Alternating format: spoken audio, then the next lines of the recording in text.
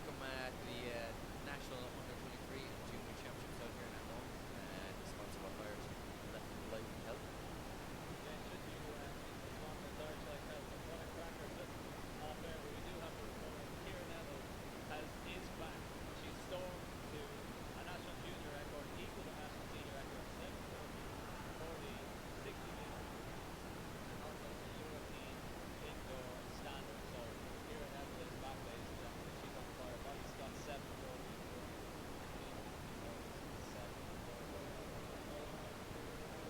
Yeah, and great to see Molly Scott so close to that qualifying standard as well as the junior, around 7:42 last week. So 7:41 is another inch of an improvement, but 7:30 by Kieran Neville, national senior, equaling national senior indoor record. It's pretty smashing. But you're on running 7:42 indoor season still at the age of 16, so great to see her back on fire.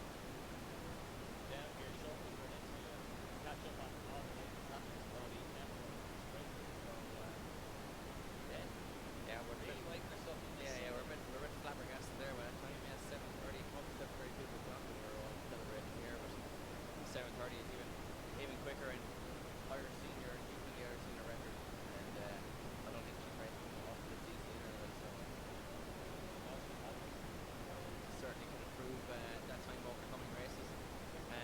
We also had the women's under 23 race as well. We have a quarter view, which Sarah McCarthy took down from about 7:48, so we'll be able to show you that one as well and get the exact time in that one. But we have Get that over the stream, and don't forget to tweet us in at Irish Athletics, and of course the stream being nobly done once more by Entry. We'll get that replay going, and you never know, man, we might get another Phil Healy moment if we're lucky.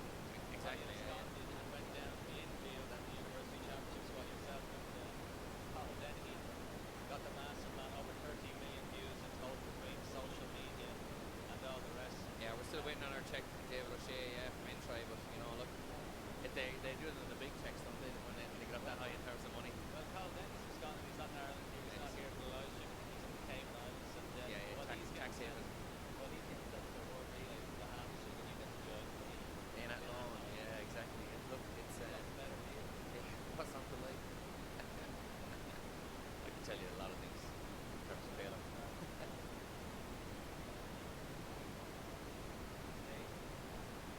So we got Danny Brown in lane 1, Fit Valley AC. We got Jack Manning from Kilkenny Harriers in lane 2. David Murphy from Goran AC in lane 3. Jack Dempsey from Galway City Harriers in lane 4. Joseph Finnegan Murphy from Dublin Striders in lane 5. Joe Gibson from Bangor AC in lane 6. His brother is Scott Gibson, who's a talented coordinator and European Juniors here. Cormac McCann in lane 7 there from Ferrybank AC, continuing along traditional sprinters coming out of Ferrybank. And Luke Redmond, Cushtown AC, who's a multi-eventer as well, and very well in the Leinster Schools. Last year he finished third at the Leinster Schools behind Sean Lawler and I think off the top of my head Owen Doherty, so very, very talented athlete. And certainly going to go well over the 16 there. This is probably more of a 200 metre runner. So in this one you're probably looking at Joe Gibson out in lane 6, and then you're looking at David Murphy, Jack Dempsey and Joseph Finnegan Murphy as well, and you'll be thereabouts. But Gibson has ran sub 11 seconds before over 100 metres, so if you hope to go sub 11 seconds today over 60, but probably closer to the 7-second margin. And yeah, probably going to be looking at in around the 7:0, 7:1, 7:2 for this one here, hopefully.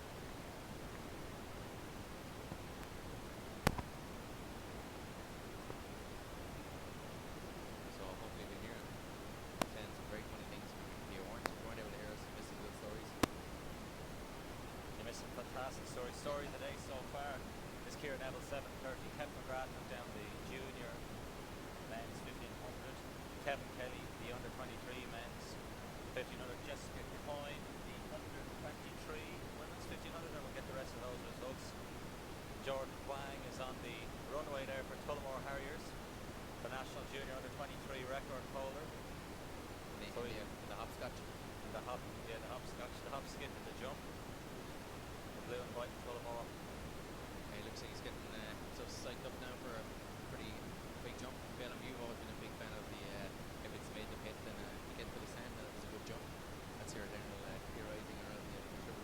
gotta break the sand, otherwise you're in trouble. Here he goes. He should be on the screen anyway. Yeah, he is. Hop, skip, jump. Made the sand anyway, Phil, but it's a red flag, which is negative. I would tell that much. It is. So settling into their blocks. Brown, Manning, Murphy, Dempsey, Finnegan, Murphy, Gibson, McCann, Redmond. So we've had an Irish junior record equaling senior record wins here. Good crack here. The record is 60-3, but Zach Irwin, I would say, is fairly untouchable at the moment. We've had shocks in this one before. Oh, and there's been a little stumble there in lane 3. Brown on the inside. Looks like Dempsey from Galway. Yeah. I'd say Jack Dempsey from Galway City got it there. Gibson probably second from Bandon. From my excellent front eye view of the sprint. Obviously, the wrong angle, but... Oh, good. No block. On it there, obviously passing 0.00. We'll get Well, slower than that, slower than 0.00. That'll be an impressive time, to say the least. I was also just on that note while we're waiting here, music racing, reading a trend last night. Is would Usain Bolt beat a domesticated house cat over 100 meters or 60 meters? He would. I think it'd be a good battle, depending on the fitness of the cat. Certainly, he'd only have the 10 meters. Oh, better reactions. Yeah. Reactions like a what do I think something like it? Reactions like a oh cat. I like an elephant. So we had Conal Amy messing us there as well, just said he's listening in. Oh, he is? Is he on the Cayman Islands? Offshore tax account? I don't think San Francisco. San Francisco, realistically, yeah. And it's an ungodly hour there, so. So, haha, You missed here now. 7:30. You can take your 30 million YouTube and social media views. I'm happy. He's over there working for Google, I believe, is it? Being called up. He is Googling anyway, copying and pasting them articles. So next round, under 23 men, 60 metres. In lane 1, transfer in 2, Rolla Salusa. Now with Clonla Carriers. Owen Doherty, Tala AC, Leo Morgan, Tala Carriers, Christian Robinson, City of Lisburn, Raymond Walsh, Abbey Sliders, Owen O'Carroll, Training Carriers, and Adam Murphy, St. John's O'Toole. Adam Murphy, the training partner of Marcus Lawler, unfortunately. Planning on running the championships. Talking to his mother off there. He just got the twinge, but he will be back better to be safe than sorry. Anyways, The whispers who wanted to hear the screams. yeah, Chico season is good, but It's all about the outdoors. All 20 handbars on fire show that they're Oh yeah, it's all about the outdoors. so switch off now, Phil. All about the indoors. This race will take on 23 men's 60 metre final. Don't go anywhere.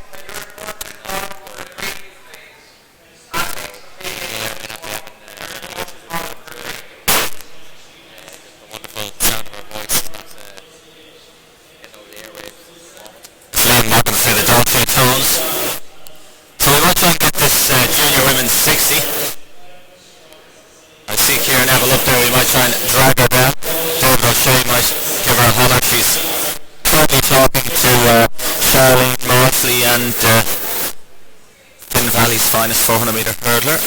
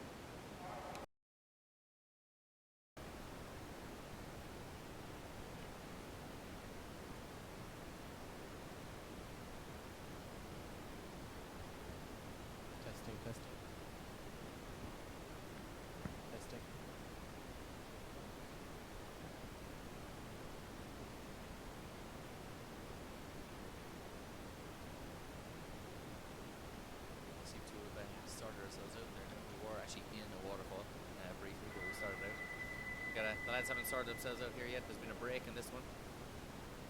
Bit like our sound. Bit of an old false start, false dawn. We'll get looks like Raymond Walsh there of Abbey Striders. Kieran Neville is getting all the attention, as you can see. You know, when you're running well, everybody wants to talk to you. I can't see that how last year probably people were walking down giving her the old hey, how's it going? Good luck to you. You want some Tony? How's it going? Your hair looks great. Let's take a picture. Instagram. Let's get into this.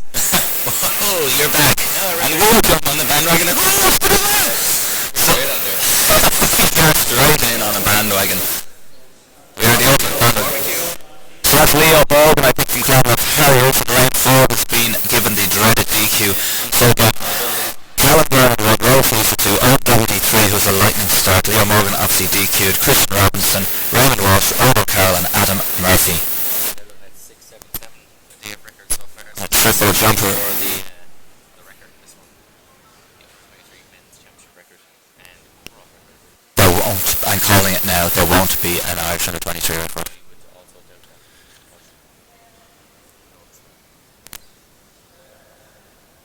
And we get a clean start. Owen Doherty quick out as expected. Callum Byrne has been a stalwart in the schools. Christian Robinson in the inside. Looks like Owen Doherty nipped that one for Calla. The Calla band, as we call them before, coached by Daniel Kilgallen. And they have a nice stable now with David Gillick involved in there as well with the Daniel Kilgallen sprint squad there in Tala AC. And you also had, they were first and third in the men's junior 400 metres earlier on, so they're definitely Yeah, and we have Kieran Neville here. We might get her on screen in a second, but she'll pull up a seat here beside us, Kieran. We were just joking that you're back running well in 7:30 and we saw everybody wants to talk to you again. Have you noticed the difference between running well and not so well? No, not really. I've been still friendly and everything, even the competitors, but I'm just so happy that I can knock it over first. Yeah, you must be absolutely delighted because last season, I think it's fair to say, you would have liked to have had a better one, but Back down running 7:30. Did you think were you expecting that today? The nice 7:42, obviously I think in the heats there, and 7:30 equaling the Irish record, senior national junior record, European indoor standard. If Carlsberg did dreams, it's not a bad day today for national junior championships. No, last year I wasn't running as good as I like to be, so a little bit of confidence was lost, so I was just hoping to come out here and do my best, but before I came here I wasn't even expecting a PB. I didn't, first race didn't think it'd be that fast, but then after the heat I was like, oh, maybe a PB is in store, but I never would have even expected to run 7:30. Even especially this early in the season, it's actually crazy. I can't get over it. Yeah, and you just mentioned about the confidence. How do you, I know you lose confidence by results not coming over. What way did you go about building back up the confidence and getting back into this season and sticking at it? Because it is a danger for young athletes, successful early as you have been, then to fall off and to come back on. It's a challenge for young athletes to kind of stick with the course when things don't go as you'd like. Yeah, even on the way up in the car today, I was like, oh god, I don't know what's going to happen. It could go either way. I could go out and run 8 seconds slower now because it's the first race. But the confidence wasn't really restored until after the heat, and I knew I was in some sort of good place. So that's brilliant. So what's next? AI Games, or you're running the 200 here today? No 200. No 200 today. I'm not going to race again until the national seniors, and then after that I'm going over to the English championships, and then that's it for the season. Well, hopefully haven't decided fully yet. Okay, did you make any changes in training or anything, or just stuck with it and it's come good again? Yeah, no, last year I was injured for a bit of the winter season, so I missed out on a good chunk of that. But then this season I just stuck to the plan and did the same as I usually do, really, just all fell together at the right time. That's great. And then outdoors, 1 and 2? Yeah, I'd say I'll do the 1 and 2 outdoors, probably. Okay. Well done, Joe. Appreciate you coming on. It's great to see you back. Thank you.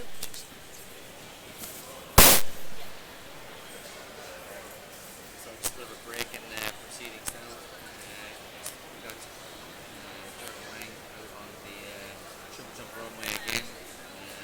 It's leading that competition at the moment, so we'll see how he gets on. Now, he's taking plenty of rope anyway.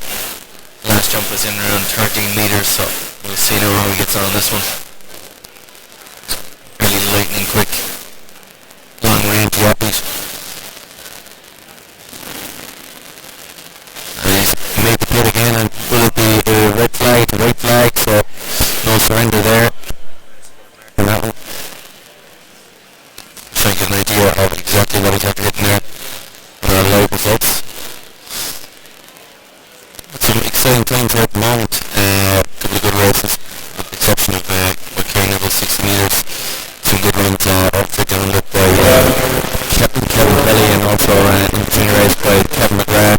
Back to winning ways after some injury problems there in the winter.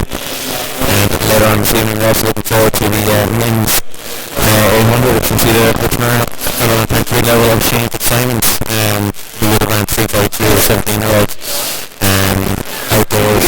So you're looking at a guy who's obviously very talented and slipping back into the indoor season here now after some injury problems himself, and already got on over the 2 lap distance. And also we got 2 scores, 6 metre hurdles, as well as some good long-term competitions here. Shane Howard's going the long jump on the way through men's, and he's looking to go about 7 years. So should be some good results now until today, good performances. Be very, very strong men's and women's 200 metres as the evening goes on. I know Kieran was not running the 200 men's, but you still have Molly Scott. She's used to run that instead of hurdles. Try to run this moment in time in terms of injuries. There are a lot of athletes who are injured, but may not actually appear on the day, so wait and see until we get the starts.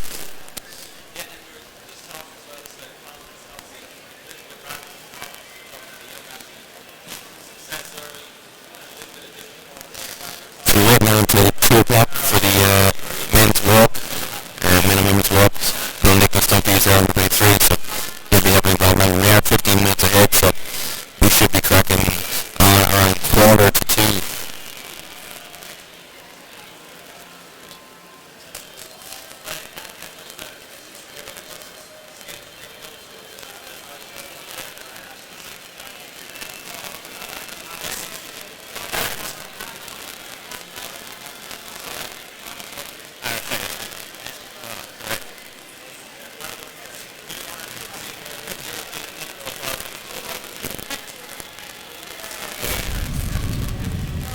There again, and that's 60 metres, the national record by Kieran Neville, 7:30. Your life is your priority. And as Ireland's newest health insurer, I'm here to help you keep it that way. Because as part of the Irish Life Group, already trusted to look after 1 million people in Ireland, we believe that all our customers, wherever they may be in life, should get the health insurance that's right for them and the future they deserve. We know Irish Life.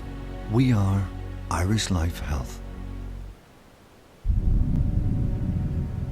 Life. It's what we all have in common.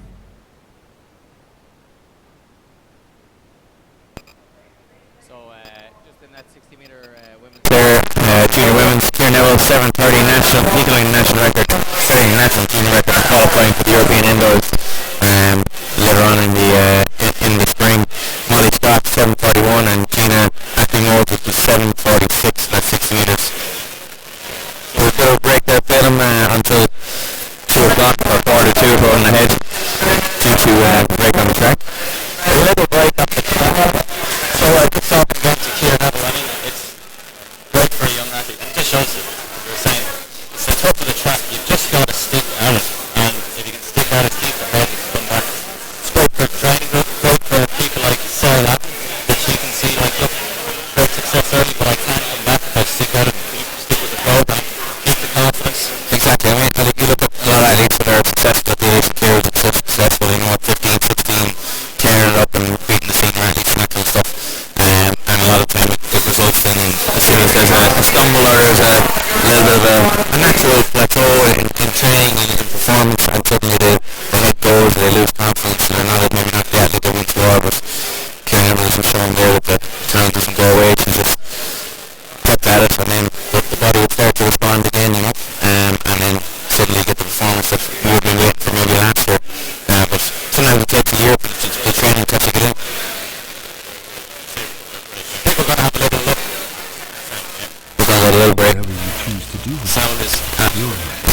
is your priority. And as Ireland's newest health insurer, Irish Life Health is here to help you keep it that way. Because as part of the Irish Life Group, already trusted to look after 1 million people in Ireland, we believe that all our customers, wherever they may be in life, should get the health insurance that's right for them and the future they deserve. We know Irish Life. We are Irish Life Health. Life. What's coming through on you? It's what we all have in common. Still crackling for you?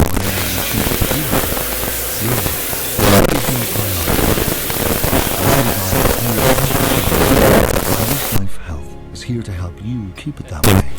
Because as part of the Irish Life Group, already trusted to look after 1 million people in Ireland, we believe that all our customers, wherever they may be in life, should get the health insurance that's right for them and the future they deserve. We know Irish Life. We are Irish Life Health. Life. It's what we all have in common. And whatever you choose to do with it, your life is your priority. And as Ireland's newest health insurer, Irish Life Health is here to help you keep it that way. Because as part of the Irish Life Group, already trusted to look after 1 million people in Ireland, we believe that all our customers, wherever they may be in life, should get the health insurance that's right for them and the future they deserve. We know Irish Life. We are Irish Life Health. Life. It's what we all have in common. And whatever you choose to do with it, your life is your priority. And as Ireland's newest health insurer, Irish Life Health is here to help you keep it that way. Because as part of the Irish Life Group, already trusted to look after 1 million people in Ireland, we believe that all our customers, wherever they may be in life, should get the health insurance that's right for them and the future they deserve. We know Irish Life. We are Irish Life Health. Life. It's what we all have in common. And whatever you choose to do with it, your life is your priority. And as Ireland's newest health insurer, Irish Life Health is here to help you keep it that way. Because as part of the Irish Life Group, already trusted to look after 1 million people in Ireland, we believe that all our customers, wherever they may be in life, should get the health insurance that's right for them and the future they deserve. We know Irish Life. We are Irish Life Health. Life. It's what we all have. Your life is your priority. And as Ireland's newest health insurer, Irish Life Health is here to help you keep it that way. Because as part of the Irish Life Group, already trusted to look after 1 million people in Ireland, we believe that all our customers, wherever they may be in life, should get the health insurance that's right for them and the future they deserve. We know Irish Life. We are Irish Life Health. Life. It's what we all have in common.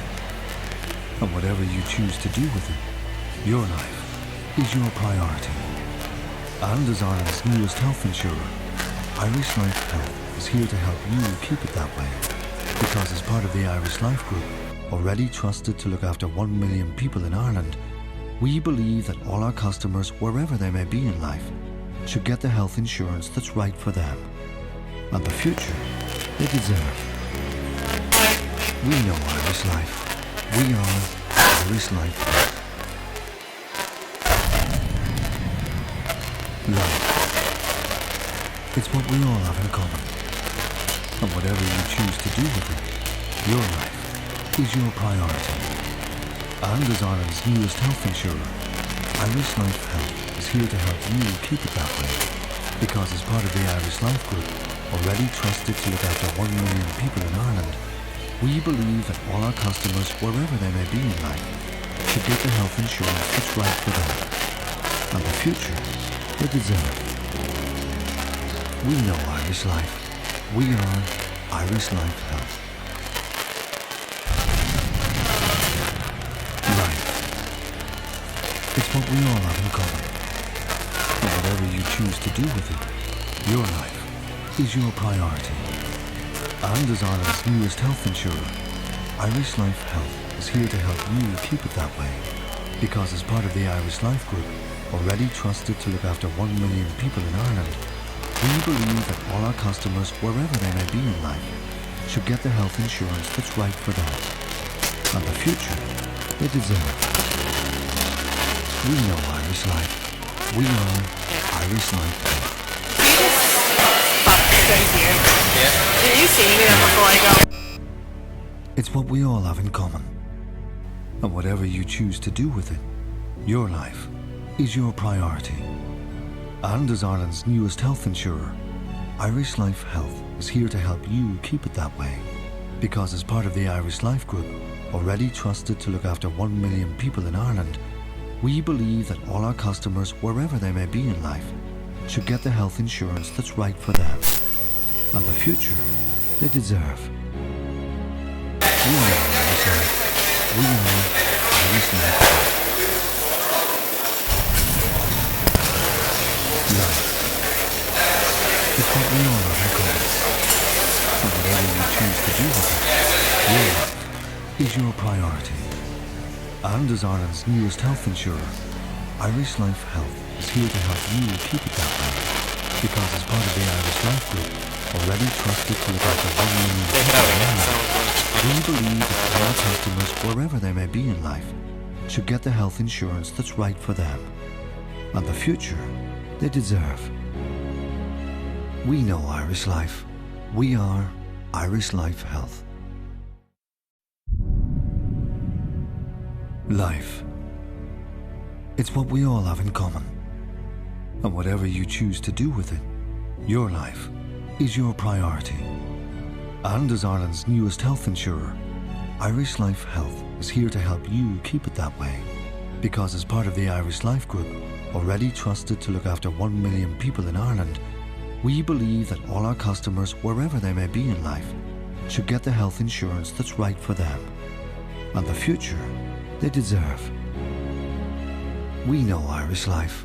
We are Irish Life Health. Life. It's what we all have in common. And whatever you choose to do with it, your life is your priority. And as Ireland's newest health insurer, Irish Life Health is here to help you keep it that way. Because as part of the Irish Life Group, already trusted to look after 1 million people in Ireland, we believe that all our customers, wherever they may be in life, should get the health insurance that's right for them and the future they deserve. We know Irish Life. We are Irish Life Health. Life. It's what we all have in common. And whatever you choose to do with it, your life is your...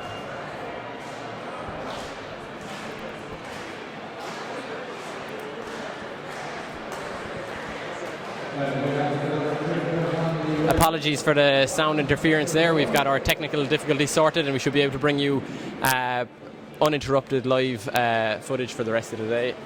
Apologies again. Thank you.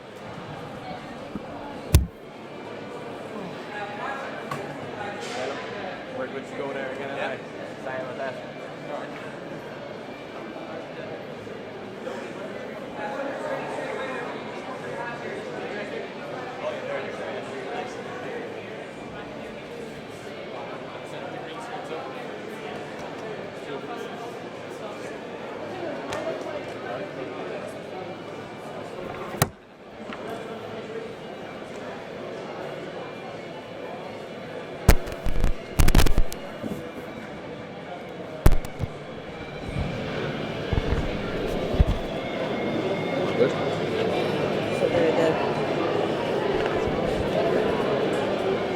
So there's the under 23 walk, women and men's there as well. Great. Thanks.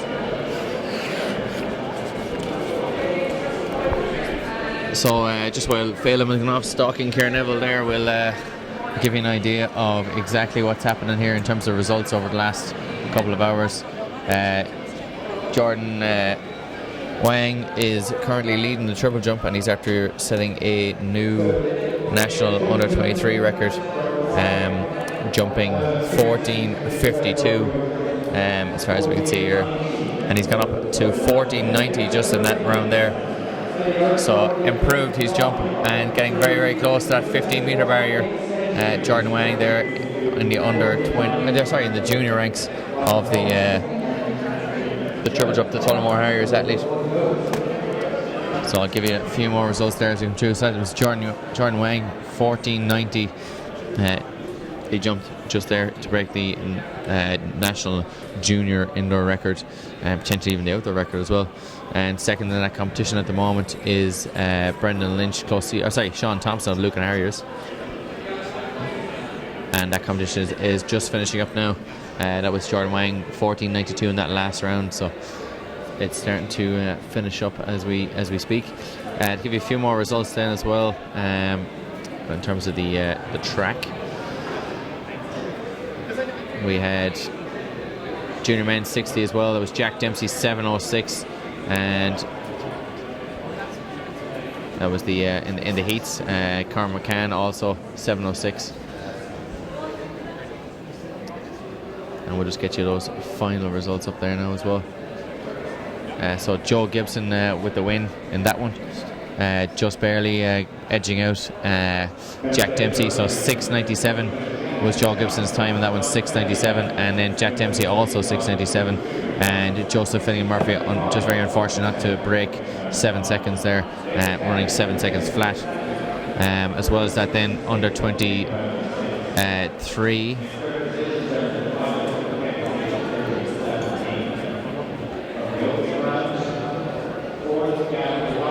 Under 23 men's was, well, we're having issues with our system here now, but under 23 men's was won by Owen Doherty, and we'll just get you an official time on that now, if we can.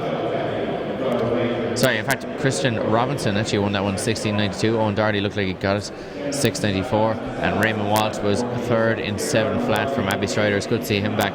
A lot of hamstring issues in recent years, so good to see him back running and competing well over the 60-meter dash, as it's known in the States.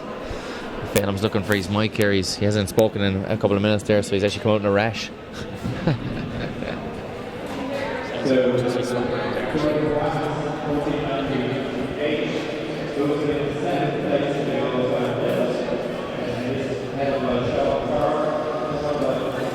So just waiting on the walks now, Phelim, which will be starting up very, very soon.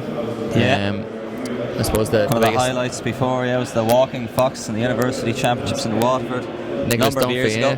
And it actually, the men's 3K walk actually is a bit of a cracker, because you have Evan Lynch, Anthony Tobin and Nicholas Dunphy in there. That actually will be a very, very good race, good battle for those athletes. Well, it'll be between Evan Lynch and Anthony Tobin. Nicholas Dunphy is no slouch, my friend. He'll be thereabouts. 3-way battle, I'm calling it now. Yeah. And then we have the amended junior women's 3K walk. Plenty of athletes in that one. Sarah Glennon has also been around for a couple of years. Niamh O'Connor, and also Rachel Glennon, regular participants in this one. Yeah, they're walking over now onto the track.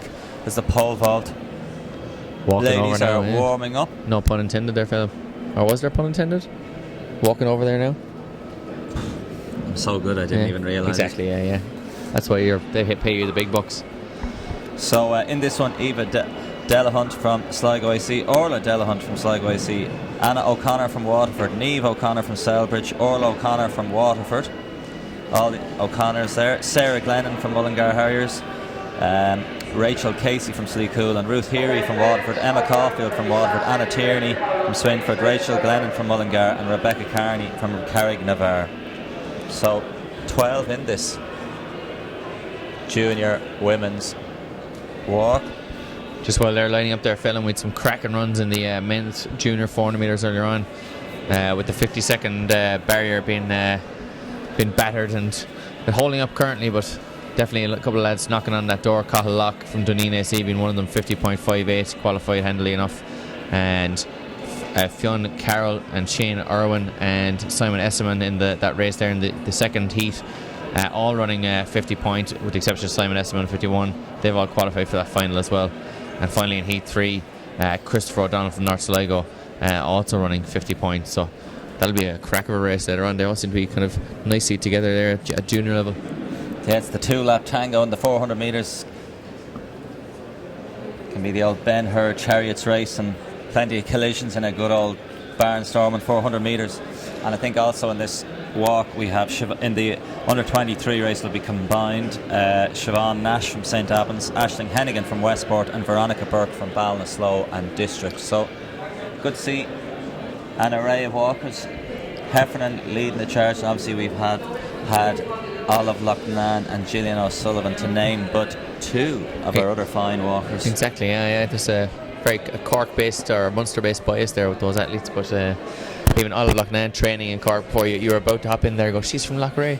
But no, she trained in Coachford in Cork. Coachford, yes. Yeah, you were itching there, Phelim. I could see it in your eyes. No.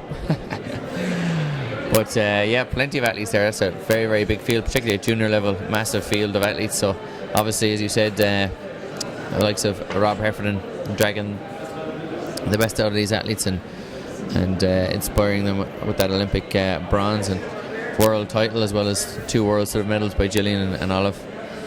Certainly piquing the interest of the walkers. Yes. Getting a few practice strides in there now, starting to get the body rolling. But it is a tough event, and a 3k walk indoors, 15 laps of the track here for these girls. It's going to be painful there after 10 laps. Just after getting a message in that you were talking about the junior men's 400, we hear by our aficionados that Christopher O'Donnell apparently is in tremendous shape. He won the outdoor title last year anyway. I think he won the 2 and the 4 in Tullamore last summer. The North Sligo athlete with the good name Christopher O'Donnell. Yeah, Cod. Robin. And also Incentive Woman, another barnstorming that was classic. A great film. Yeah, you're a big fan of that. Yeah. But no, he certainly looked in good shape earlier on. Hopefully he'll definitely have plenty to battle with. A lot of guys running 50 point there, so the battle for the break will be the clash of the ash. There'll be hair flying. Jenna Brommel taking down the women's under 23. 55-42, but it might be a little bit corrected, as Dennehy would say. No, it's 50. Up there is 55-42 on the results. Okay, so yeah, so I think that was. She looked fairly handy. Didn't look like she was too stressed. Zach Irwin winning the first heat as well in the men's under 23 400, running 49.60. Owen Buggy qualifying out of that one as well with 50.09.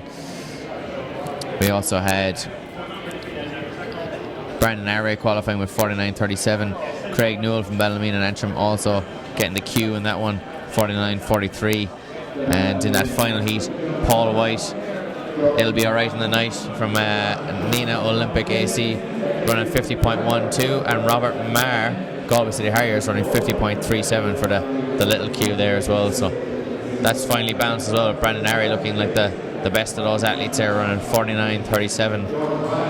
But you'd have to look at Zach Irwin there with the wheels to get to the break. It certainly looks something to look forward to later on. Jordan Wang up here again for his final jump. Can he get over 15 metres? Hop, skip, and looks a bit flat. Oh, and it's a red flag. But he's got the old clap. That means he's happy generally overall. Exactly, he's had a good day. And he's another man who's overcome some bad injury problems. I think he competed in the All-Ireland Schools. This was on his home patch, and then called it a day, and he was competing on sore legs anyway. So he called it a day after the schools and didn't compete in the summer. Yeah, 14.90 in the end was what he was given, so that national junior record. Yeah. Impressive stuff. And second to that one then was Sean Thompson with 13.19. He was actually in 6th year in school there, in your alma mater, training with Lucan Harriers, but he'll be jumping for Belvedere today. We're playing against St Andrews in the Senior Cup, first round. Oh yes, plenty of rugby on concurrently as well. It's a mad sporting weekend, and Federer, the legend, won the Australian Open. Yeah, showing that beating Nadal in a 5-set classic.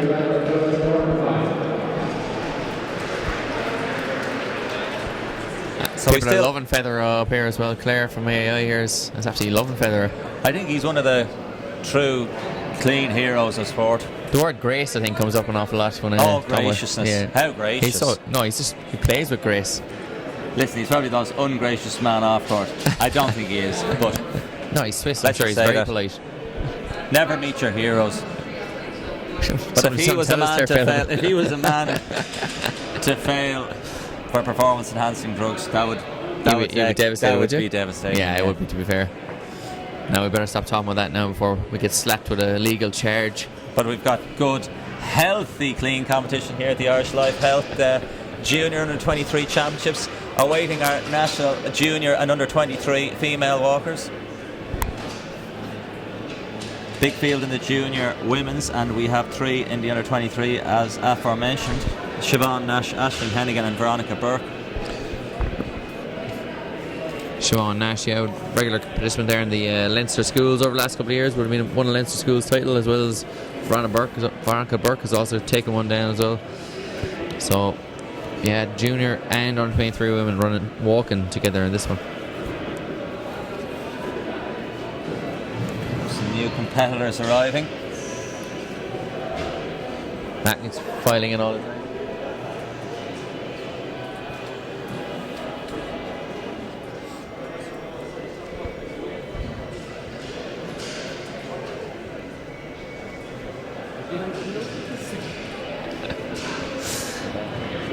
And So just looking at the programme, I think we're a little bit ahead of schedule. They're having a they're flying through it, film. it's due for 2 o'clock, but I think we'll start it earlier.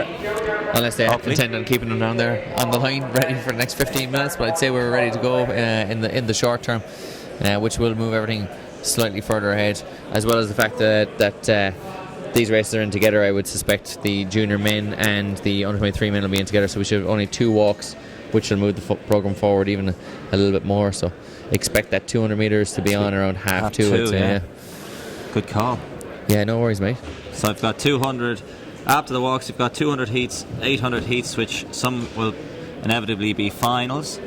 Then we have 60-metre hurdles, heats, 200-metre finals, 400-metre finals, and maybe 1 or 2 800-metre finals in the junior ranks, and then 60-metre hurdles. What I always finals. enjoy about these days, Philip, is the fact that the distance races tend to speed up the programme as they give an unnecessary amount of time for them, and then they just get them going as quickly as possible. And then the twos and the sprints tend to delay the programme with breaks and all that kind of stuff. Yes. False starts and all that. So they So will again, be a the while. junior men's walk should also be interesting. Gerald McMahon has been in good form last season in the schools competition, and in that also is Andrew Gerald is with Shannon, and then we have Andrew Carroll from Selbridge, Ryan Roberts from Sligo, Adam McInerney from Suncroft, and Joseph Mooney, another regular schools competitor for Adamstown. Oh yes, I've seen. I remember him finishing second behind Nicholas Dunphy there in the schools last year. So very, very capable walker, and looking to, I suppose, stamp his mark on that junior race as time goes on today. But we're still looking here at the start of this women's walk, junior and under 23 combined.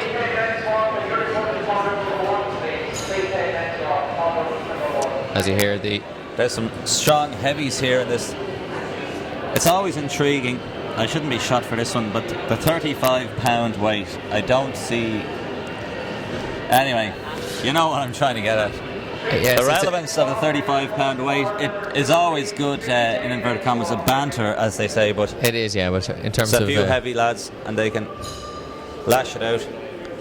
I prefer a shot put I do any for day a of the shot week put, than a yeah, 35-pound and, weight. although And look, Michaela Walsh is in action down the other end.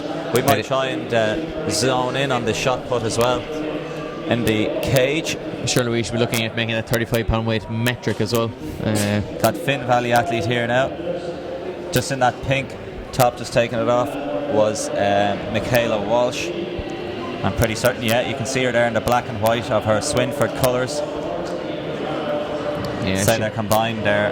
I do suspect so, yeah. Junior and under 23s. Amy McTaggart in there with the green jumper. She's our national combined events champion. Obviously, getting our practice in overall. A number of the events today, as we've St. Albans in the squared circle, as it were, now.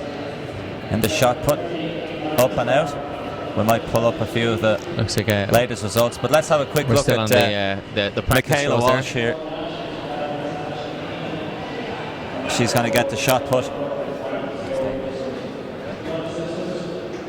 So, scintillating forward the last number of years, national junior record holder. Here comes Michaela Walsh. A good look at this.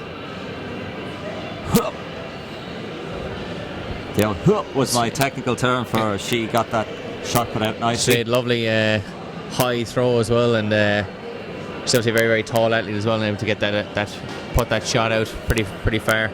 Yeah. Having thrown the shot only recently myself, I know that's very important to show it. And Phil Conway came in and wound me up on Monday morning when I came into school to say you should throw the shot a bit higher and you'll get a better throw. Which sometimes it's the simple tips that can make all the difference. So we have another shot putter. Paralympian in here. Nicely. I think there's a fist pump there. I think she's happy enough. Let's have another one. You can see Sam Barnes there looking on his phone. Sports Files finest. Exactly, yeah. Just telling, did I leave the immersion on? That kind of stuff. It's very strolling around there. It's having a little What's break. the score in the match? Earlier on we had in the men's under 23 as well, Kevin Kelly getting the win in that one, 356.19. Killian Kerwin 358.15, and Owen Strutt 359.1, holding off the fast finishing Luke Horgan 359.86. So some good results there with the walk kicking off here now as well, Phil. Kicking off indeed. So that's Sligo AC out in front there, and I think that's Orla Delahunt. One of the Delahunts, but now taken over there. Yeah, we'll try and get you an idea of exactly who that is out in front there at the moment. There should be Siobhan Nash. I think they're in second from St. Albans. It is, yes. And in third place is Westport AC's Ashley Heenahan. I think that's You would Veronica. say Hennigan, but I'll say Heenahan. Yeah, I think that's Veronica Burke in the front lead. Once we zoom in. From Ballinasloe Slow and District, yeah, I think it could be Veronica Burke there. We'll get an idea. 15. No, yes, you're correct. That is Veronica Burke leading that one out, passing the 200 metre mark in 50 seconds. So getting more more along nicely, with my just outside 6 minute miling there at the moment. So the three under 23s are currently ahead of the juniors. That looks like Aisling Hennigan or Heenhan, as you would say, from Westport AC. So Veronica Burke setting out her stall early on. She's going to try and stick to her rhythm. I'm sure she has a set pacing pattern she's looking to hit.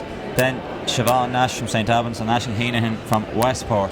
Just leading that group of juniors there now as well, so we get you an idea of exactly who's in that junior group. But at the moment, still hitting in around that just outside 6 minute miling pace there, set by Veronica Burke up front. She's got to hold that for 15 laps here. And of course, the national junior record held by a former world youth champion, Kate Field, 12:49.21. She was able to walk 3k in back in the day. So very capable athlete. And Veronica Burke here is setting her stall out.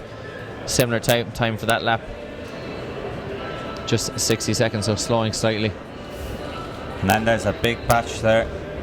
So leading that race is 359, who is Niamh O'Connor from Selbridge AC, just in the black or the blue and white of Selbridge AC, just there on the outside. Probably made famous by Sandra Lawler over the years, over the hurdles, over the sticks. And Claire Brady is another Selbridge AC athlete. Dave McCarthy was once a member of Selbridge, now Lakayla. Exactly, so those athletes are not really making too much inroads into Veronica Burke's early lead here. She's, you could say, walking away with this one, Phil, but I wouldn't say that. You could. You could, yeah. So certainly Selbridge AC's Niamh O'Connor is the most likely athlete to make a good effort here to catch up with Veronica Burke. But Mullingar Harriers 241 there that's Rachel Glennon, is not Rachel Glennon, it's Sarah Glennon. Sarah Glennon, sorry, yeah. Who's made an effort there to get up just in front of Waterford AC's. It's safe to say there's a batch of sisters in the races, if they're at least cousins, if they're in the same certainly club vest, same surname. O'Connor there in fourth place as well. The O'Connors from Waterford. Yeah, and There's actually 3 Waterford AC athletes in this one. Ruth Heary and Emma Caulfield as well. So obviously good to have a training group there, and you can kick on and improve as you get along. It's good to socialise as well. Good social sport film. It is. And Veronica Burke, definitely our lead is definitely being cut here slightly, but still maintaining a good pace at the front. We still have Niamh O'Connor from Selbridge AC, and we have Sarah Glennon, and finally Waterford AC's Orla O'Connor there, all sitting in that group of 3 there, just behind Veronica Burke. The gap isn't quite being scythed down, but those pesky juniors look like they're pacing themselves well, and they are going to try and hunt her down, as it were. Exactly, we've got an intriguing battle here. 3 athletes that could potentially start working together and, as you said, try and chew up the ground and move up towards Veronica Burke, but still staying at about maybe 20 metres there between the athletes. Niamh O'Connor from Selbridge, I think her sisters, but we always had them from St. Wilson's. Sinead O'Connor, which and nothing compared to her. Yes, I think it was I do always remember a good filler, as classic it were. gag, yeah. But Veronica Burke is coming up now to do a little bit of lapping, and now this is where our officials have to have recovered from their lunch, coffeed up, and now start.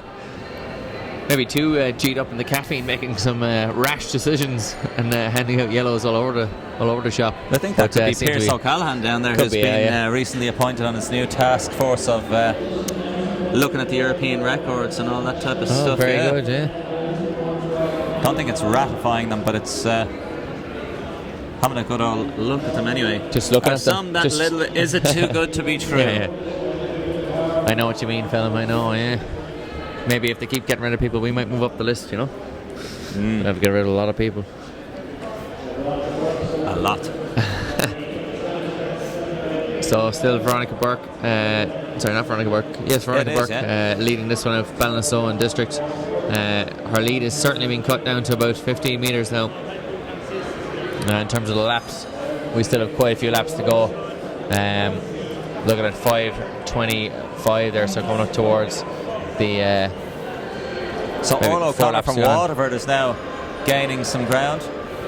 Just working along there with Sarah Glennon from Mullingar Harriers, and Niamh O'Connor from Selbridge is starting to struggle a little bit, losing that gap.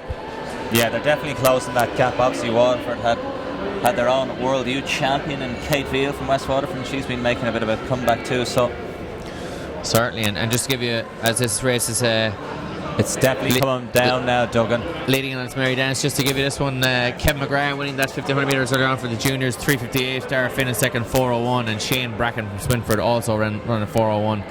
So under 19 cross country champion Paul O'Donnell out in 5th.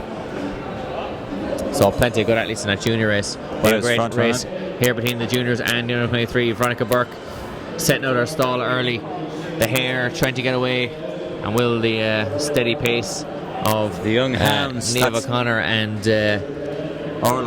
Orla O'Connor, sorry, and Sarah Glennon and Niamh O'Connor just behind them. But Orla O'Connor is definitely starting to chew up the distance there. She's only maybe 1.5 metres, 2 metres off at best. She's in the blue. Up is our leader in the black, Veronica Burke from Ballinasloe and District, but that big gap is now dwindled down to 2 or 3 yards. And as I said, Sarah Glennon from the famous Mullingar Harriers distance running club and walks. Of course, Pat Ryan. The Ryan brothers, out there. Pat Ryan and Joe Ryan. Joe Ryan, super coach to the super coach to the Stars. Yeah. An all-round nice guy. It's going to be featuring an Irish Runner interview. I believe he's requested a 10-foot by 10-foot photo of himself for his the outside of his house. Oh, he has, yeah. And of course, my point being that he started off in 1996. He was in the World Juniors in Sydney in the 10k walk, and he was 20th. So that's where it all started for Joe. Injury curtailed his career, so he says. Yeah, so he says. Yeah. We'll have to really dig in deep there. The elbow joint got good use at various stages. Oh yeah. In his youth career as well. We won't mention that, you know. True injury. But it's always, it's important to know Student what not life to do. Probably got the better of him as well. We can't talk. We're only speculating, but sure. But it could be fact. We'll get Joe up here and ask him. Yeah. Put him under the microscope, as Veronica Burke here is being put under the microscope herself. as Sarah Glennon and our early junior leader Orla O'Connor is getting up there as well, and just sitting in behind Veronica Burke. Niamh O'Connor has been dropped back. She's going to find it a bit of a struggle there. She should hope to maintain third place though in the junior ranks, as Sarah Glennon is finally getting up onto the shoulder of Veronica Burke, and Veronica Burke has been put under pressure for the first time in this race. Yeah, right on the shoulder. Just a little bit of an adjustment there. So 8:35 on the clock here now with about 6-7 laps to go. It's an intriguing. It's quite the battle here as Orla O'Connor is then up on Sarah Glennon's shoulder, looking to go by as well. So it's tit for tat here. She's filling the gap there. O'Connor filling the gap in the blue of Waterford up on Burke's shoulder. Can Burke hold her off? Does she want to relinquish the lead? A little yellow card has come out. And does Orla O'Connor actually want to take on the lead either there? They seem to be happy enough just to sit in her shoulder and let her do the work. And is Veronica Burke doing the Suleimani and just holding her every time someone comes up on her shoulder, just edging away, letting them come after her again? Even the old Matt Central's last lap. And think about the walk. In the Olympic Games, 1500 metres, just to finish that. Just holding the curve and hold them off. So will she continue this front leading style, leading from the front here, holding off at the moment Orla O'Connor, with Niamh O'Connor back in third place in the junior race, fourth place overall. So this race is between the under-23 athlete Veronica Burke and the two junior athletes Orla O'Connor and Sarah Glennon from Mullingar Harriers. Yes. Well, it is quite intriguing, and the back markers getting in their way slightly as they have to make their way around, making it more difficult to pass as they get around the corners here. Obviously further distance going around the bends than it is around the straights, so it is making it a little bit more difficult for Veronica Burke to maintain this pace. It's difficult to get by in the walk though. It is, yeah. You've got to kind of hold on the straights, and then it's hard to pass in the bends. But we had another attempt here from Sarah scrap Glennon. Here, Sarah Glennon now. Burke is now moving on. Oh, she's holding her off, using the back marker as well, and has a good reason to move out into lane 2 and hold her off. And Sarah Glennon definitely putting a bit of pressure on there. Will Veronica Burke hold off? Veronica Burke looking like she's still walking pretty steadily though at this stage. As Sarah Glennon goes once again on the straight, she's going to go try and go by her again. Will Veronica Burke hold her off? It's intriguing stuff here, Phelim.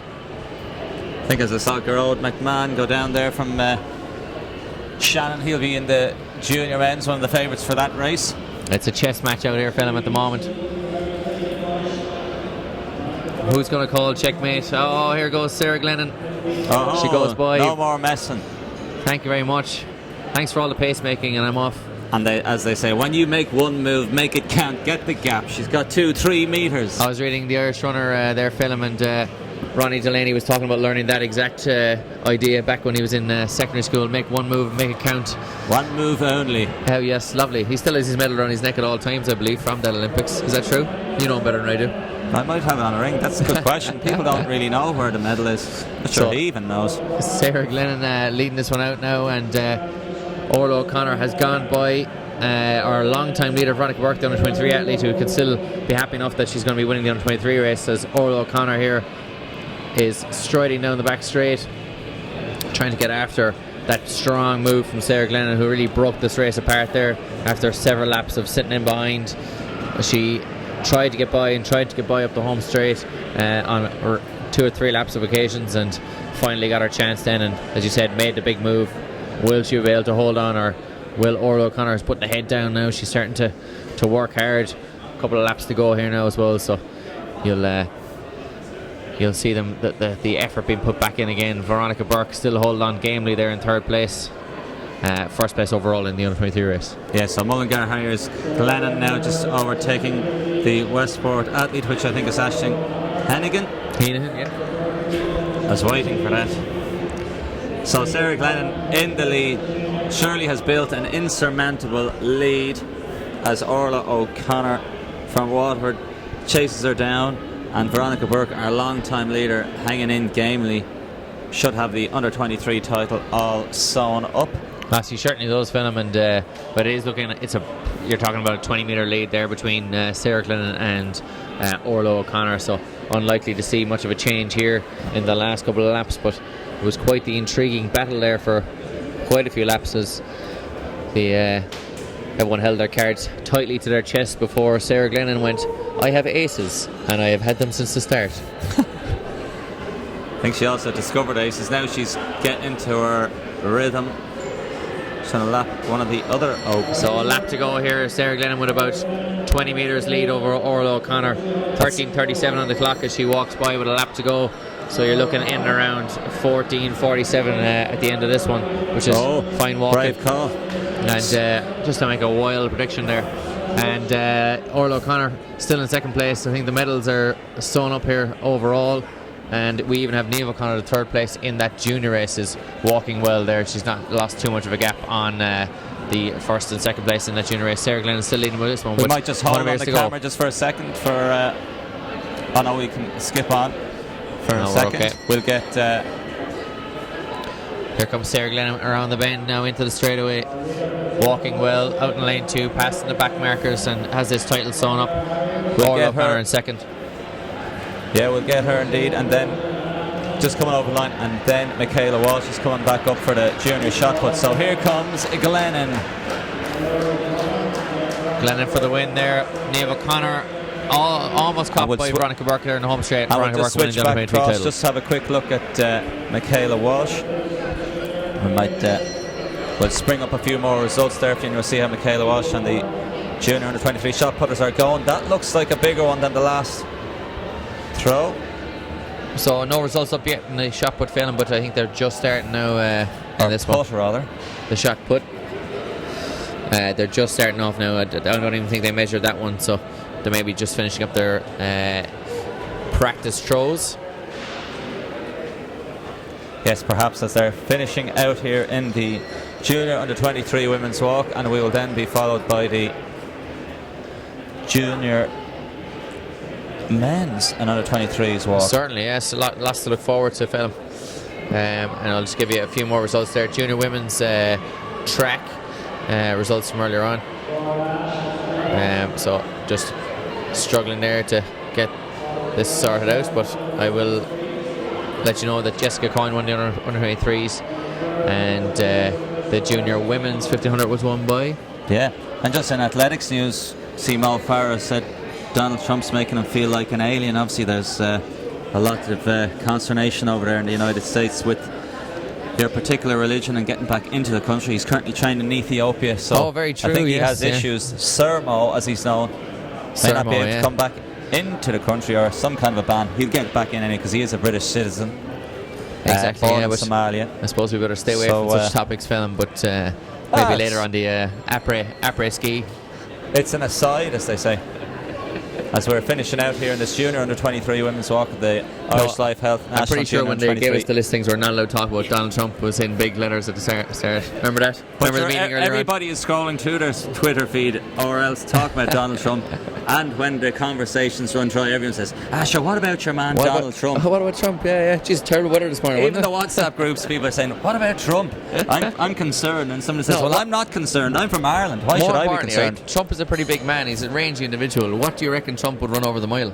That's my main concern here. I've actually been in Trump Tower before. Had Starbucks, enjoyed the free Wi-Fi. I got in and out okay. What would his best event be, Phil? That hair as well, he'd bring a lot of entertainment to the track, all the smack talk as well. Maybe it's what track and field needs.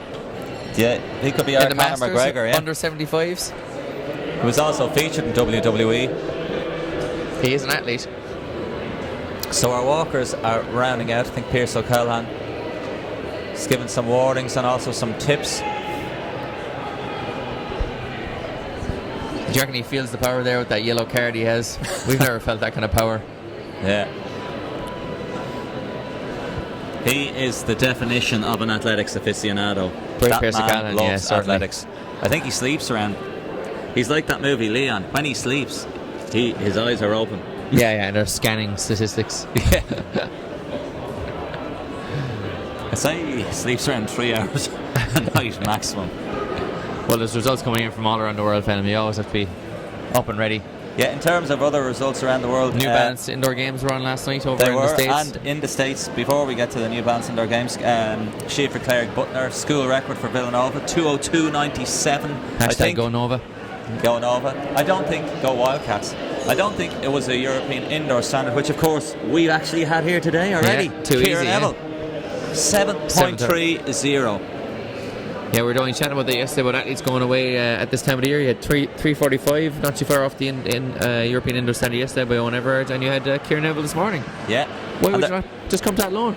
There's a number of athletes. Phil Healy ran a PB, marathon PB, I think 53.78 for the 400. Ran Cardiff, 60 metres as well.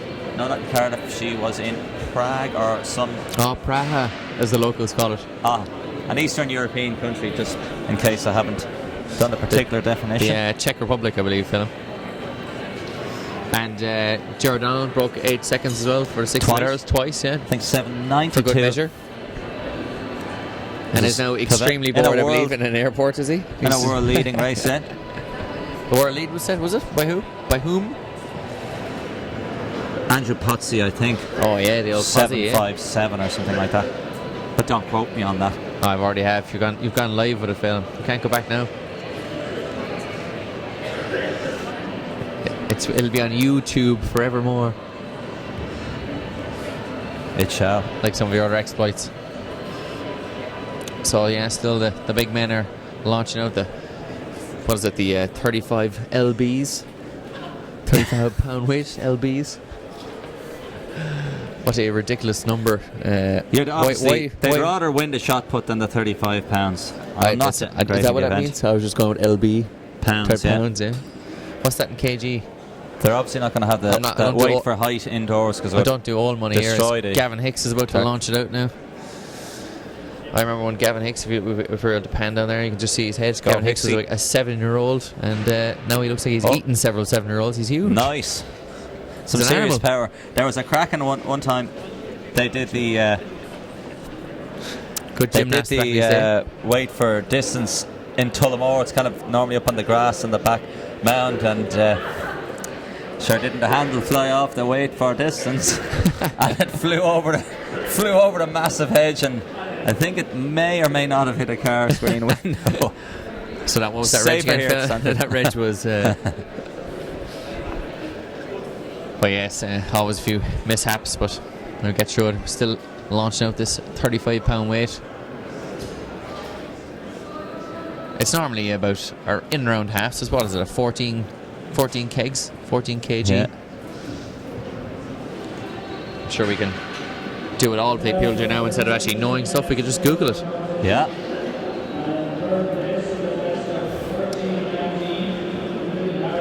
We can. 35 pounds is a monstrous 15.8 kilograms. That's big. Yeah, 15 bags of sugar.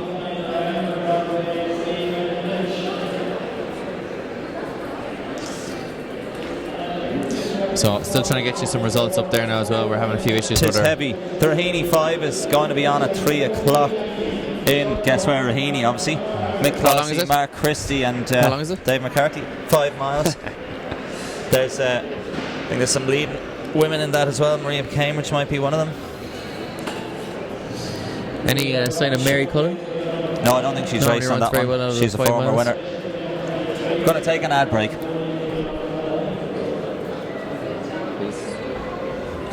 Are you online here? Anders Ireland's newest health insurer, Irish Life. Yeah, I was just trying to be fit as fit as possible. I wasn't really looking for going out and getting a PB. I was just trying to stay healthy and see what comes. And then the record and the standard was just an added bonus. So I was delighted, and it's nice to have my friends and stuff around. Exactly. Yeah, sorry, I just missed that the European B standard as well. So you need one more standard. So you had a bruised bone. You missed a good bit of training, you were back doing a bit of basketball in school, and then you went and twisted your ankle. So you've only been back training, 2 weeks. Yeah, I've been back a few weeks now, but everything was going well. It was just all about trying to stay healthy, and the result came, so I was dead happy. So kind of a little bit of inspiration maybe from Thomas Barr, the old injuries, and then come back with a little bit less. At least he got a little bit more training in than 2 weeks for the Olympics. He would have needed a bit more, but obviously you're pretty happy with how things are going. And do you think with a couple of competitions, 15 metres this indoor season potentially? Oh yeah, I'd like to test out the new track there up in Dublin and jump the first 15 metres up there. Hopefully win the seniors as well. That's a good challenge. So do you reckon AI Games next week and then the National Senior Championships, or what way are you looking at your competition? I think I'll just spread it out, try to get some training in before the seniors, and then be as fit as possible. Go in and try to jump a PB as well. That's good stuff. And you're getting your studying in, leaving cert year, a little bit more than 2 weeks training. I hope mocks next week. Well, don't tell my mum, but not really. I think she might see it if she clicks on the screen. But well done, and representing Tullamore Harriers with pride, and we look forward to seeing you again. Thank you. Good stuff. Thanks very much. So away we have Shane Fitzsimons is coming up here. He's going to be in the under 23 800. He's just shaking Ronan Duggan's hand. He watched his training partner Kevin McGrath win the junior 1500 metre race. So Shane, 3:43 is a 17-year-old, but he is now getting back into shape, having suffered from injuries and illness for the last couple of years, and we're back in action here with the junior and under 23 walk. Gerard McMahon is well up.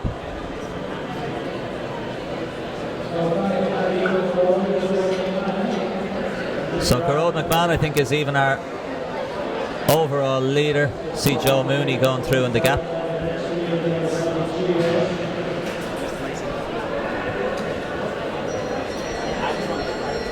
So Gerard McMahon, the junior walker, and he is ahead of Evan Lynch from Emerald. So good battle here, last lap duel. The junior looking to be the cannon from Shannon. We have in the walk here now in the yellow and the green. He is in the lead from the white and green of Evan Lynch from Clonmel. Nicholas Dunphy in the mix coming back from Kilkenny City Harriers, but it looks with 100 metres to go that Gerard McMahon is going to take the overall title, and just like in the women's walks, the junior is going to surmount the under 23 unless there is a big finish now as they round their way into the straight. I think that's Joe Mooney just ahead of him. He's going to try and track him down. Pierce O'Callaghan will be looking on closely, but looks like Gerard McMahon stops the watch. Nice win for him. He's progressing nicely. The clock 13:20.43. So 12:07 is the 3K junior walk record from Colin Griffin. 12:07.94. But I think Gerard has got another good few years as a junior, so plenty to progress on as Nicholas Dunphy has passed through for Kilkenny City Harriers. So the walkers in full flow. Yeah, there is After the walks we have the 200 metre heats, 860 hurdles, so we're back into another good clutch of racing.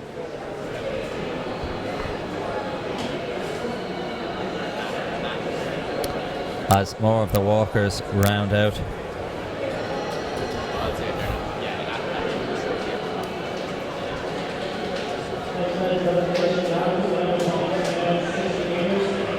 We Adam McInerney in there finishing. Joe Mooney has finished. Here comes Nicholas Dunphy from Kilkenny City Harriers.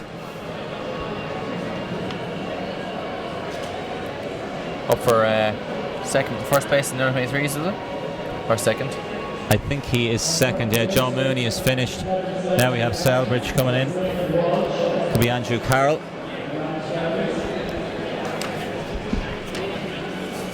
As we go through our normal 1,000 sheets that we normally get. With Sligo AC's Ryan Roberts has one more lap to go.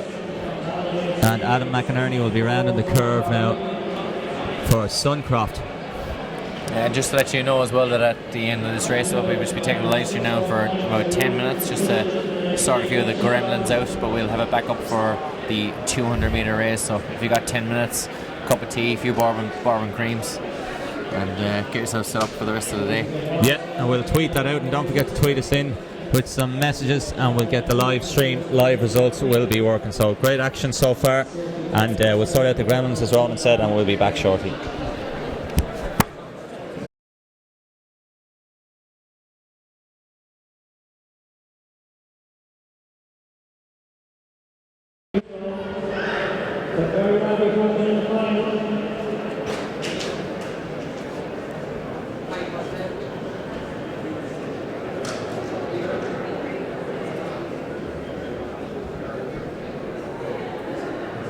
Heat 2, lane 2, Eagle Road from Troll C, lane 3, Rachel Keane, Tom Harris, lane 4, Meet Honor C. Taylor, lane 5, Tina Moses, Miss Burton on lane 2, 60 metres later on, Blackout AC, and lane 6, Rachel Powell from Tree Harris.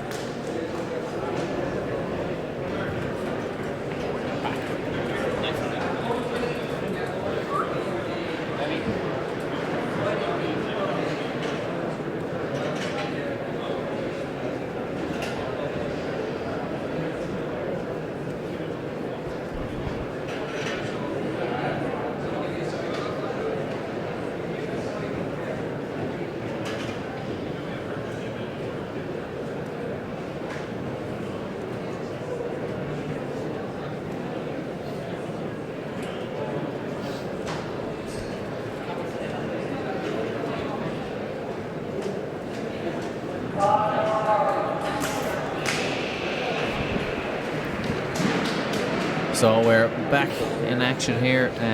Charlie Maudsley taking on that first women's 200 metres in 23.90, and we're now getting ready for the second heat here, which features in particular lane 5 Gina Akpi-Moses from Blackrock AC in Louth, Quiver Rachel Keane, Niamh Conroy, and Gina Akpi-Moses and Rachel Bowler out in lane 5 there. So Gina Akpi-Moses out in lane 5, already up and flying by with 100 to go here. Looks like she's absolutely flying it, trying to outdo Charlene Maudsley there from the first heat, and she's storming up the home straight here now, coming around the bend and powerfully running up that home straight and looking for the win in this one quite handily, but almost a second off Charlene Maudsley's time from the previous heat, but 24.76. Nice run from Gina Akpi-Moses there from Blackrock AC in Louth. The little county, but that was no little run there. It was a 24.76, which is an excellent running. And this next heat, we do have Emily Nolan, Aoife Lynch, Chloe Tobin, Emma Cheshire, who hopefully will be grinning like a Cheshire cat by the end of this one if she gets the win. And Aoife O'Carroll is in this one as well. So first in each heat to qualify, and 2 best times overall. So everyone has to put in a bit of a shift to make sure they get through to that final, particularly if they're not going to be winning their heats. So a good run there from Gina Akpi-Moses. She'll be one of the favourites later on in the final, along with Charlene Maudsley, who is the outstanding athlete of this junior field. Third heat up now, Emily Nolan, Ferrybank AC in lane 2, Aoife Lynch, Nor Harris in lane 3, Chloe Tobin of Emerald AC in lane 4, Emma Cheshire from Dunleer AC in lane 5, and Aoife O'Carroll from Tralee Harriers AC out in lane 6.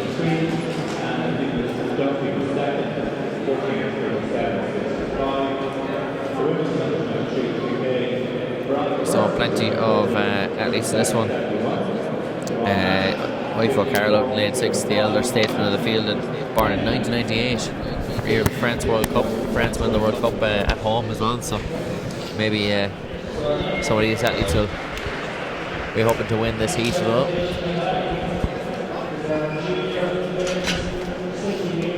As Phelan's come back from his wandering to aid me here. I was just checking because obviously Charlene went full bore there, as they say. We're 23.95. I was just checking, were they doing it on times or on what's their finals? And they're waiting for the final, are they? They have a final, yeah. So I'm just going to point you to the sheet here that says final first places and 2 best times. Yes, but I'd say you just went off for the chat, really. I'd say more. Well, it justified the wander as well, but just wanted to make sure. Exactly, yeah, classic. There's no fooling me now, mate. So I think 23.93 or something, as Fintan Riley was saying on the Swift MC moving, infield. It's the national junior record. As Ciara Neville there is getting her medal, we might shift down quickly. And we can jump back again. Quick turn around there for Jean Ackimoz. 200 metres to the medal Russian, and we'll go back to 200 to get ready for the final later on. She won her heat there in 24.76. Cruising. A little bit left in the tank, yeah. And we've got the athletes getting ready again. Obviously, too much chat from the large crowd gathered here today. Yes. I was chatting to Shane Fitzsimons earlier on. He's getting ready for the 800 metres. Okay, they're on their marks now. Emily Nolan, Ferrybank, Aoife Lynch, Denore, Chloe Tobin, Emerald, Emma Cheshire, Dunleer, and Aoife O'Carroll, Tralee Harriers. Just before you do make any jokes about Cheshire, I already made the cat reference. The cat could beat Bolt over 60, yeah. Anyway, they're on their marks. From 2 through to 6. And away they go. Power around the bend, of course, not a championship event anymore in the international stage, with the big advantage run on the high bends in lane 6. I know it's certainly a pity to call Denny's not here to explain that one for us, but out in lane 3 there is Emerald AC's Chloe Tobin on lane 4, sorry. Lane 3 actually, sorry, no it's not, it's Emily Nolan. Or Aoife Lynch, sorry. You'll get there eventually. Chloe Tobin, I think, in second or third. Running very well. Denore Harriers obviously have a few crack sprinters themselves and hurlers between Jack Rudden Kelly and Sean Lawler, of course. He was competing in the league yesterday. He certainly was, yeah. Denore Harriers qualifying quite handily for the final yesterday. We also saw him in the high jump. I think he'd probably be here today as well, or I don't know. We'll have a look around, yeah. He was actually sitting down there yesterday, so whether he's repeated the trick, he has not. If he is here, he's not down below us. Get a few more of them. And this is the last heat of the women's semi-final. Sive O'Toole from St. Lawrence O'Toole. That works out well, doesn't it? Yeah, in lane 2. In 3 is going to be Katie Murphy from Ferrybank. Zara Bolger in 4 from Emerald AC. Olivia Howe from Bree AC. And in 6, as we turn the page, Alana Ryan from Sleek Coolan, as they settle in their blocks. Michael McKeown, ever the starting official, is there just making sure that they're settling into their blocks and they know their drills. Yeah, so plenty of good talent on show. I think Charlene Mosley is obviously blasting out that heat, but should be recovering nicely for the final and will make it quite the battle. See Michaela Walsh over there as well. We might get her to come over for a little chat. Yes. Find out her result first before. I assume she was an easy winner of the shot put. But Pierce O'Callaghan giving us a handshake here as well. How you doing?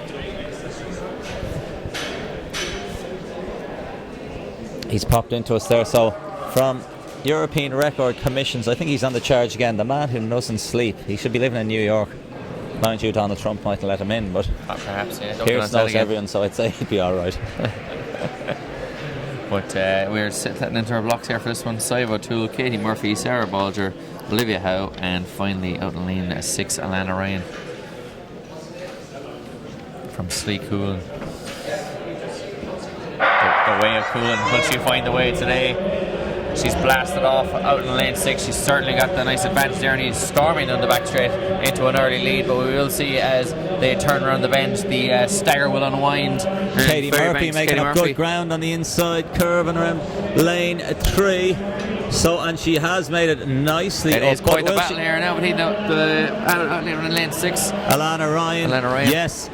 And I think that's why you learn why it's not a championship event anymore. Getting that downforce. Certainly, we'll see Charlie Mosey making sure she got that downforce by getting out in lane. She's going to be out in lane 6 now for the final later on today. 23.95. She should be the outstanding favourite. I think she's run, 23.5 outdoors? Outdoors, so it's good moving now indoors already so early in the season. Start of schools. Unfortunately DQ'd in the World Juniors, but then came back for the crack squad. Remember, we've serious talent on show. The 4x100 metre junior relay team all in action today, including Jean Acrimoses, who was in that the race earlier on where the 60 metres where Kieran Neville smashed the national junior record and equalled the national senior record for good measure. Yeah. All before 12 o'clock? No, it wasn't. It was all before 1:30. Yeah. Neville, Scott, Acme, Moses and Mosley all here. They're setting up the hurdles. Seeing plenty of good athletes coming around. Pierre Merchant there, he's wandering around the inside of the stadium. Good 5k athlete wearing jeans, but also has a foam roller, saying to himself, you know, I'm going to be classy in the jeans, but I've got my foam roller. I'm here for business. I'm here to be an athlete. He's just still been returning from injury. He's probably come to watch a few of the races, do a bit of rehab and a jog. Certainly, and we got the women's under 23 race, 200 metre race coming up now as well. So we'll just get the 2 heats in that one for you. We've got Bronwyn Kyo from Fingallians AC in lane 4, Amy Cronin from Canicula in lane 5, Sarah McCarthy from Mid Sutton AC out in lane 6. Having a busy day. I think was she in the long jump as well? She was entered for all 3. Yeah, and I believe she was out in the canteen there working as well, and she's in charge. She's been closing up now later on as well, so she's a very busy day for herself. Working all angles. Working in the canteen? Yeah, she's doing all the jobs. She's doing all the races. She's flat out today. Oh yeah. I missed the sarcasm there initially. I actually thought you were being serious again. Yeah, it's terrible, isn't it? As far as Gump would say, stupid is what stupid does. So in Heat 2 then, Holly Ryan, who was a medalist, I think even nabbed up for silver in the 400, is in lane 3 for the Heat 2 from Mahini Shamrock. Murder on the dance floor, Sophie Becker there in lane 2. From St. Joseph's AC. Sinead Tracy from Crowell in 5. Is it Crockwell or Crowell? Crowell, I believe, yeah.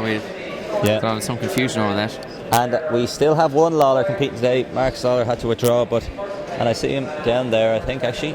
And, oh no, he's not actually. He's at the coursing. There was a lookalike down there.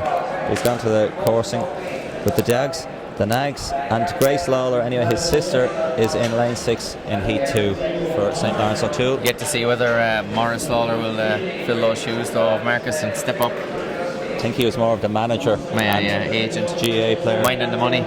Yeah. So once again in this first one, Bronwyn Kyo, Amy Cronin and Sarah McCarthy. So first 2 places and 2 best times, so only one to be removed from this heat. Indeed. And they get onto their marks here now. Sarah McCarthy is the favourite in this heat to qualify, but Bronwyn Kyo and Amy Cronin to give her plenty of trouble. As the father Ted might say in the sprints, is there anything to be said for a slap of the leg before a sprint? And a quick jump into the air, yeah. Get the muscles firing. So Michael McKeown checking all hands are in place behind the line. Sarah McCarthy with a great start there at lane 6. And Bronwyn Kyo getting out well as well. But Sarah McCarthy's running away with this one, Phil. Yeah, she's putting on an exhibition now. Her PB is superior than the other athletes. Bronwyn Kyo now up on Amy Cronin of Nueva Gwilla. So she'll try and make some inroads there, but Sarah McCarthy should extend the lead once more into the straight. She's looking for a good time, and it is 24:42. Yeah, it's nice shifting there, 24:42, and easily qualifying her for the final later on. She gave first it 2 places and 2 best times. Gave it a good gumption, I suppose. Sarah McCarthy, a quality athlete, shows the quality of Charlene Mosley. 23.95, and could be more to come. Certainly, I don't know how much more to come. She was working pretty hard over that 200 metres, but it is only 200 metres. She can come back in a couple of hours and blast out another one. Step it up once more. So Holly Ryan is back. She's in lane 3. Sophie Becker in 4. Sinead Tracy in 5, and Grace Lawler in 6.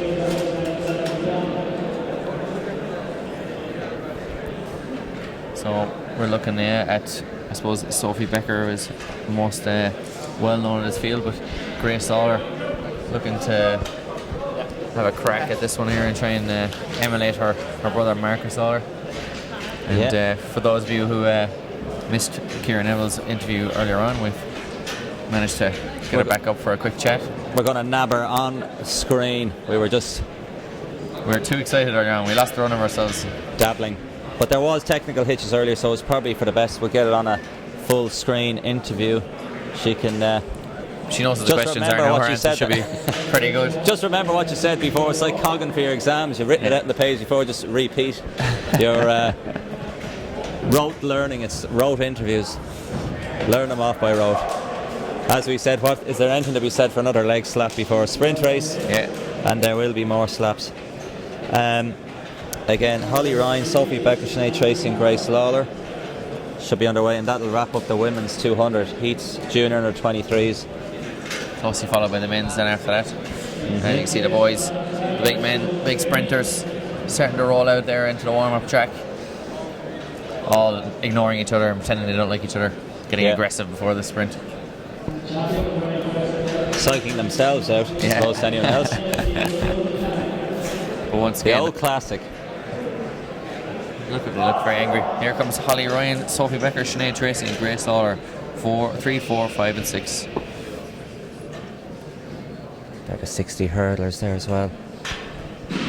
So will Grace Lawler emulate her older brother Marcus? She's been beset by injuries and illness herself the last few years, so she's going to be looking to get some consistency. Solid start out of the blocks. Sophie Becker probably the favourite in this race in lane 3. Yeah, and running she is well. They're cutting down the stagger already, isn't she? And she's in the lead. Yeah, the St. Joseph's athlete in the green has made up all this stagger. So can Grace Lawler get some more speed from lane 6 and nab up the second spot? There's no doubting Sophie Becker is going to win this one, but it's going to be tight for that second spot. Lawler edged out by Sinead Tracy from Crowell. She might still get in at times, but Sophie Becker 25.14, so not as fast as Sarah McCarthy in the first round, but still good solid running, and she had plenty left in the tank there. She come home straight. Yeah, so that is the 200 heats. The 60 hurdlers are coming out, I think, and we're going to take a quick ad break and then talk to Kieran Neville. Life. It's what we all have in common. And whatever you choose to do with it, your life is your priority. And as Ireland's newest health insurer, Irish Life Health is here to help you keep it that way. Because as part of the Irish Life Group, already trusted to look after 1 million people in Ireland, we believe that all our customers, wherever they may be, I'm in the shop. should get the health insurance that's right for them. I can stand this side. And the future Will I stand this side? We know Irish Life. We are Irish Life Health. Oh, my jersey looks better actually in the white there. Life. It's what we all have in common. Actually, the jersey looks better white. I should have bought the away jersey. Your life is your priority. Anyway. And as I put the hoodie on, will I? Insurer, Irish Life Health is here to help you keep it that way.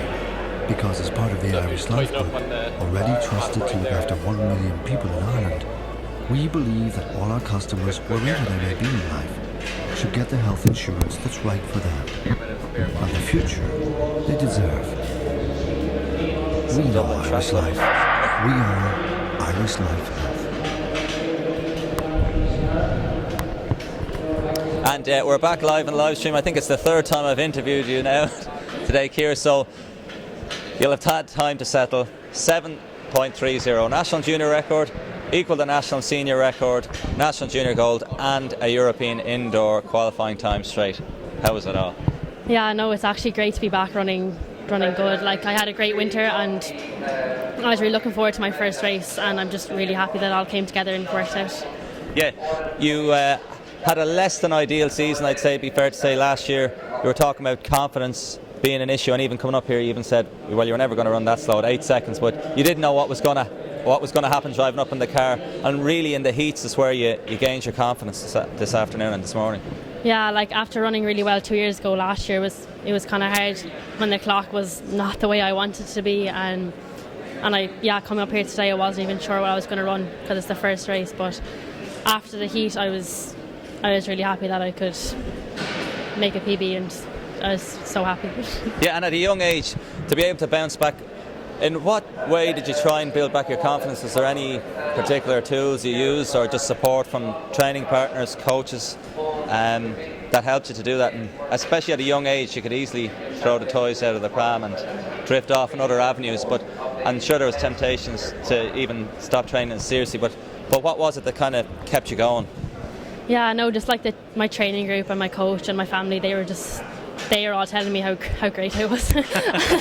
And at the start I didn't believe them, but I just kept plodding along, and just all came together. Yeah, Noel Morrissey, obviously your coach at Emerald AC, but in terms of obviously you're plodding along, is it a love for the sport and a love for competition, or what was it that obviously, initially people tell you you're great and you're like, okay, that's great, but how does that transfer apart from just through osmosis? Yeah, no, we have a big group down in Limerick, and we actually just have great banter, and it's actually fun going training. So we just all encourage each other and keep going, and then we see the results. Yeah, so no simple formula other than you're actually enjoying the sport, and that's nearly the key motivator. Yeah, exactly. No, just enjoying it, and enjoying it while I'm young, really, and just keep going.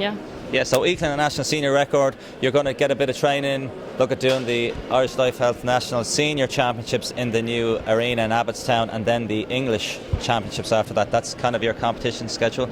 Yeah, go home now and have good 3 weeks training, and then up for the national seniors, and in the new track. That should be good, running on the new track. Yeah, and still in fifth year in Castle Troy, more schools, championships coming up in the summer, and kind of another crack at the European Juniors. You're in Eskilstuna 2 seasons ago, so have another stab, maybe look at making the final and seeing what you can do. Yeah, the Irish school is always one of my favourite competitions of the year. It's just a great buzz, with all the schools. And then hopefully qualify for the European Juniors in July. Until then, we'll see you in a couple of weeks on Abbottstown. Cheers. Well done, Ciara. Thank you. So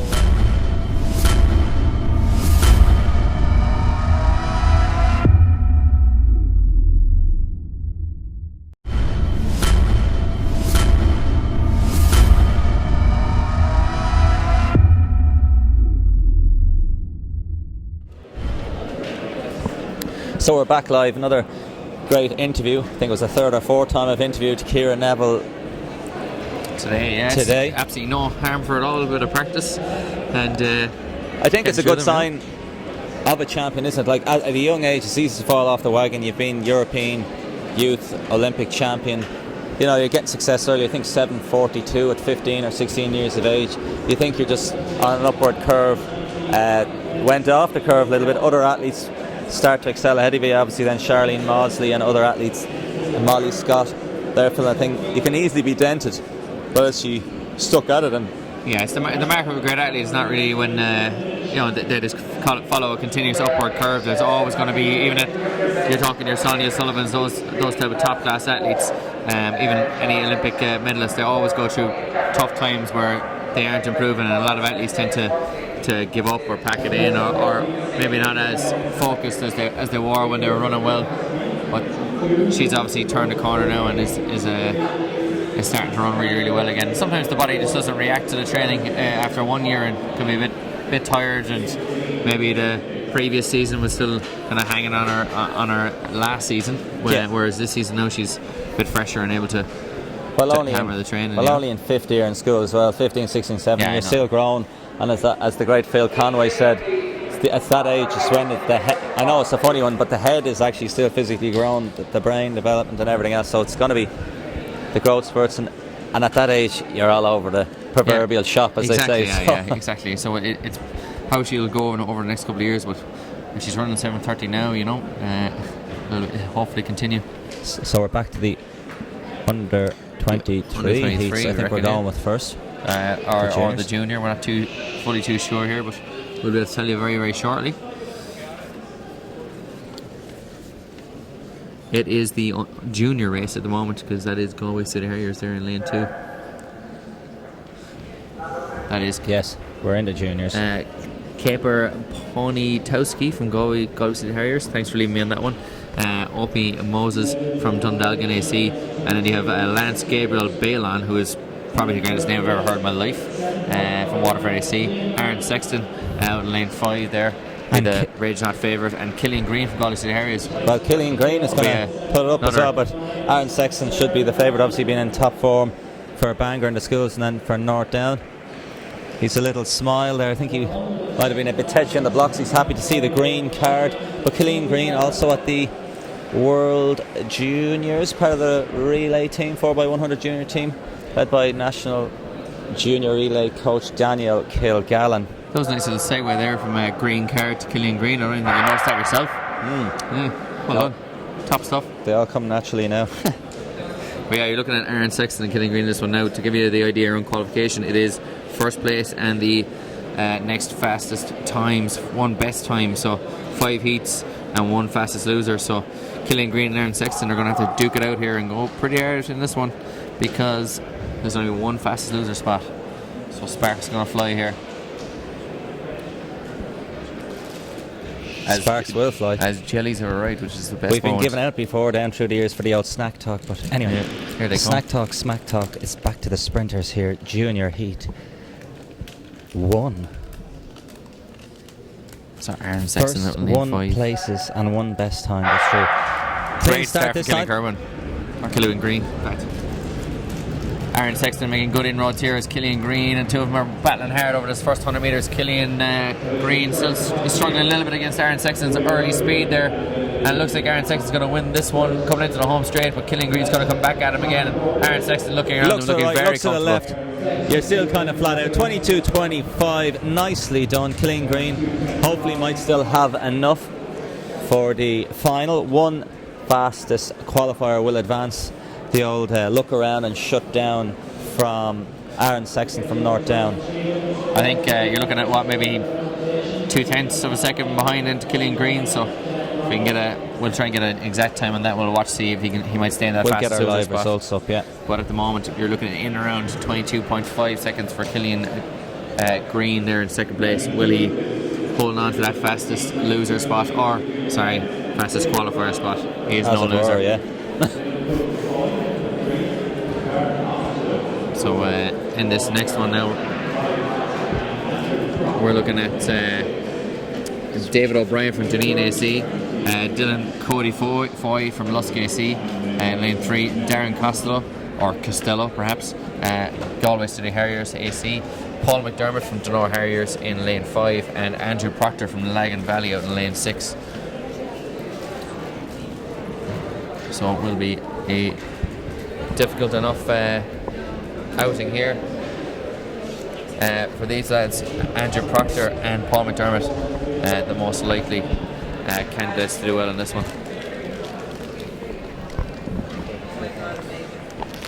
Just doing a little switcheroo here between commentary and cast, or camera crew rather than cast.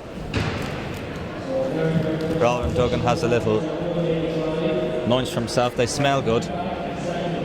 Thanks to our marketing director Claire Shannon for supplying the goodies. And Heat 2, David O'Brien, Duneen, Dylan Cody Foy from Lusk AC in 3, Darren Costello from Galway City Harriers in 4, Paul McDermott from Dunor Harriers in 5, and Andrew Proctor from Lagan Valley in 6. Good to see Galway City Harriers, big area. They've had a big meet and train and stuff crew, but getting right into the track and field now as well, which is good to see. Yeah, certainly one of the biggest clubs in the country. I think they're in the top 3 along with Crawwell, so 2 of the biggest clubs in the country are both in Galway. Galway City Harriers up towards 1,000 member mark, I believe, which is pretty outrageous. That's pretty good. Yeah, it is, Phil. It's one of the best in the country. I concur. Good to see Athletics Ireland providing us with healthy food as well. Jelly, worms and fizzy cherry They're cola. on their blocks now, Ronan. Former President Kieran O'Cahan to start this one. And away we go, clean start. Lagan Valley's Andrew Proctor looking to get a good start. But Paul McDermott is closing down the stagger in the famous black and white singlet of Denor Harriers. Looks like a 2-horse race, and McDermott is on the charge. And David O'Brien, Janine having a very good run there in the inside lanes, going to get up to third place. From lane 2, it's always going to be a tough one from lane 2. Paul McDermott shuts down 22.07, and he looks and he goes, himself. We might see a dab after that. He is happy with that.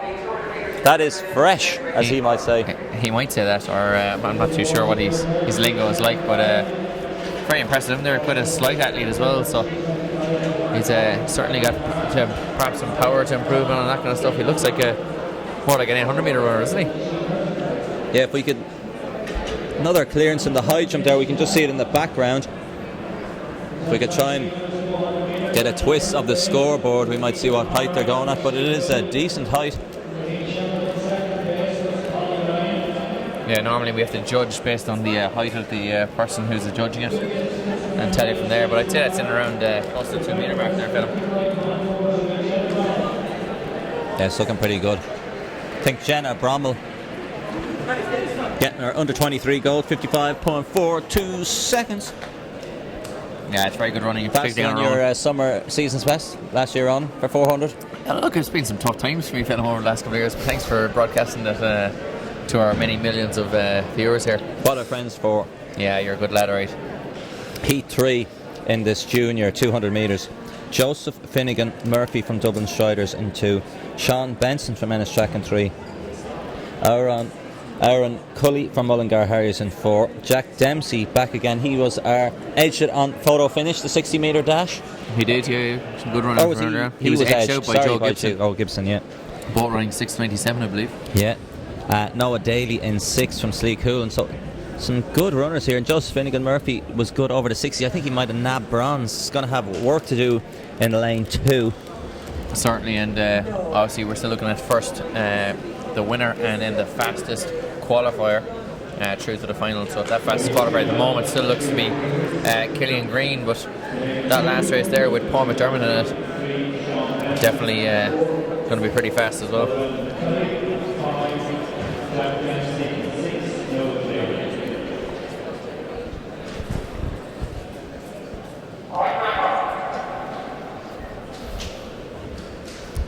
So on our marks here, Mr. Duggan into Joseph Finnegan Murphy from Dublin Striders. Lane 3, as you can see, is actually empty, as is lane 5. So there's only 3 in this now. So no Jack Benson. Dempsey, Jack Dempsey has not arrived from Galway to the Harriers. Clean start, so Finnegan Murphy might have liked to have been popped up a lane, but he is on the charge in 2. Has to use a 60 metre speed ahead of Daly on the outside. He's absolutely storming around this bend now, Phelim. He's certainly going to get for the win in this one, but what time will he run? Will he run around a 22-second mark like the rest of the athletes here? A very long striding athlete from Dublin Striders, getting up, and he is after running 22.97 from lane 2. That's some good running. A little bit of the seeding in question. He shouldn't have been in lane 2, but perhaps not. No. He made light work of it nonetheless, and under 23 seconds from lane 2. He has a couple of rounds of the 60 in his legs, and certainly very, very good running, and hopefully in the final later on he might get a more kinder lane. He'll have a winner's lane, but he won't, because with 22.97 I'd say Aaron Sexton and previous Paul McDermott will have, superior lanes, but he will definitely get a better lane than Killian Green. Should be in 4, 5 and 6. Although we have our next heat here, heat 4, and then there's heat 5, so it's going to be tough stuff here. Speed and lanes count. I feel the need, or I've got the need for speed. In this one, Ronan Duggan, give us the run through in heat 4. We've got Cormac McCann from Ferrybank AC in lane 2. We have Manapians AC, Kieran Marr in lane 3. Sean O'Callaghan from Alibal AC, just in the yellow there in centre of your screen. And we have Owen Doby from Galway City Harriers, so more Galway City Harriers athletes here cropping up all throughout the field. And then David Murphy from Gowran AC out in lane 6. So I know David Murphy is a very, very capable athlete out there in lane 6. So you'll be hoping to see him storming away with this one, but I'm sure the likes of Owen Doobie and Sean O'Callaghan will be certainly in contention here. It's first athlete for over the line, the winner of the heat, going through to the final, and also the fastest qualifier. So at the moment, that fastest qualifier is still Killian Green. He's still our fastest qualifier, yeah. And we have one more heat to come as well, and that features Mark Smith in there as well in the next heat from Raheny Shamrock. You said the Raheny 5 mile there should be about 3 miles in now, Phil. Yeah, 3:16, yeah. Sub 5 minute miling would surely have led them, as long as good clearance from Angarda Shukan and all the rest. Roads clear. And the weather was actually pretty okay on the course this morning as I strolled it. Yeah. In the early hours, and sure, Mick Clossy and Mark Christie are duking it out of the front. Can imagine it now. Picture that now, Phil. The sunglasses on Mick Clossy. Yeah. Christie at his shoulder. Rain, hail, or shine. Those sunglasses are on. Does he wear them in the house? I've never seen him indoors. To be fair, he doesn't wear them in the house. He considered it. So in this one, once again, we have Cormac McCann, Kieran Maher, Sean O'Callaghan, Owen Doby, and David Murphy. One lap of the track here indoors, 200 metres. David Murphy, the favourite out there in lane 6.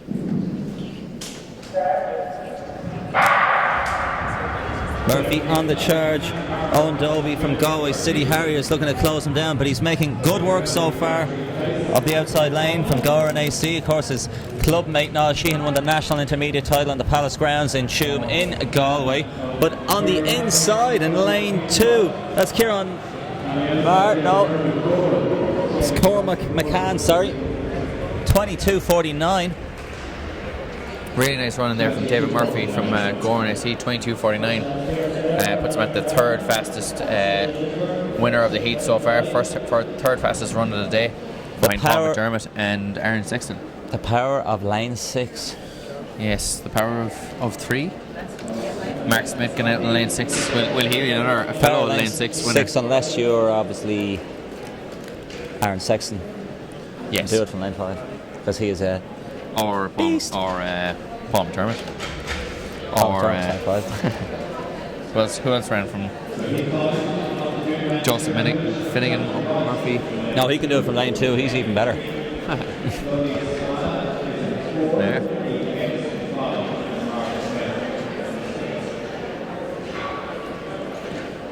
So on this final Ryan Carthy Walsh is still in this. We might try and see, can we get somebody to change the scorecard over to our I might even have a look there, Phil, with your height.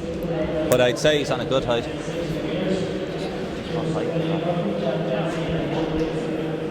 Or even if we can find out, Phil, what the current standings are. We can oh yes, the live results would have helped, yeah. Funny that. So that's Ryan Carty Walsh. He jumped well over 2 metres before the past. Adamstown down in Wexford, home to Brendan O'Shea. Some of you might remember from the 1998, 1999, 2000 indoor and outdoor championships over 800 metres, 148 man. They're over 195 anyway. I think we're down to Dion Ryan and Ryan Carthy Walsh. I think they're at 198. So which one is this here now, Phil? This is Ryan Carthy Walsh from Adamstown in the yellow. Oh! He's a 2 metre plus jumper. Yeah, you certainly mustn't be too far away from that now, Phil. Our limited high jump knowledge will show, but I think he has a bar, and the bar fell, and that's not the way to do it. So I think Killian Green could be out of the 200, which is a little bit of a shock. A bit of a shock, yeah. Particularly as he was in lane 6. I think Proctor has a faster time. So we have Mark Smith in lane 6. Medalist last year in the National Juvenile Championships. Just going to twist it across. We're actually getting a look at the height here to confirm for the high jump. It is 198. Nice. Lovely. So Dion Ryan, you were saying, yes, and Ryan Carty Walsh duking it out here, trying to jump 198. No mean achievement at junior level. So they're in their blocks here. and they are away. Mark Smith, good over the 100, good over the 2. It's always tough to negotiate the fast bends, the tight bends as well though, but Smith is in control here. He's on the charge, he's up on the high bend. He's going to generate even more speed. He's just got to stay inside the lane, which is one of the big challenges. He is on the charge. Obviously, he needs to get a decent time.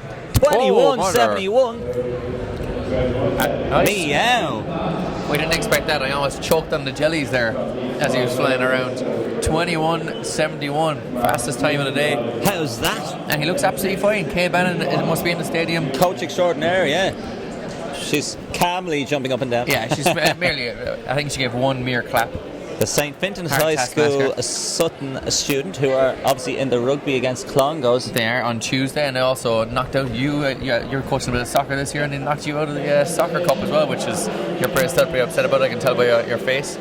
And they went on to win the Leinster Schools League Cup, was it? They won the Dublin Cup. It was an El Gash thing anyway. Tells you how good we are. Couldn't win. So 21.71 unofficial there, but that is a good run from Mark Smith and a good battle. He's going to get that lane 6, which could be pivotal in getting the National Junior 200 metre title here. Certainly, and he looked to enjoy that run there as well. He was fairly calm coming over the line and didn't look under too much stress. I don't think he was entirely flat out there either.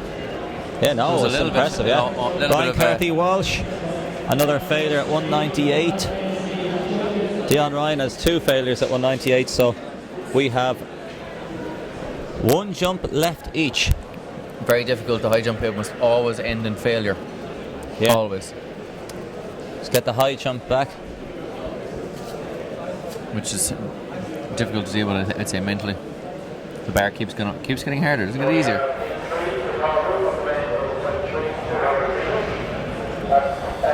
Miley Cyrus once sang, I can almost see it. That dream I'm dreaming. Exactly, and they're dreaming of 2 that meters. Bar I'm dreaming, yeah. They're on 198 at the moment. Can they get over this and get up towards that 2 meter barrier? They are jumping well over. If you've got a 6-footer son in the house, they're jumping well over him with room to spare. What's a 2 meter high jump? The equivalent of a 150-800? A bit better, maybe? I'd say, very, very close. I'd say it's a slightly better. Days. Good clap there. That was close. So next on track here, we have first of 3 heats over 200 metres, men's under 23. Dean Byrne, Adam Murphy, Aaron Cadden, Henry Griffin, and Declan Owens going this one in heat 1. And looking down at the rest of the start list, you have the likes of Sean Dowling out there in lane 6 in heat 3 will be certainly one to watch. So once again, lane 2, Dean Byrne, Janine AC. Lane 3, Adam Murphy, St. Lawrence O'Toole AC. Aaron Cadden from Sligo AC. Out in lane 4, Henry Griffin from Galway City Harriers AC. Once again showing well across his championships. And Declan Owens from Mayo AC in the classic Mayo colours there of red and green. Hopefully he'll do better than the footballers have. With a clean start, Ronan Duggan. He's on the charge. Aaron Cadden making up some good ground there. Jeepers, that is some first bend, and he is up and away. And Adam Murphy there from St. Lawrence O'Toole also going to have to make up some good ground on the inside, and indeed he is.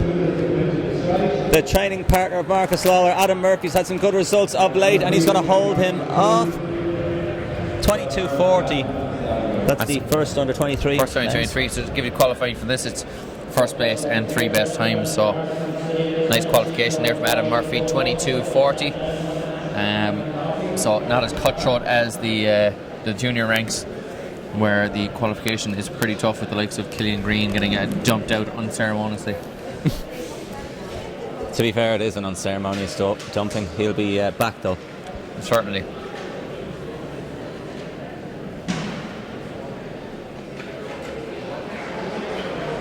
A very, very good athlete, and ripped up the schools last year. I'm sure will be ready to rock again.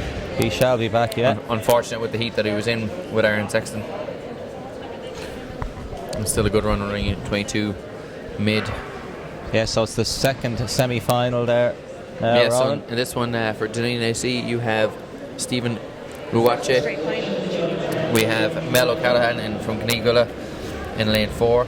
We have Mark Farley in lane 5 from Janine AC, and then finally out in lane 6 from My Glass AC, Jack Stapleton.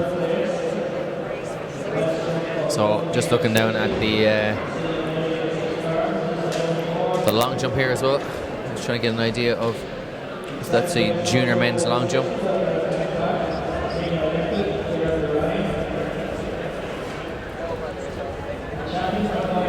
So obviously a break there in the junior men's long jump. Let's try and get an idea of how that junior men's long jump is going.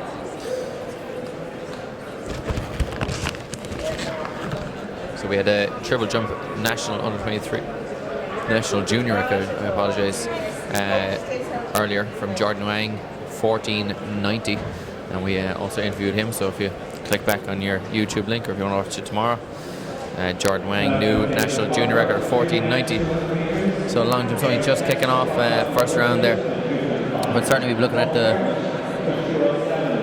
the likes of Daniel Ryan will be one of the big favourites in that one. He's a multi-eventer. Jordan Wang, I don't think he'll be going again. He is entered though. And Opie Moses, who's been quite a regular appearance, been making regular appearances in the sprints here, will be involved as well. Peter O'Connor, that's a famous name for the long jump, is it not? It is, yeah. King of Spring, King the of book, Spring, yeah. Triple jump as well, yeah. Also the Minotaur brothers, the multi-vendors there in the national combined events, Dara Minotaur and Joseph McAvoy could also be good here from Nina Olympic, and we'll see how they get on. The mythical Minotaurs. Yeah. Minotaur. No, we're losing run of ourselves here. That's their role models reference. So we are in the blocks for the 200 metres under 23 so men's. all the athletes are present. Stephen Uwache, Mel O'Callaghan, Mark Farley and Jack Stapleton. So very, very good start there from Mel O'Callaghan out in lane 5. And Stephen Uwache is going long striding down the back straight. He's coming around the bend now, hitting the bend. We see the stagger unwind now as we come around this bend. Can he get enough turnover, as you say, Ronan? He's got the long stride, he's powering with each one. Can he get enough zippy turnover though? No, the smaller, the more diminutive Mel O'Callaghan getting up there to win this one in 23.34 from Janine AC. Sorry, it was Mark Farley. Meg O'Callaghan for second place from Guinea-Gula. Yeah. So Stephen Uwache, yeah, long striding, maybe more suited to the old 48, yeah. He's an impressive specimen though, maybe a jumper socks, even, yeah. He's feeling the old calf there, that's why he probably had the socks on as well, but a lithe individual, so he needs to keep sampling a few of the events. The third semi-final will have Evan Crotty from Emerald, Owen Shanley from Lucan Harriers, Shane Webb from St. Lawrence O'Toole, Chris St. Clair Johnson from Enniscorthy, juveniles, and Sean Dowling from Raheny Shamrock, 400 metre runner, but working on the old proverbial speed on the indoors. They'll over get 200. down leg speed. But certainly Chris St. Clair Johnson possibly getting in there for name of the day. I'll just flick back through my other sheets here because I know there was somebody earlier on film that we were very proud of his name.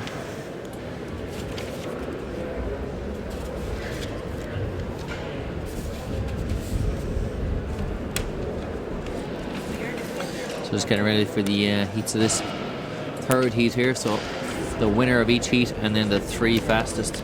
So as we said, the juniors was very cutthroat earlier on, the winner and the 1 fastest loser. So certainly this is a little bit easier to qualify for that final, but plenty of athletes here in the mixer. Great time from Mark Smith earlier on, 21.71, yeah, in the end.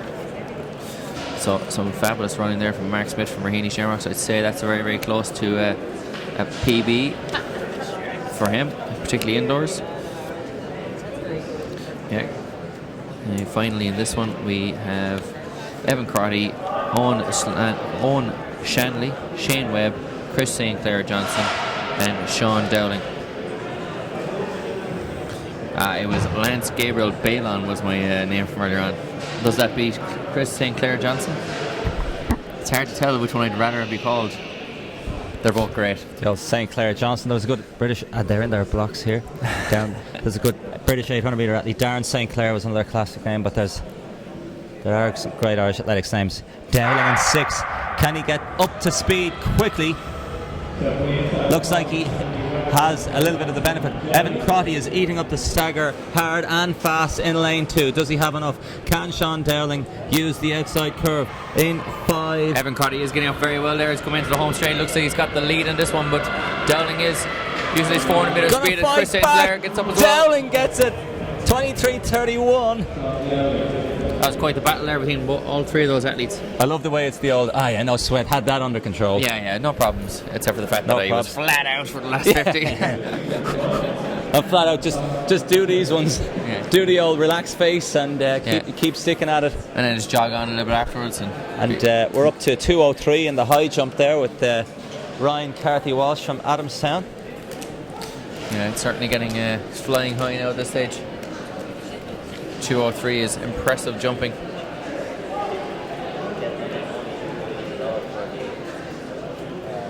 So that's the end of the men's under 23 200 metres.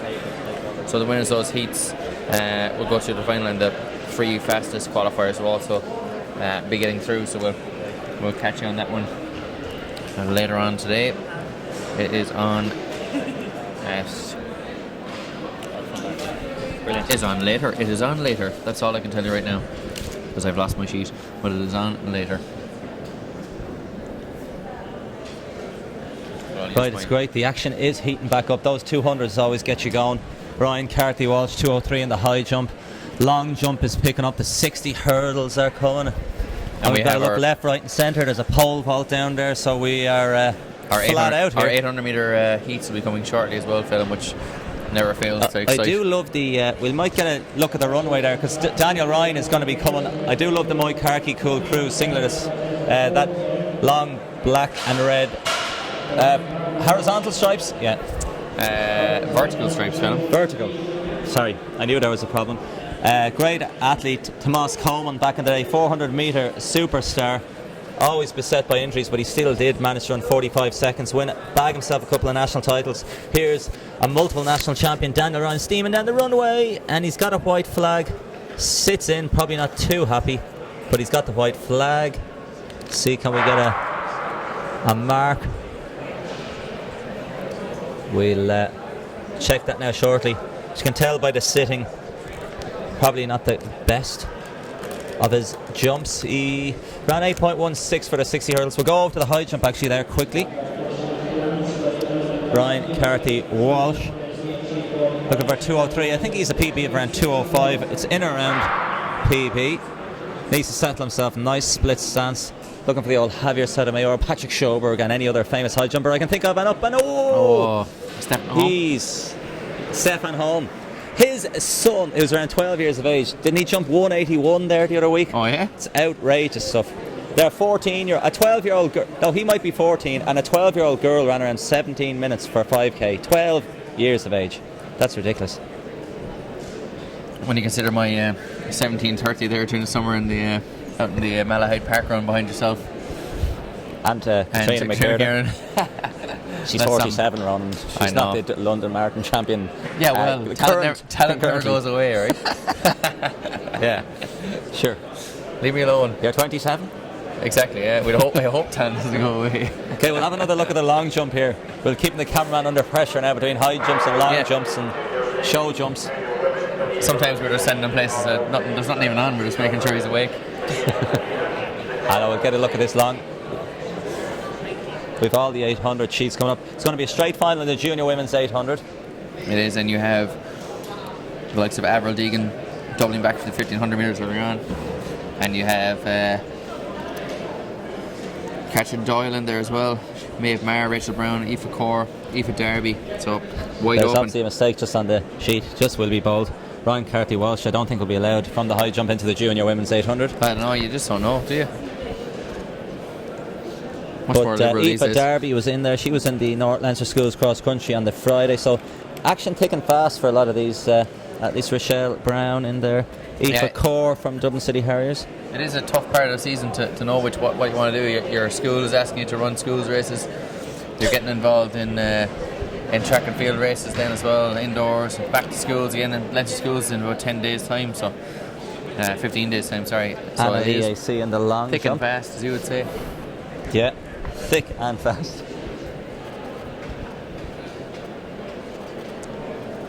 Still trying to load up.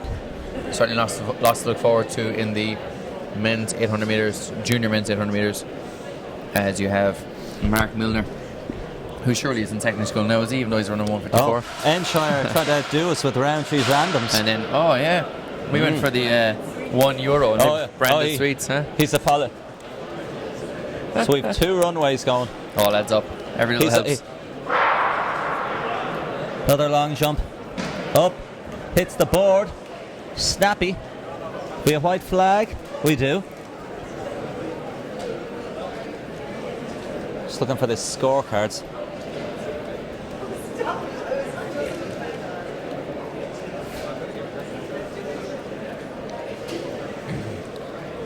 But scribbling off. We could have a few issues here in terms of who's in this under 23, the junior men's race. We're just noticing a couple of athletes that should be in under 23s instead. So you're looking at the likes of Niall Harvey, Mark Milner, Dean Holmes. You're looking at Paul Peppard and Conal Hayes, Matthew Murnan will all be involved in that men's 800 metre heats, junior men's. Yeah, and Raheny 5 results. Mark Christie has won the Raheny 5, and as has Barbara Cleary from Denora Harriers. Mark Christie from Mullingar Harriers toppling local favourite Mick Clohessy, and Barbara Cleary, who's been in good form of the cross country, transforming that form onto the road in the Raheny 5. We might check out myrunresults.com shortly. They'll have a live feed of the results. And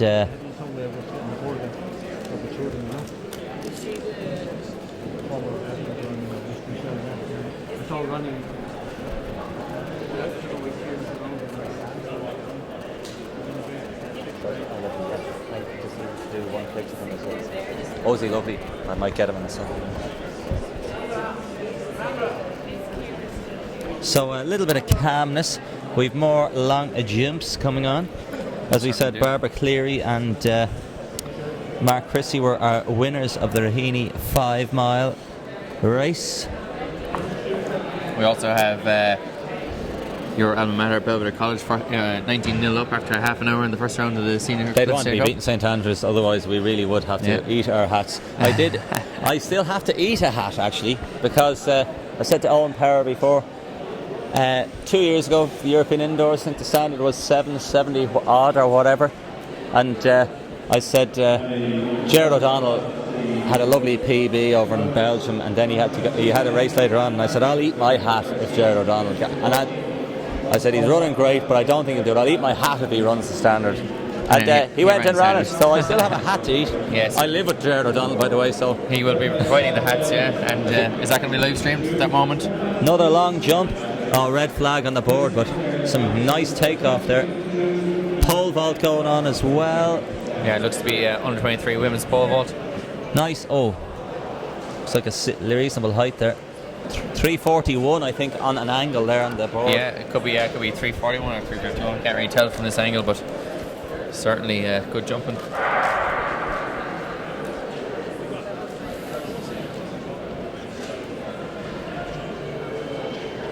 But no, at the moment, a bit of a calm before the storm. Yeah, tweet us in if you're looking for any interviews of any kind. Shane Fitzsimon's chilling, warming up. Charlene Mosley listening to some musica as she has another 200 final coming up. A lot of these athletes, Phil, I suppose, are getting ready. Vast majority of races in the last hour or two have been heats, so most athletes now just recovering, getting a bit of food in, and getting ready for round 2. Yeah. As we have a look up, this athletes getting through their drills now, and it's a hive of activity up there. Hivus.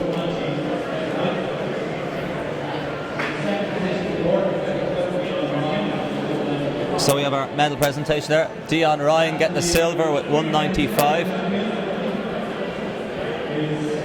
Ryan, Carty Walsh, Adam Sound, 198 in the end. So nobody cracking the 2 metre barrier, but they certainly took a few shots at it anyway. And I see Ryan Carty-Walsh went for a 2:03 in the end, but just pipped it. Pipped it and lipped it, yeah. So yeah, lifted it right off the handles, and game over for Ryan Carty-Walsh. 198 in the end though, so be happy enough with the national junior title in the bag. As you can see there, lads getting their medals to be either. What did you do with all your medals, Phil? Did you put them away and have maybe a little medals? Oh yeah, loads. Actually, or did you throw them all into a box actually somewhere? I've lost all of them. I reckon they are somewhere. They're probably up in an attic or something. Exactly, yeah, it tends to happen to most medals, isn't it? I didn't win a few medals. They may not have been particularly good, but I got given medals anyway. Exactly, there's a lot of finishers medals in the Kelly household. Yes. Finished the double marathon this year. Oh yeah? Oh, you've one of those? One or two, yeah. My bad medals, actually. One or two of them are up on the mantelpiece there. I have a Dublin staff relay medal up, which is embarrassing just scan there. I think we can get a bit of pole vault. We have it in. I think it's around 341 current height.